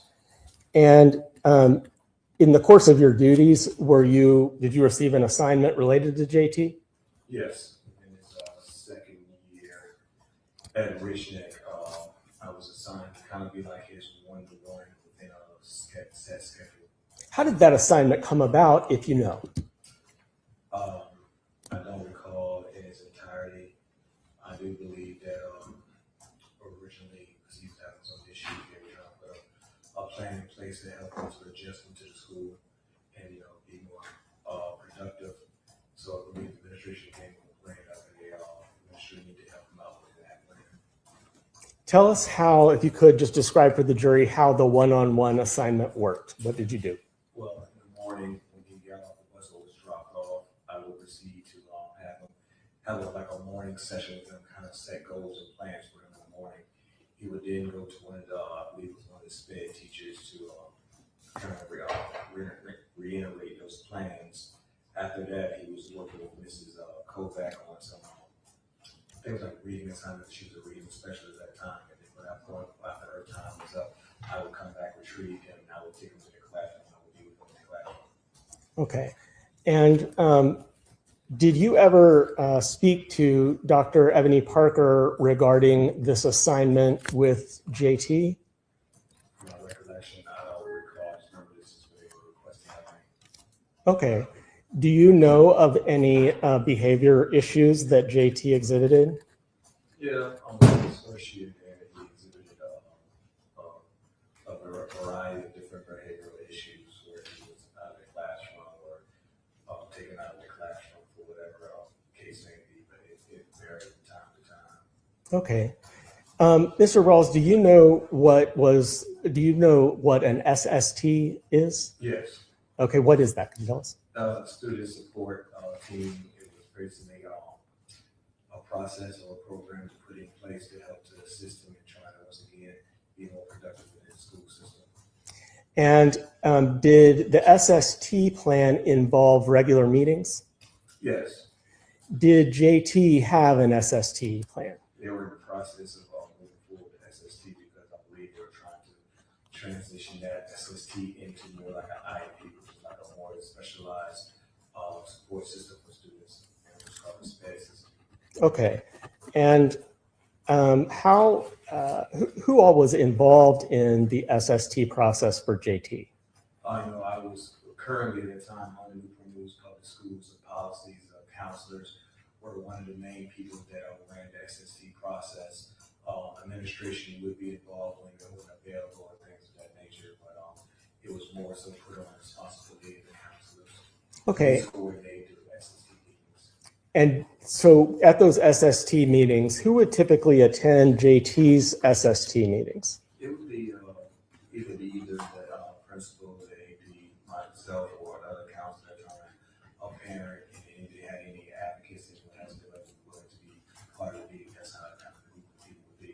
Were parents and guardians of children invited to attend those as well? Yes, of course, yes.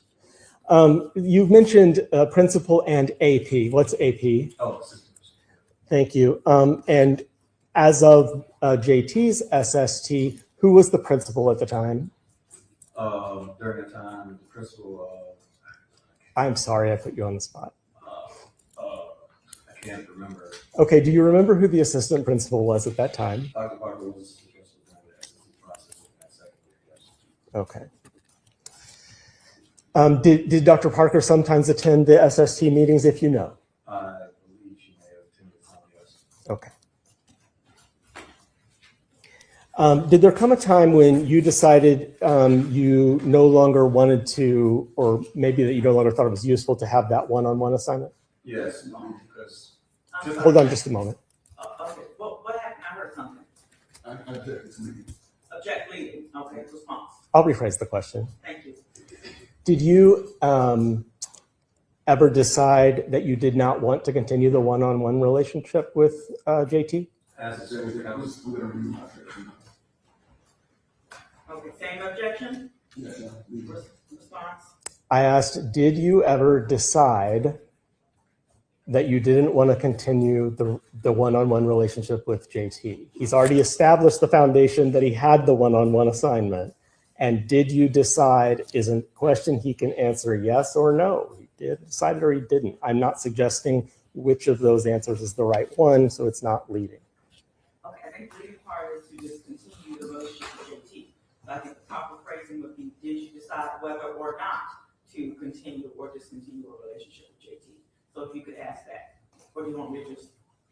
Go ahead, Judge, if you would like to ask the question. Did you get the question? Yes. Okay, can you answer? Thank you, sir. It wasn't really a decision of sorts. It was a request. As a school counselor at that time, I had many students that I had to serve, and I felt like it took away my opportunity to service a lot of the other students within the building. So I had requested if I could be relieved of that duty, so I could also service the other students. Besides, I could still assist. I heard it needed to be done with JT, but I also wanted to be able to service the other students in the building as well. Thank you. During the time that you were working one-on-one with JT, did you experience behavior issues or witness behavior issues? Can you repeat the question? During the time you were working with JT, did you experience or witness behavior issues? When we were more one-to-one, it tapered off more. He still had concerns here and there, but he knew the relationship we had, me being his one-to-one, that I would be there to help to correct or redirect a lot of his behaviors. And what were the behaviors that you observed of JT at any point that year? Non-compliant, defiant behavior, refusing to do work, just acting out of sorts where he wasn't following directions, things of that nature. Would those issues ever be discussed at the SST meetings? At times, yes. Okay.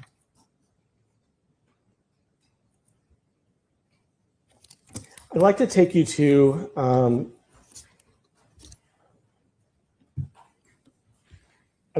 January 6th of 2023. You remember that day? Yes. What is the first moment that you realize something might be up with JT? Objection, leading, as soon as facts and evidence. I'll rephrase. On that day, did you ever notice anything unusual about JT? On that day, I didn't even really witness him that day until later. That was in that evening of the afternoon of that day. Okay. Did you eventually become aware of a crisis that occurred that day? It was brought to my attention that after dealing with another student, that something had took place at recess where JT apparently told another student something. Object, okay, sir, Your Honor. So I understand it's hearsay. Let me walk through that with him. During the day on that day, did you have occasion to speak with any students? Yes. And were there any students who shared a concern related to JT? Yes. Now, without telling me what the student said, did you describe the student's demeanor, how they appeared at the moment they were telling you the information? They were very emotional, very sad. Okay. Again, without telling us what was said, were they referring to something they had just experienced or seen? I wouldn't say they just experienced it, but they experienced it in an earlier time where they still holding on to it was taken. Okay. And with that information, without telling me what was said, with that information, where did you go? With that information, where I went is I went to Dr. Parker to address the allegations that I heard. Okay. Did you ask Dr. Parker to take any action? I didn't ask her to take any action. It was going to get some action, but taking it at a particular time with something else. And then I requested her if I could take some action. Okay. And what action did you ask Dr. Parker to take? I asked her if I could take action of trying to search or to check the person of JT. And what did Dr. Parker say anything? She responded by saying that at the time, because of the scheduling he had, his parent or parental guides would be coming to get him so that we could hold off at that time. Okay.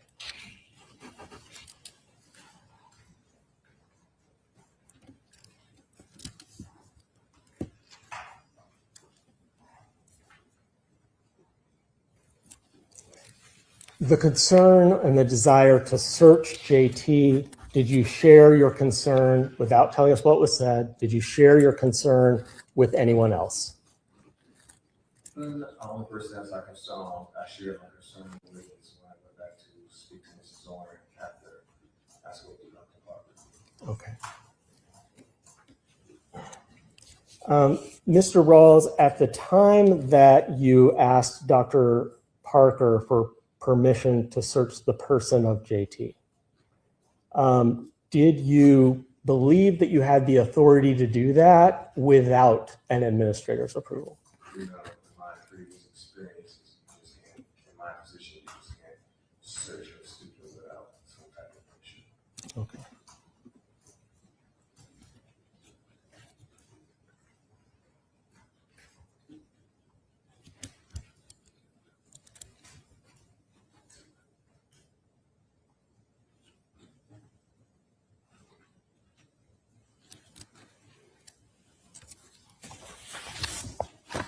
And finally, Mr.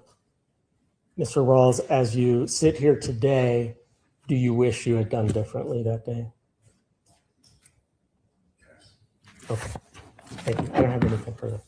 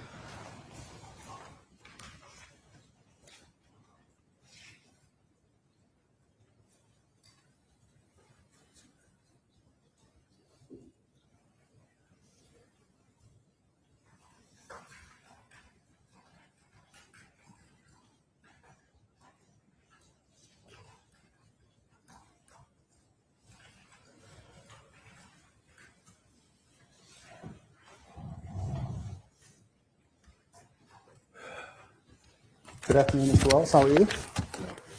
Good. Hopefully I won't keep it too long.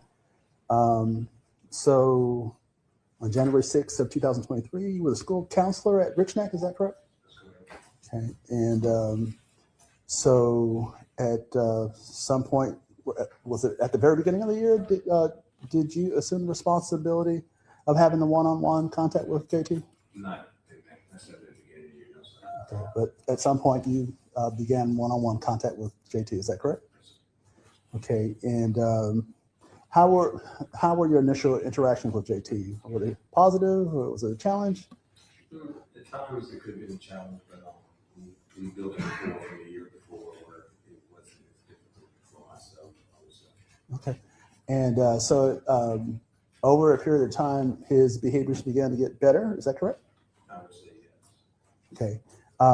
And you were part of the SST team. Is that correct? Yes. Okay. And you function as a counselor as a part of that team? Yes, counselor coordinator. Okay. Would you say that you were in a pretty good position to assess how JT was doing on a given day? I would say yes. Okay. Would you say that you had more contact or less contact with JT than Mrs. Kovac, the reading specialist? I would say we probably had About the same amount of time? Okay. And at some point, you indicated that you requested less one-on-one time with JT? Yes. But it didn't sound like it was because he was doing better, but it's because you wanted to be able to help more students at the time. Is that correct? Yeah, from my standpoint, I wanted you to be able to get more successful students. Okay. Okay, if you could speak up and tap that microphone, let me see if it's on. Okay, talk into it, so that the recorder can get your words down. Thank you. So if you repeat your answer. Oh.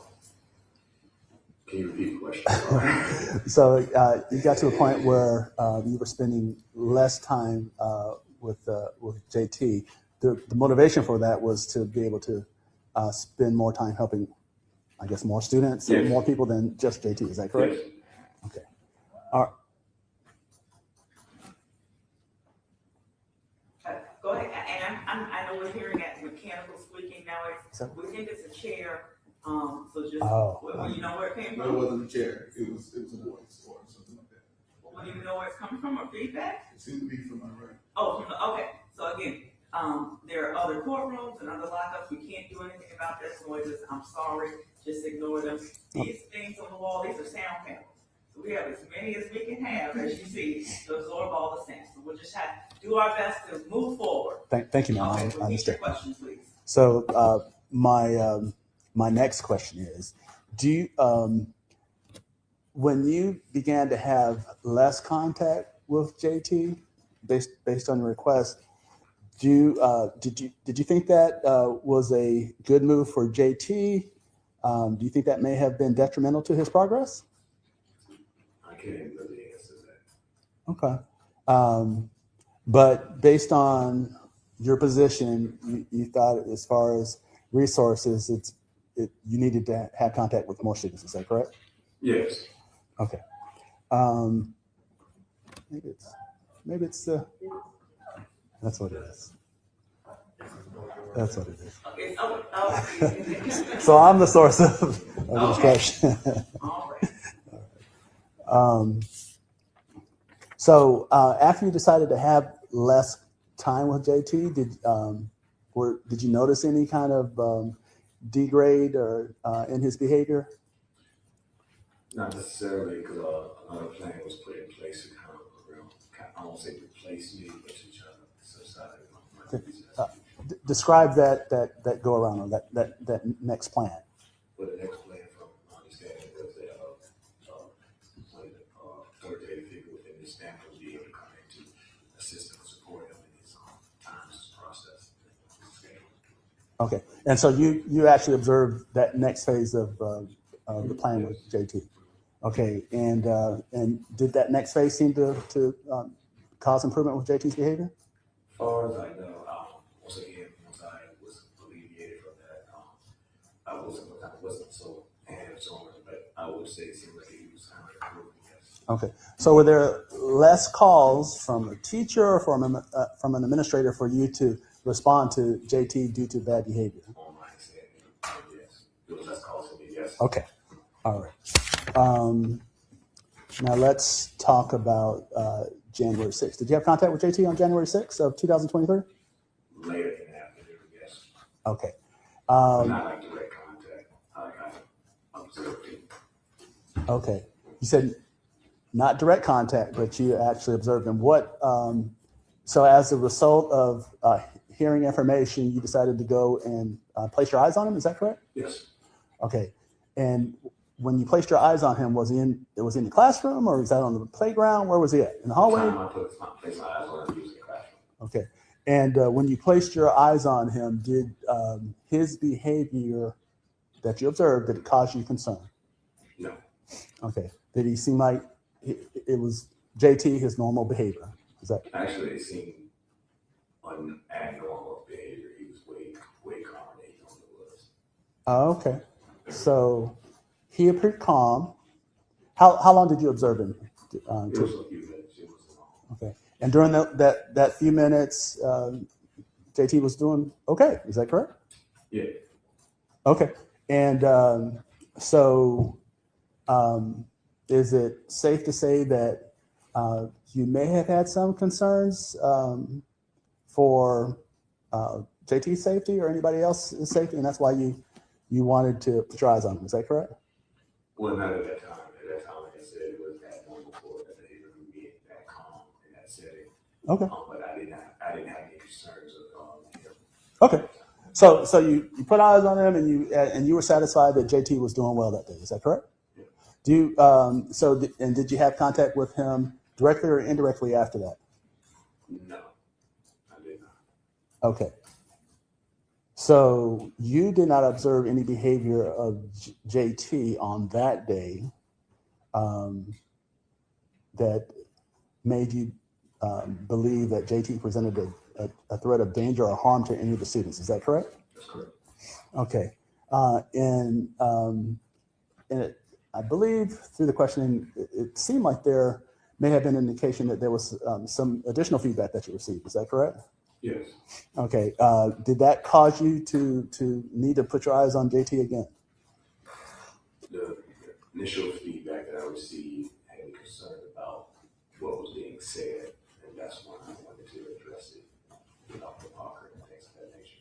The only other time that I saw JT, and I don't even recall really seeing him, particularly when I went back in that classroom. I don't remember actually seeing him at that time. Okay. Okay. And do you remember the timing of that when you went back into the classroom? Once again, it had to be between the hours of 12:45 to 1 something. Okay. But I don't recall the exact time. At any time did you feel like that you needed to step in and pull JT out of the classroom? Only time that I felt after hearing the feedback that I would receive, and when once again I was told to hold off on that. Okay.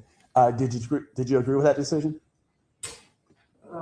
At the time, I felt like it was the decision that was made, and whether I agree with it or not, I was just there to be support. When I came back to the classroom, I spoke to Ms. Zwerner, I told her what was said, and I just told her that I would be there if she needed me.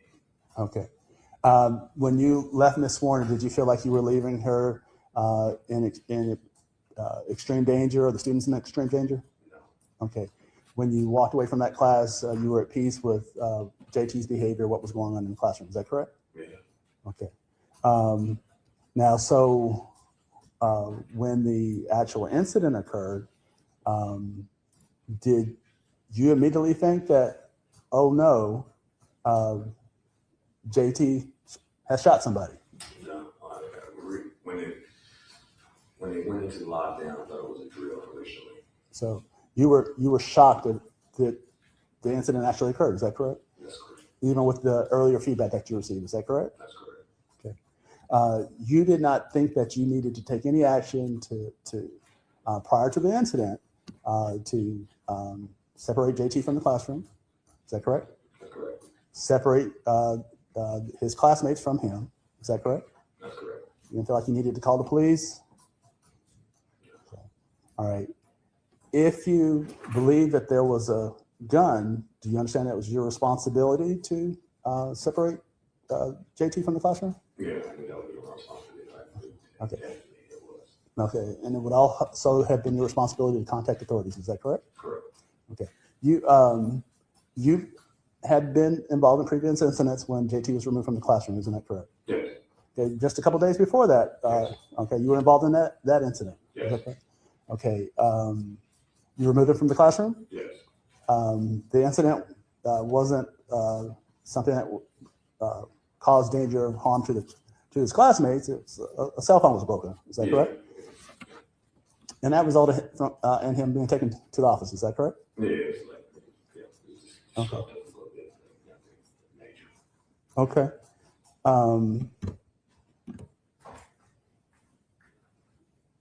So as a staff member, even on that day, you understood it was your responsibility if you thought that there was a threat to the students to remove the threat or the students from that danger. Is that correct? Objection asked and answered. Yeah, that's fine. Ronna, can I have a moment? Yes, ma'am.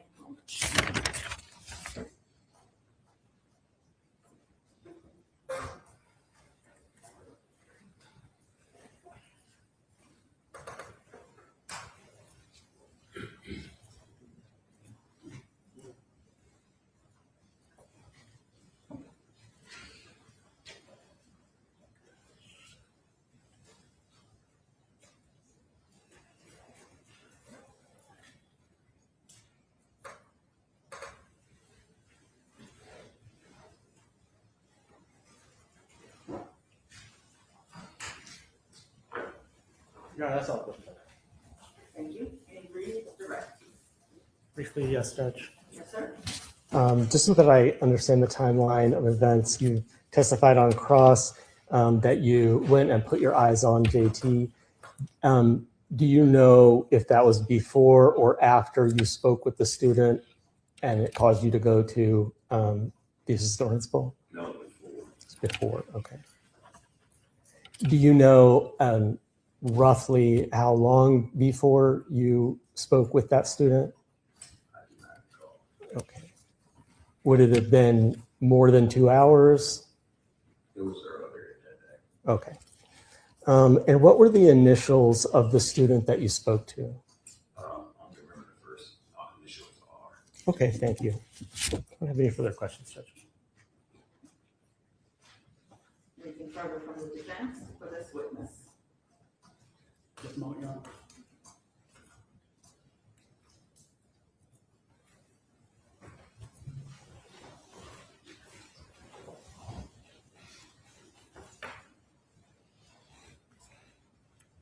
Hello, Mr. Ross. You just mentioned speaking with a student with the first initial of R. Did you ever tell Dr. Parker what R has said to you? I believe I mentioned what he had mentioned to me, yes. You believe you did. Do you know for certain whether you did? Okay. Would you be surprised if you did not do that? I wouldn't be surprised. Okay. No further questions. Anything further from the Commonwealth? Judge, based on that, I'm going to need a couple of minutes Okay. before redirect, I guess. All right. So we'll take this is a good time for stretch break and after lunch restroom break. So it's 3:25. Let's come back at 3:35. Sir, so you're still under oath, but you can step down and retire to the witness room, and we'll bring you back out, and we'll have the jurors go back to the jury room. Thank you all. 10-minute recess. Please rise for the jury.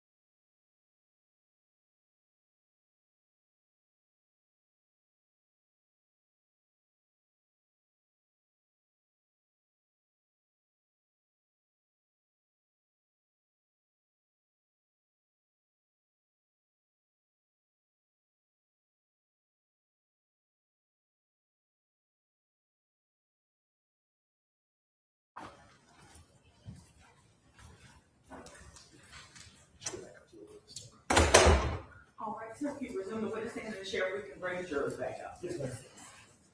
Yes, you need to come and connect audio. Please come on up. Okay. Okay, thank you. I got this. Okay, we got that one. What about the other one? He said this one. Okay. Yeah, I turned both of them. Okay, thank you.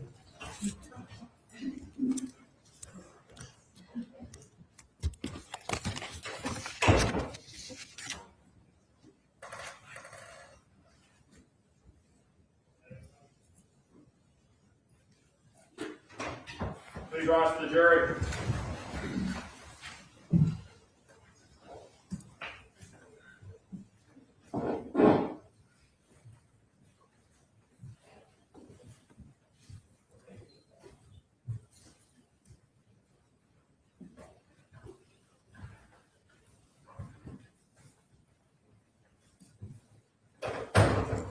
Jurors in the courts. You all may have a seat, thank you. All right, you may resume your redirect. I'm sure I'll be a redirect or redirect. This is re-redirect. Okay. Yes, be quick. Mr. Rawls, thank you. I believe you indicated to the defense counsel that you didn't remember what you had told or whether you told Dr. Parker about the incident at the time you asked for permission to search the backpack. Is it true that you don't remember that? Sure. Understandable. Did you give a statement to police in this case? Yes. And if I were able to provide you with a transcript of that, might it refresh your memory about what you said to Dr. Parker? Okay, may I approach, Judge? Yes, and you responded yes, correct? Yes. Okay, and he nodded his head, I just wanted to make sure it was recorded. Yes, you may approach.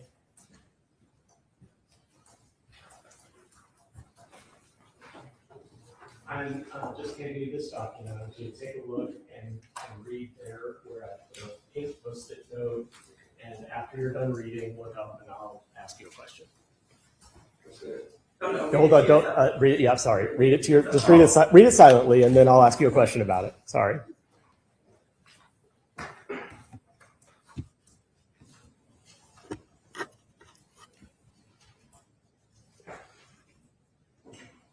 And does that refresh your memory about what you said to Dr. Parker regarding the incident? To an extent, yes. Okay. Would you just tell us then what it was you said to her? I'm looking at the witness. At this point, he looks like he's looking at the page, and he's going to be looking at the page and then advising. So his memory has been refreshed. I'll take it back. Okay. I'll go Okay, get so it. what's your May I question? approach? Okay, you just like him to. I want this done properly. Yes, Your Honor. Yes, may I approach? You may approach. Thank you. And ultimately, for pardon, the legal principle is you can't read from that statement. You can refresh your memory, but you need to testify from your memory. Okay. Based on, now let's refresh, if he has an independent recollection. Well, he said to an extent, so Already did. we'll flush it out, and we'll give you the opportunity to cross. Go proceed, Mr. Jenkins. Having refreshed your recollection, do you remember what you said to Dr. Parker prior to asking to search the backpack? When I spoke to Dr. Parker, it was already relayed to me that a book bag was searched from JT and then nothing was found in the book bag. Do you remember if you confirmed with Dr. Parker that you and she knew what you were talking about? Or who? I know enough that we confirmed that we thought something may have been in the backpack, yes. Okay, thank you. I don't have anything further.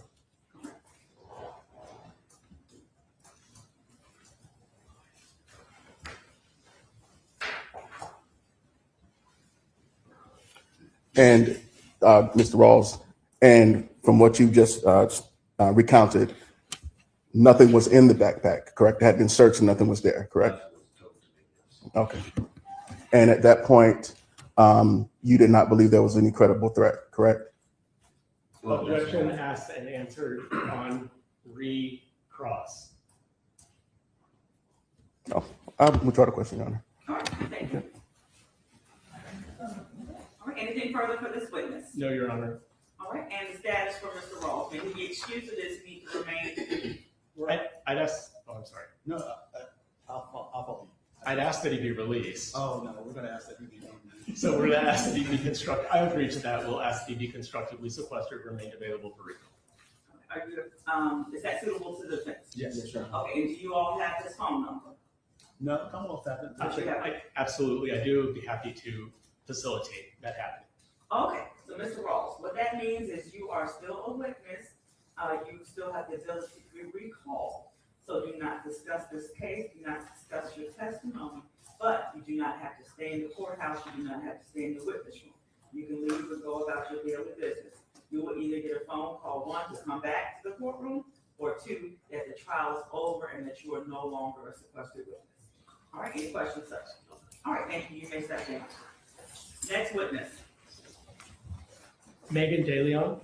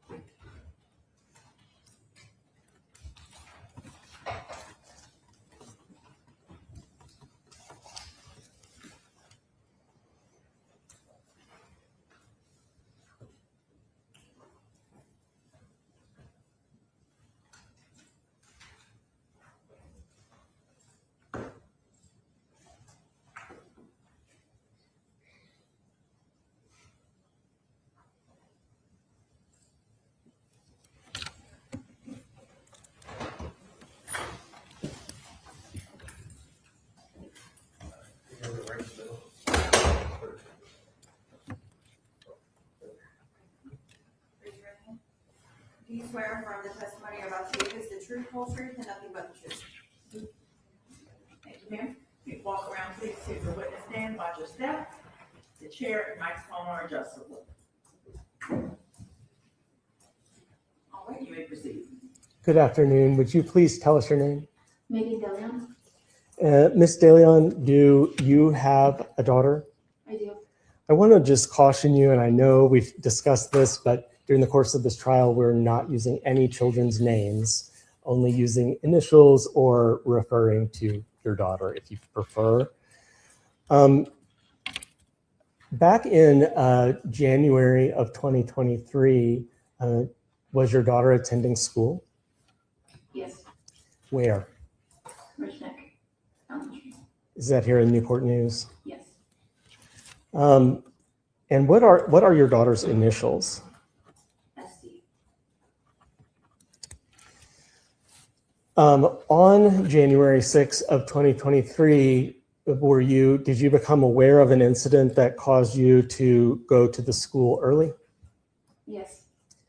And when you got to the school, did you immediately see SD, your daughter?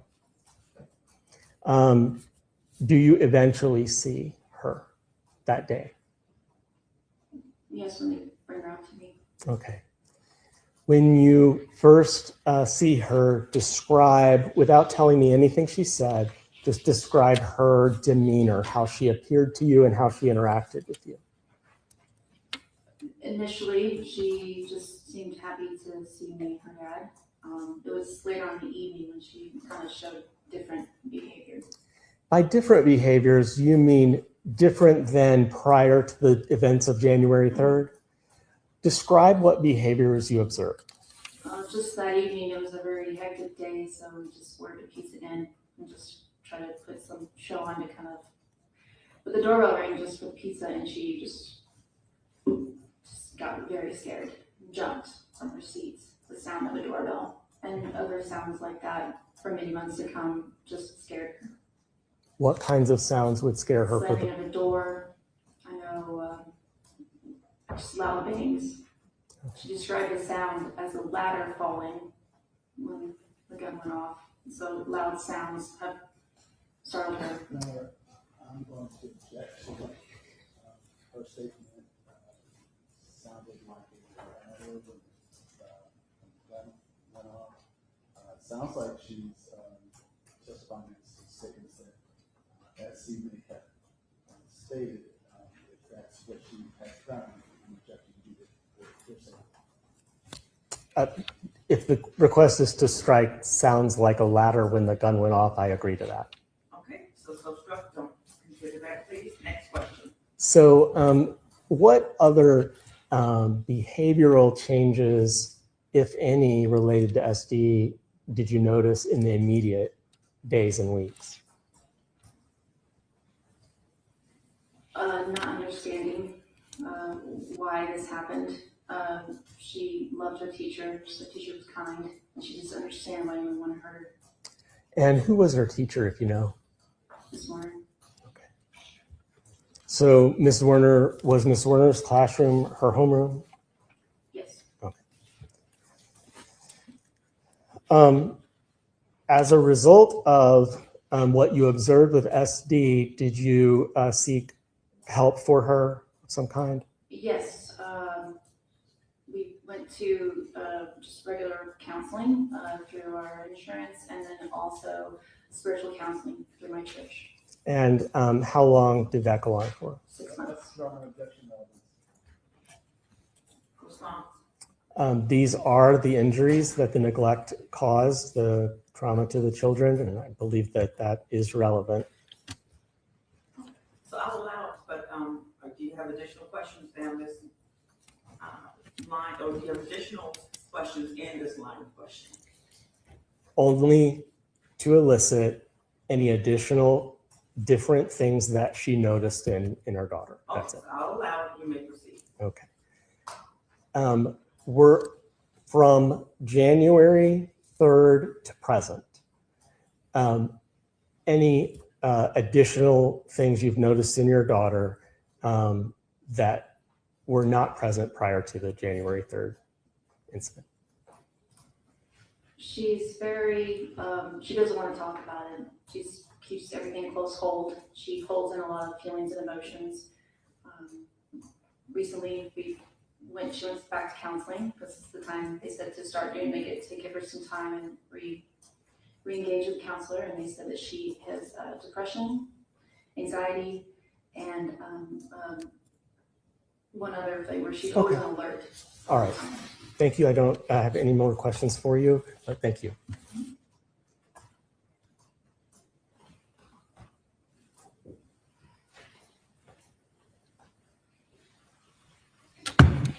Good afternoon, Ms. DeLeon. You were never inside of Richneck Elementary School on January 6, 2023, correct? In the building? No. Okay. And you did not encounter your daughter in the building, correct? Right out front. No, they brought out to me. Okay.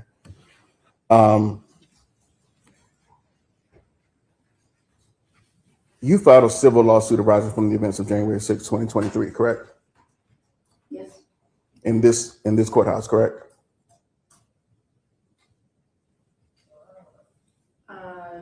In this courthouse, through Newport News, yes. Okay. What do you mean by that? There's a pending lawsuit in Newport News Circuit Court, correct? Yes. Okay. And you've named Dr. Parker as a defendant in that case? Well, I prefer not to talk about my opinions of the case. Well, It's more of a I'm going to object, Judge, and ask that we not talk about a child's civil matter on TV, that we have not continue the broadcast while she's speaking about the civil suit that is her child's, really, not hers.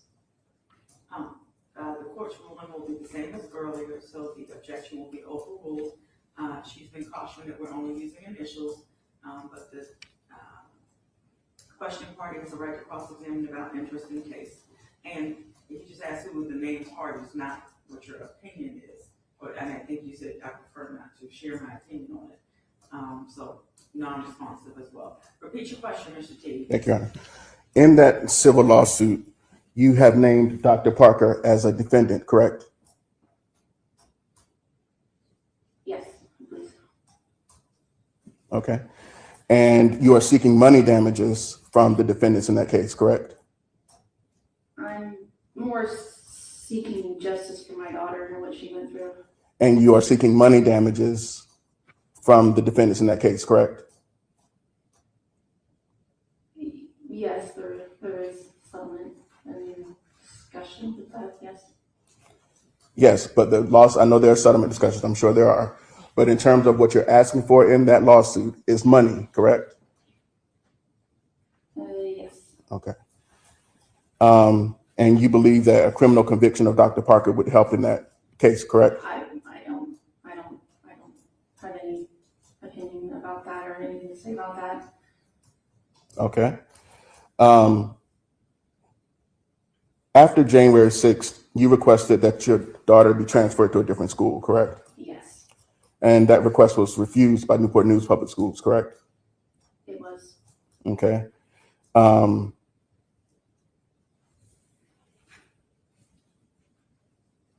No further questions. Thank you. Anything further from the Commonwealth? No, Your Honor. All right, and the status of this witness? We'll ask that she be released.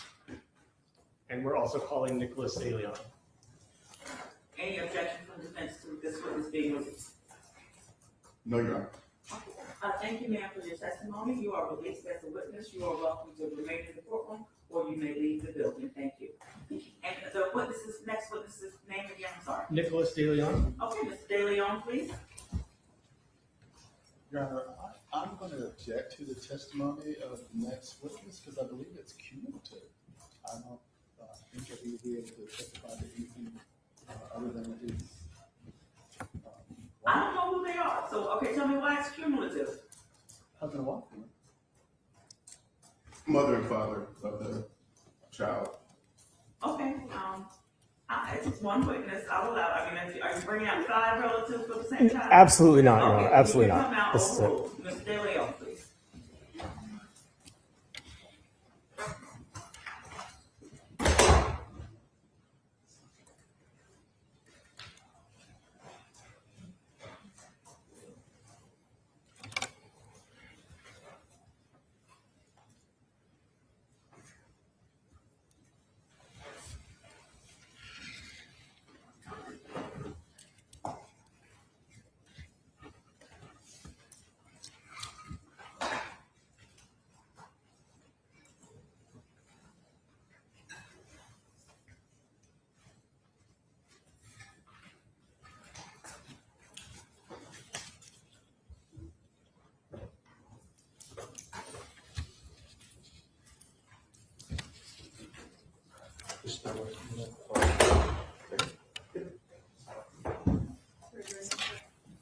Do you swear from the testimony you're about to give is the truth, whole truth, and nothing but the truth?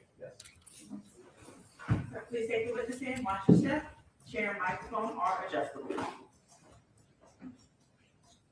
You may proceed. Good afternoon, sir. Would you please tell us your name? Nicholas De Leon. Mr. De Leon, just a reminder that we're not using the names of any children at all, including your own. But do you have a daughter? I do. And what are her initials? SD. And where did SD attend school? Richneck Elementary. Okay. And are, as of January 3rd, 2023, were you, let me ask the question like this. Who is SD's mom? Megan De Leon. Thank you. Between the time of January 6, 2023, before and after, were there any changes that you noticed in your daughter SD after that hadn't been there before? Yes. Could you just describe what you personally noticed or observed, but not anything that she said to you? I noticed that she was anxious, depressed, very not like herself, as in being quiet, distant, couldn't sleep. How long did that persist? Quite some time. Okay. Months. Did you and her mom seek any sort of treatment for her? Yes, counseling and spiritual counseling. Has it helped? I think it's hard to say at this point. She's still going through counseling. It's been up and down, I think, with her. All And just to confirm, whose class was SD in? Zwerner's. And was that at Richneck Elementary? It was. All right, thank you. I don't have any other questions for you. Please answer any from defense counsel.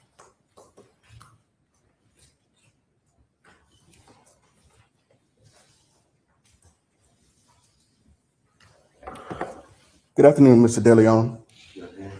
All right, you mentioned your daughter SD. You don't have any knowledge of whether SD was in the classroom when Ms. Zwerner was shot, do you? I was not there in person, but that is her classroom. I understand. But you don't have any idea whether she was actually in the classroom, correct? From what I understand, that she was in the classroom. And what are you basing your understanding? Is that from somebody told you? Again, I was not there. Okay. I can't verify that. But So you can't verify that. I'm not asking you to tell me what you were told. That's hearsay. Okay. Now, you are aware that your wife, or I don't know the status of your relationship, but Megan De Leon has filed a lawsuit on behalf of your daughter in this courtroom, correct? I mean, this courthouse, correct? Yes. Okay. And that you're aware that Dr. Parker is a named defendant in that lawsuit, correct? That's correct. Okay. And you're aware that money damages from Dr. Parker are being sought in that lawsuit, correct? Correct.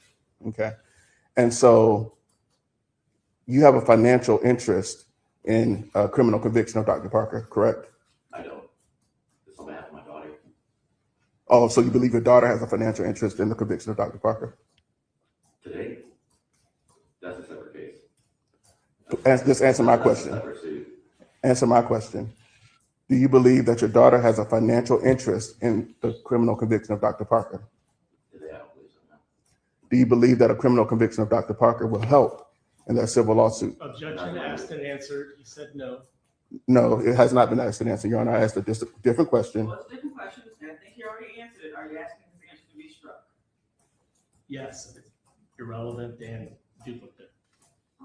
Overruled, and your answer was no, sir. If I heard you correctly. Correct. Thank you. No further, Questions? no further questions, Your Honor. Any redirect No, Your Honor. and status of this witness? I would ask that he be released. Any objection? Okay, thank you, sir. You excuse me, duties as a witness, you may stay in the courtroom or leave as you see fit. Next witness? Commonwealth will call Tanisha Richardson.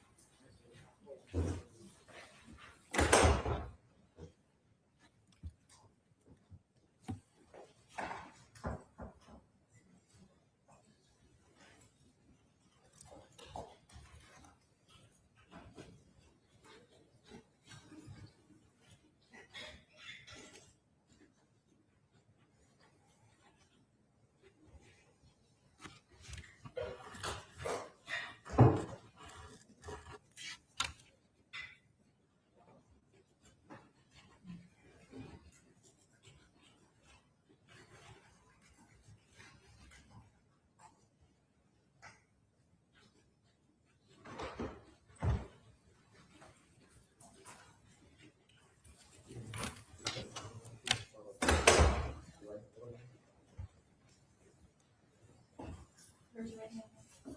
Do you swear affirm the testimony you're about to give is the truth, whole truth, and nothing but the truth? Yes.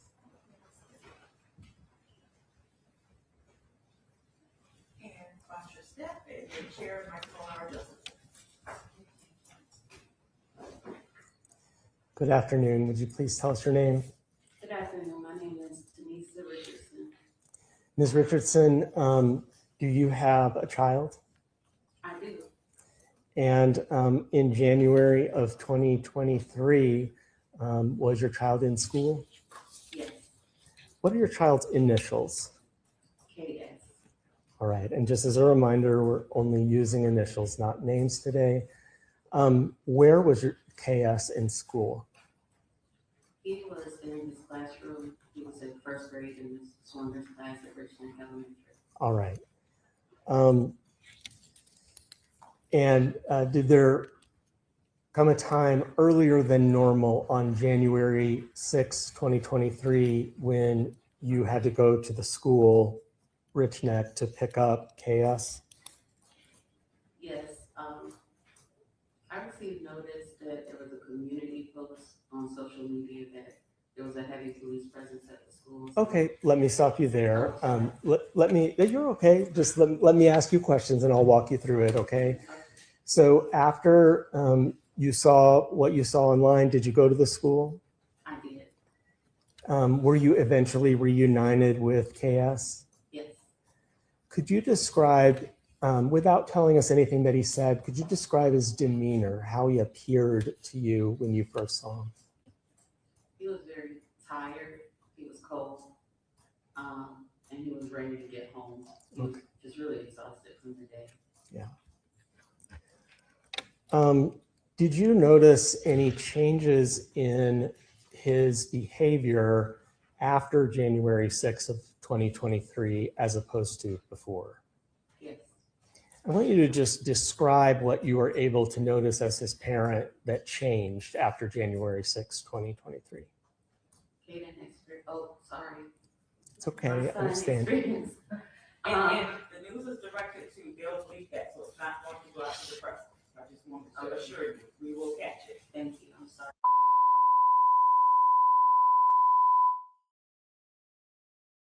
Stomach aches, headaches, school avoidance, just a general anxiousness, just extreme fear, as well as hypervigilance. When you say school avoidance, can you kind of describe to me what that means? He was literally afraid to return to school. How long was he afraid to go to school? I would say until at least the end of the school year of that year. Did you seek any type of treatment for KS? I did. Okay. What did you seek? He actually had a psychologist initially, and then he also attended CBT therapy with a counselor weekly. And how long did that go on, and is it still going on? I would say it lasted about 1.5 to 2 years, and we stopped it since then because his therapist went to a new practice. Okay. Do you think that it has helped KS? It has helped. Good. Thank you. I don't have anything further for you. Thanks.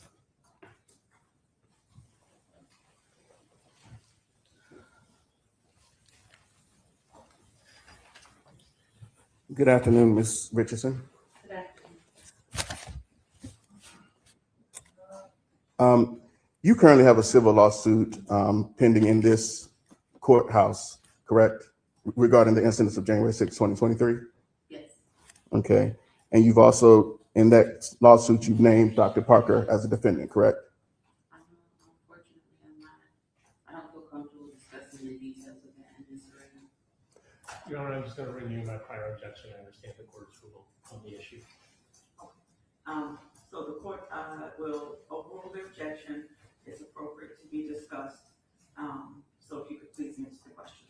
Repeat your question, Mr. T. Thank you, Your Honor. In the lawsuit that you currently have filed in Newport News Circuit Court, you have named Dr. Ebony Parker as a defendant, correct? Correct. And in that lawsuit, you are suing Dr. Parker and the other defendants for money, correct? Yes. Okay. And you and several other parents share the same attorney, correct? That's correct.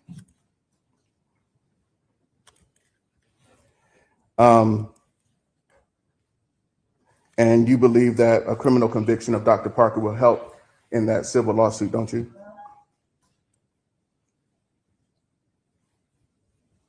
No. Okay.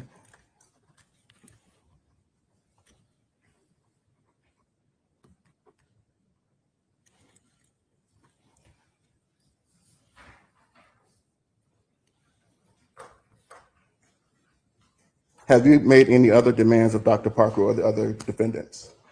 No. Okay. Do you know when that lawsuit is scheduled to go to trial? No. Okay. When was that lawsuit filed? I believe it was February of 2023. February 2023? I don't know. Okay. Okay. No further questions, Your Honor.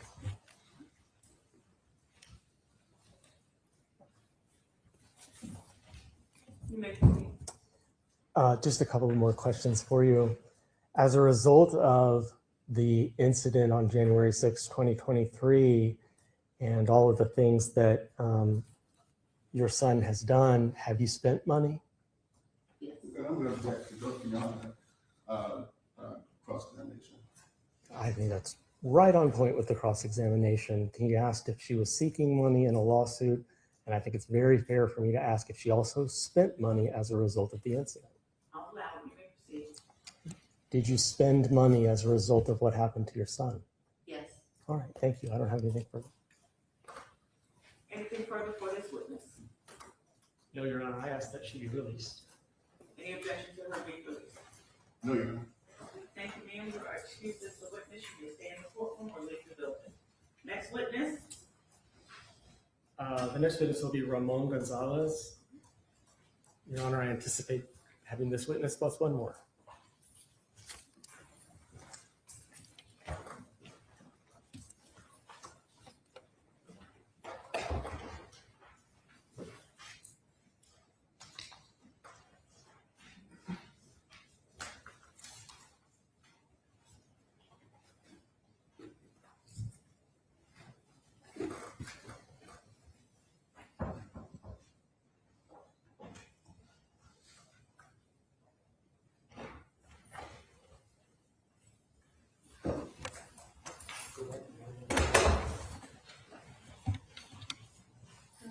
Do you swear or affirm the testimony you're about to give is the truth, whole truth, and nothing but the truth? I do. Please take the witness stand, watch your step. Answer questions from counsel. Thank you. Good afternoon, sir. Would you Good please afternoon. tell us your name? My name is Ramon Sebastian Gonzalez Hernandez. Thank you. And I would like to just a quick reminder that during this trial, we're not speaking the names of any children at all and only using initials. Do you have a child? Yes, sir. What are your child's initials? GG. And did your child attend school? Did Gigi attend school in January of 2023? Yes, he did. What grade was he in? First grade And where did he attend school? at Richneck Elementary. Do you know who his homeroom main teacher was? Yes, I do. Who was it? Abigail Zwerner. All right. Did there come a time on January 6, 2023, when you had to unexpectedly go to Gigi's school, Richneck? Yes, I did. And when you arrived at the school, did you immediately see Gigi? No, I did not. Okay, stay with me and let me walk you through it. Okay. So eventually, did you see Gigi at the school? Eventually, yes. And when you saw him, could you please just describe, without saying anything that he said, describe his demeanor, how he was acting, and how he appeared to you? He walked out of the school with a look on his face like he had seen a ghost, pretty much. I was crying myself. He wasn't crying, but he was in shock, like complete utter shock. Okay. And from that moment forward, did you notice any changes in behavior from Gigi as opposed to before January 6th? Yes, at home he was a little bit snappier with his brother. Whenever they would argue, he would be a little bit more aggressive. Other things like he had to sleep with him every night because he just felt more comfortable. Bedwetting almost every night. Things like that. And were all of those things new after January 6th? That was new after that. Okay. He loved to sleep by himself before that. And did your family seek some help and treatment for Gigi? Yes, we did. Right after the incident, We went, I want to say 2 or 3 times. Mhm. And he was very adamant that he didn't want to go because, well, we wanted to keep his life as normal as possible after the incident. So wasn't trying to force it down his throat. And has he, at any time between then and now, has he sought any treatment beyond that? Not since then, no. Okay. And how long did, any concerning behaviors that you've described last? It still lasts to this day. Getting better gradually, I think. But still, he has a lot of mood swings. And the whole big wedding thing that happens. Yeah, it's pretty rough. Did your family incur any expenses as a result of this? As far as with the For Gigi, as a result of this, did you have some expenses? no, with the therapy that was provided, so we didn't have any expenses as far as that. Okay, thank you. I don't have anything else for you. Thank you.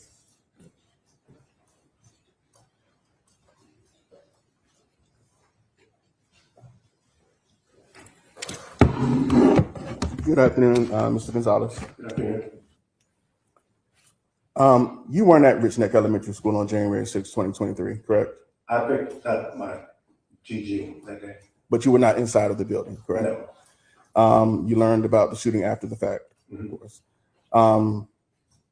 Did the school contact you at the time of the shooting? No, I had a friend of mine, a coworker, contact me and told me about the shooting. But did the school ever contact you? Afterwards, yeah. How long after? I would say an hour and a half. Okay.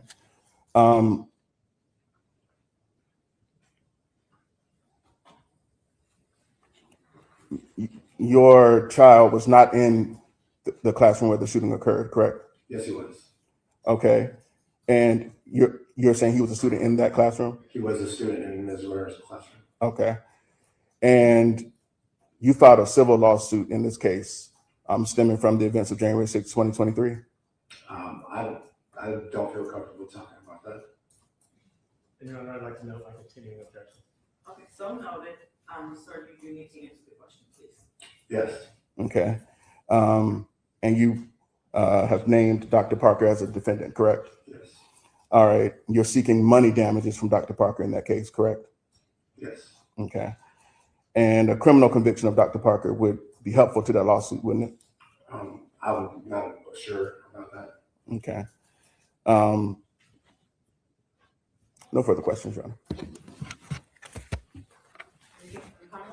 Your Honor, I ask that he be released, please. Any objection from the sentence? No objection.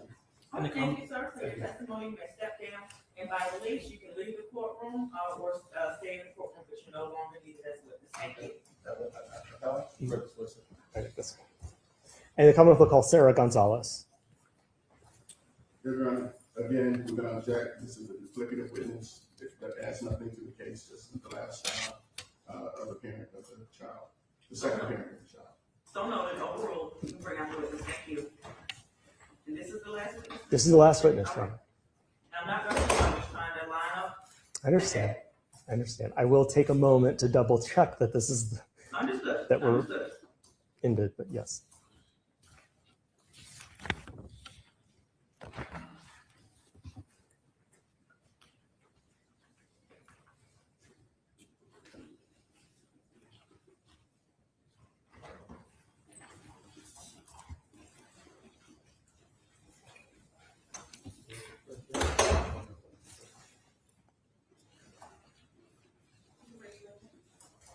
Do you swear or affirm the testimony you're about to give is the truth, whole truth, and nothing but the truth? Thank you, ma'am. Please take the witness stand, watch your step. Chair and microphone are adjustable.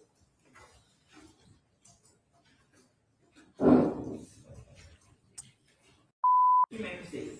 Good afternoon. Would you please tell us your name? Hi, Sarah Gonzalez. Ms. Gonzalez, do you have a child? Yes. Remember that we're only using initials or referring to your child as my child. What are the initials of your child? G. And who is Gigi's father? Ramon Gonzalez. Okay. I want to take you to January 6th of 2023. On that afternoon, where were you when you first see Gigi? After the incident, when I saw him. When you first see him on January 6th, 2023. At our home. Okay. When you first see him at your home, is it still on January 6th? Yes. And do you know roughly what time it would be?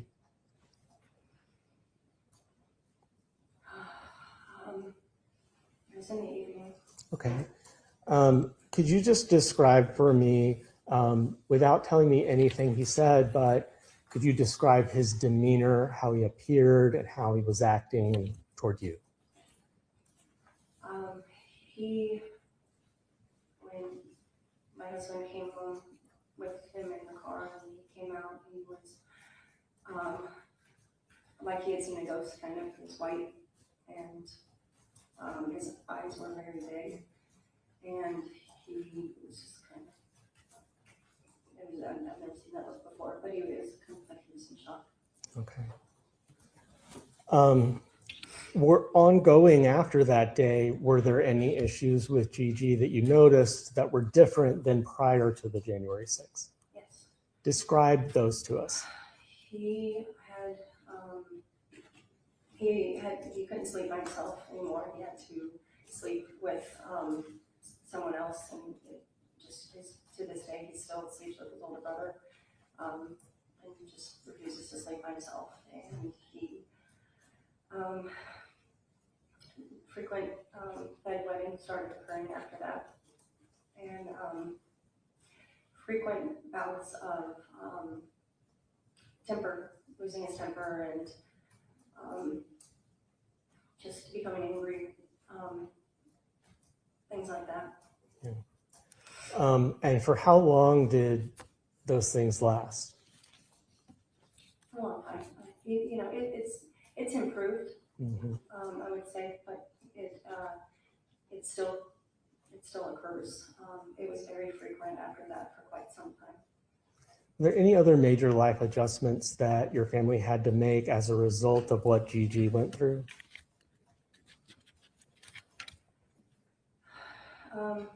Just trying to internalize it and, move forward, and, it's the impact on my husband and myself. It was pretty significant and caused a lot of anxiety, and,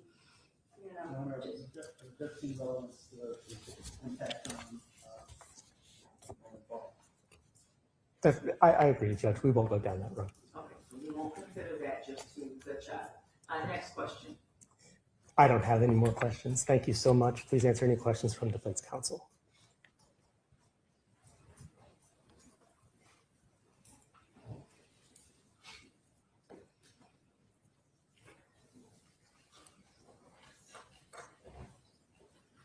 Good afternoon, Ms. Gonzalez. You have filed a civil lawsuit in this courthouse as well regarding the events of January 6, 2023, correct? I don't feel comfortable speaking on that as it's relevant to my son. Okay, objection noted, and you do need to answer. Please, repeat questions. You have filed a civil lawsuit related to the events of January 6, 2023 in this circuit court, correct? And you have named Dr. Parker as a defendant in that matter, correct? And you're seeking money damages from Dr. Parker and the other defendants, correct? Am I still liable to speak on this? Yes, ma'am, you need to answer the question. Yes. Okay. In fact, you and several other parents are represented by the same attorney, right? Objection, Judge, that is not who they are represented by in the civil suit. It's not in any way relevant. Response. I think it's relevant. We have a series of witnesses, all filing civil lawsuits, and represented by the same attorney. I think it's totally relevant to these proceedings. And I object to counsel saying they're all represented by the same attorney. He's not testifying. Correct, that's not evidence. Well, I'm gonna sustain the objection. Who their attorneys are, it is not relevant. But, you know, that there's a lawsuit is relevant for cross-examination. Next Okay. question. And a criminal conviction of Dr. Parker would help in that lawsuit, right? What was your answer? I'm sorry? Yes. Okay. So you have a financial interest in these proceedings, right?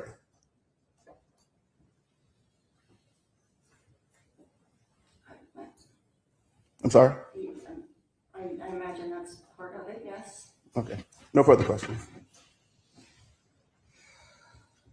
That's all for this witness, Judge, and I would ask that she be released. Any objection? Okay, ma'am, so you are excused from being the witness. Thank you for your testimony. That means you can stay in the courtroom or you may leave, and watch your step as you step in. Judge, may I have just less than 1 minute? Yes, sir. To confirm. You can step down. Thank you, ma'am. And the sheriff will direct you.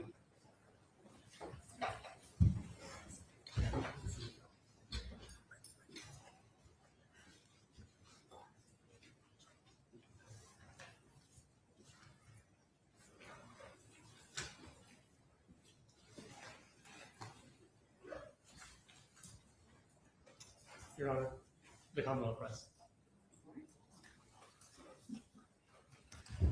Your Honor, we will have motions to strike, but I do want to take time with my co-counsel and the defendant to make sure that we have every base fully covered.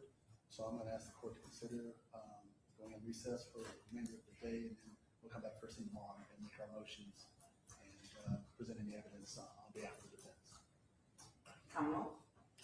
In terms of proceeding in that chronological fashion, your position. I'll submit to the court. Okay. All right, so to the jury, we take up the motion to strike outside the presence of the jury. It's 4:25 today, and they're asking to do so in the morning. So I will kindly ask you all to report back. Would you like the jurors to report?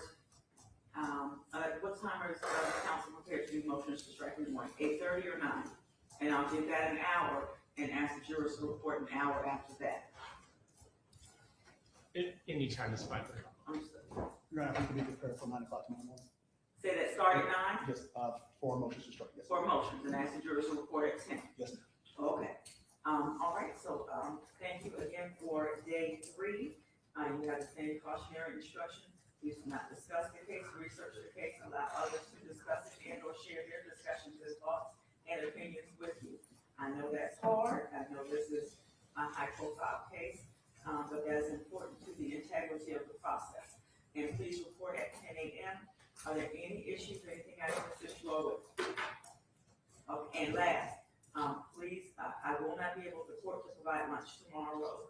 My assistant's off. And she's the one who, while we're here, actually goes to pick it up. So bring your lunch or be prepared to go out to get food tomorrow. All right, thank you very much. Please rise for the jury. Make sure you move your nose.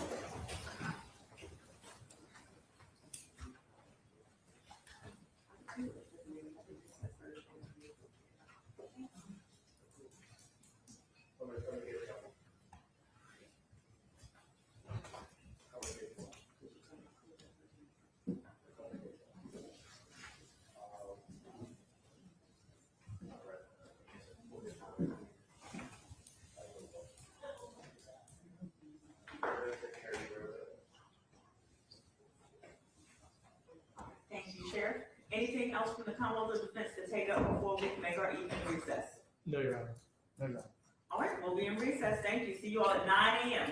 Thank you. Thank you.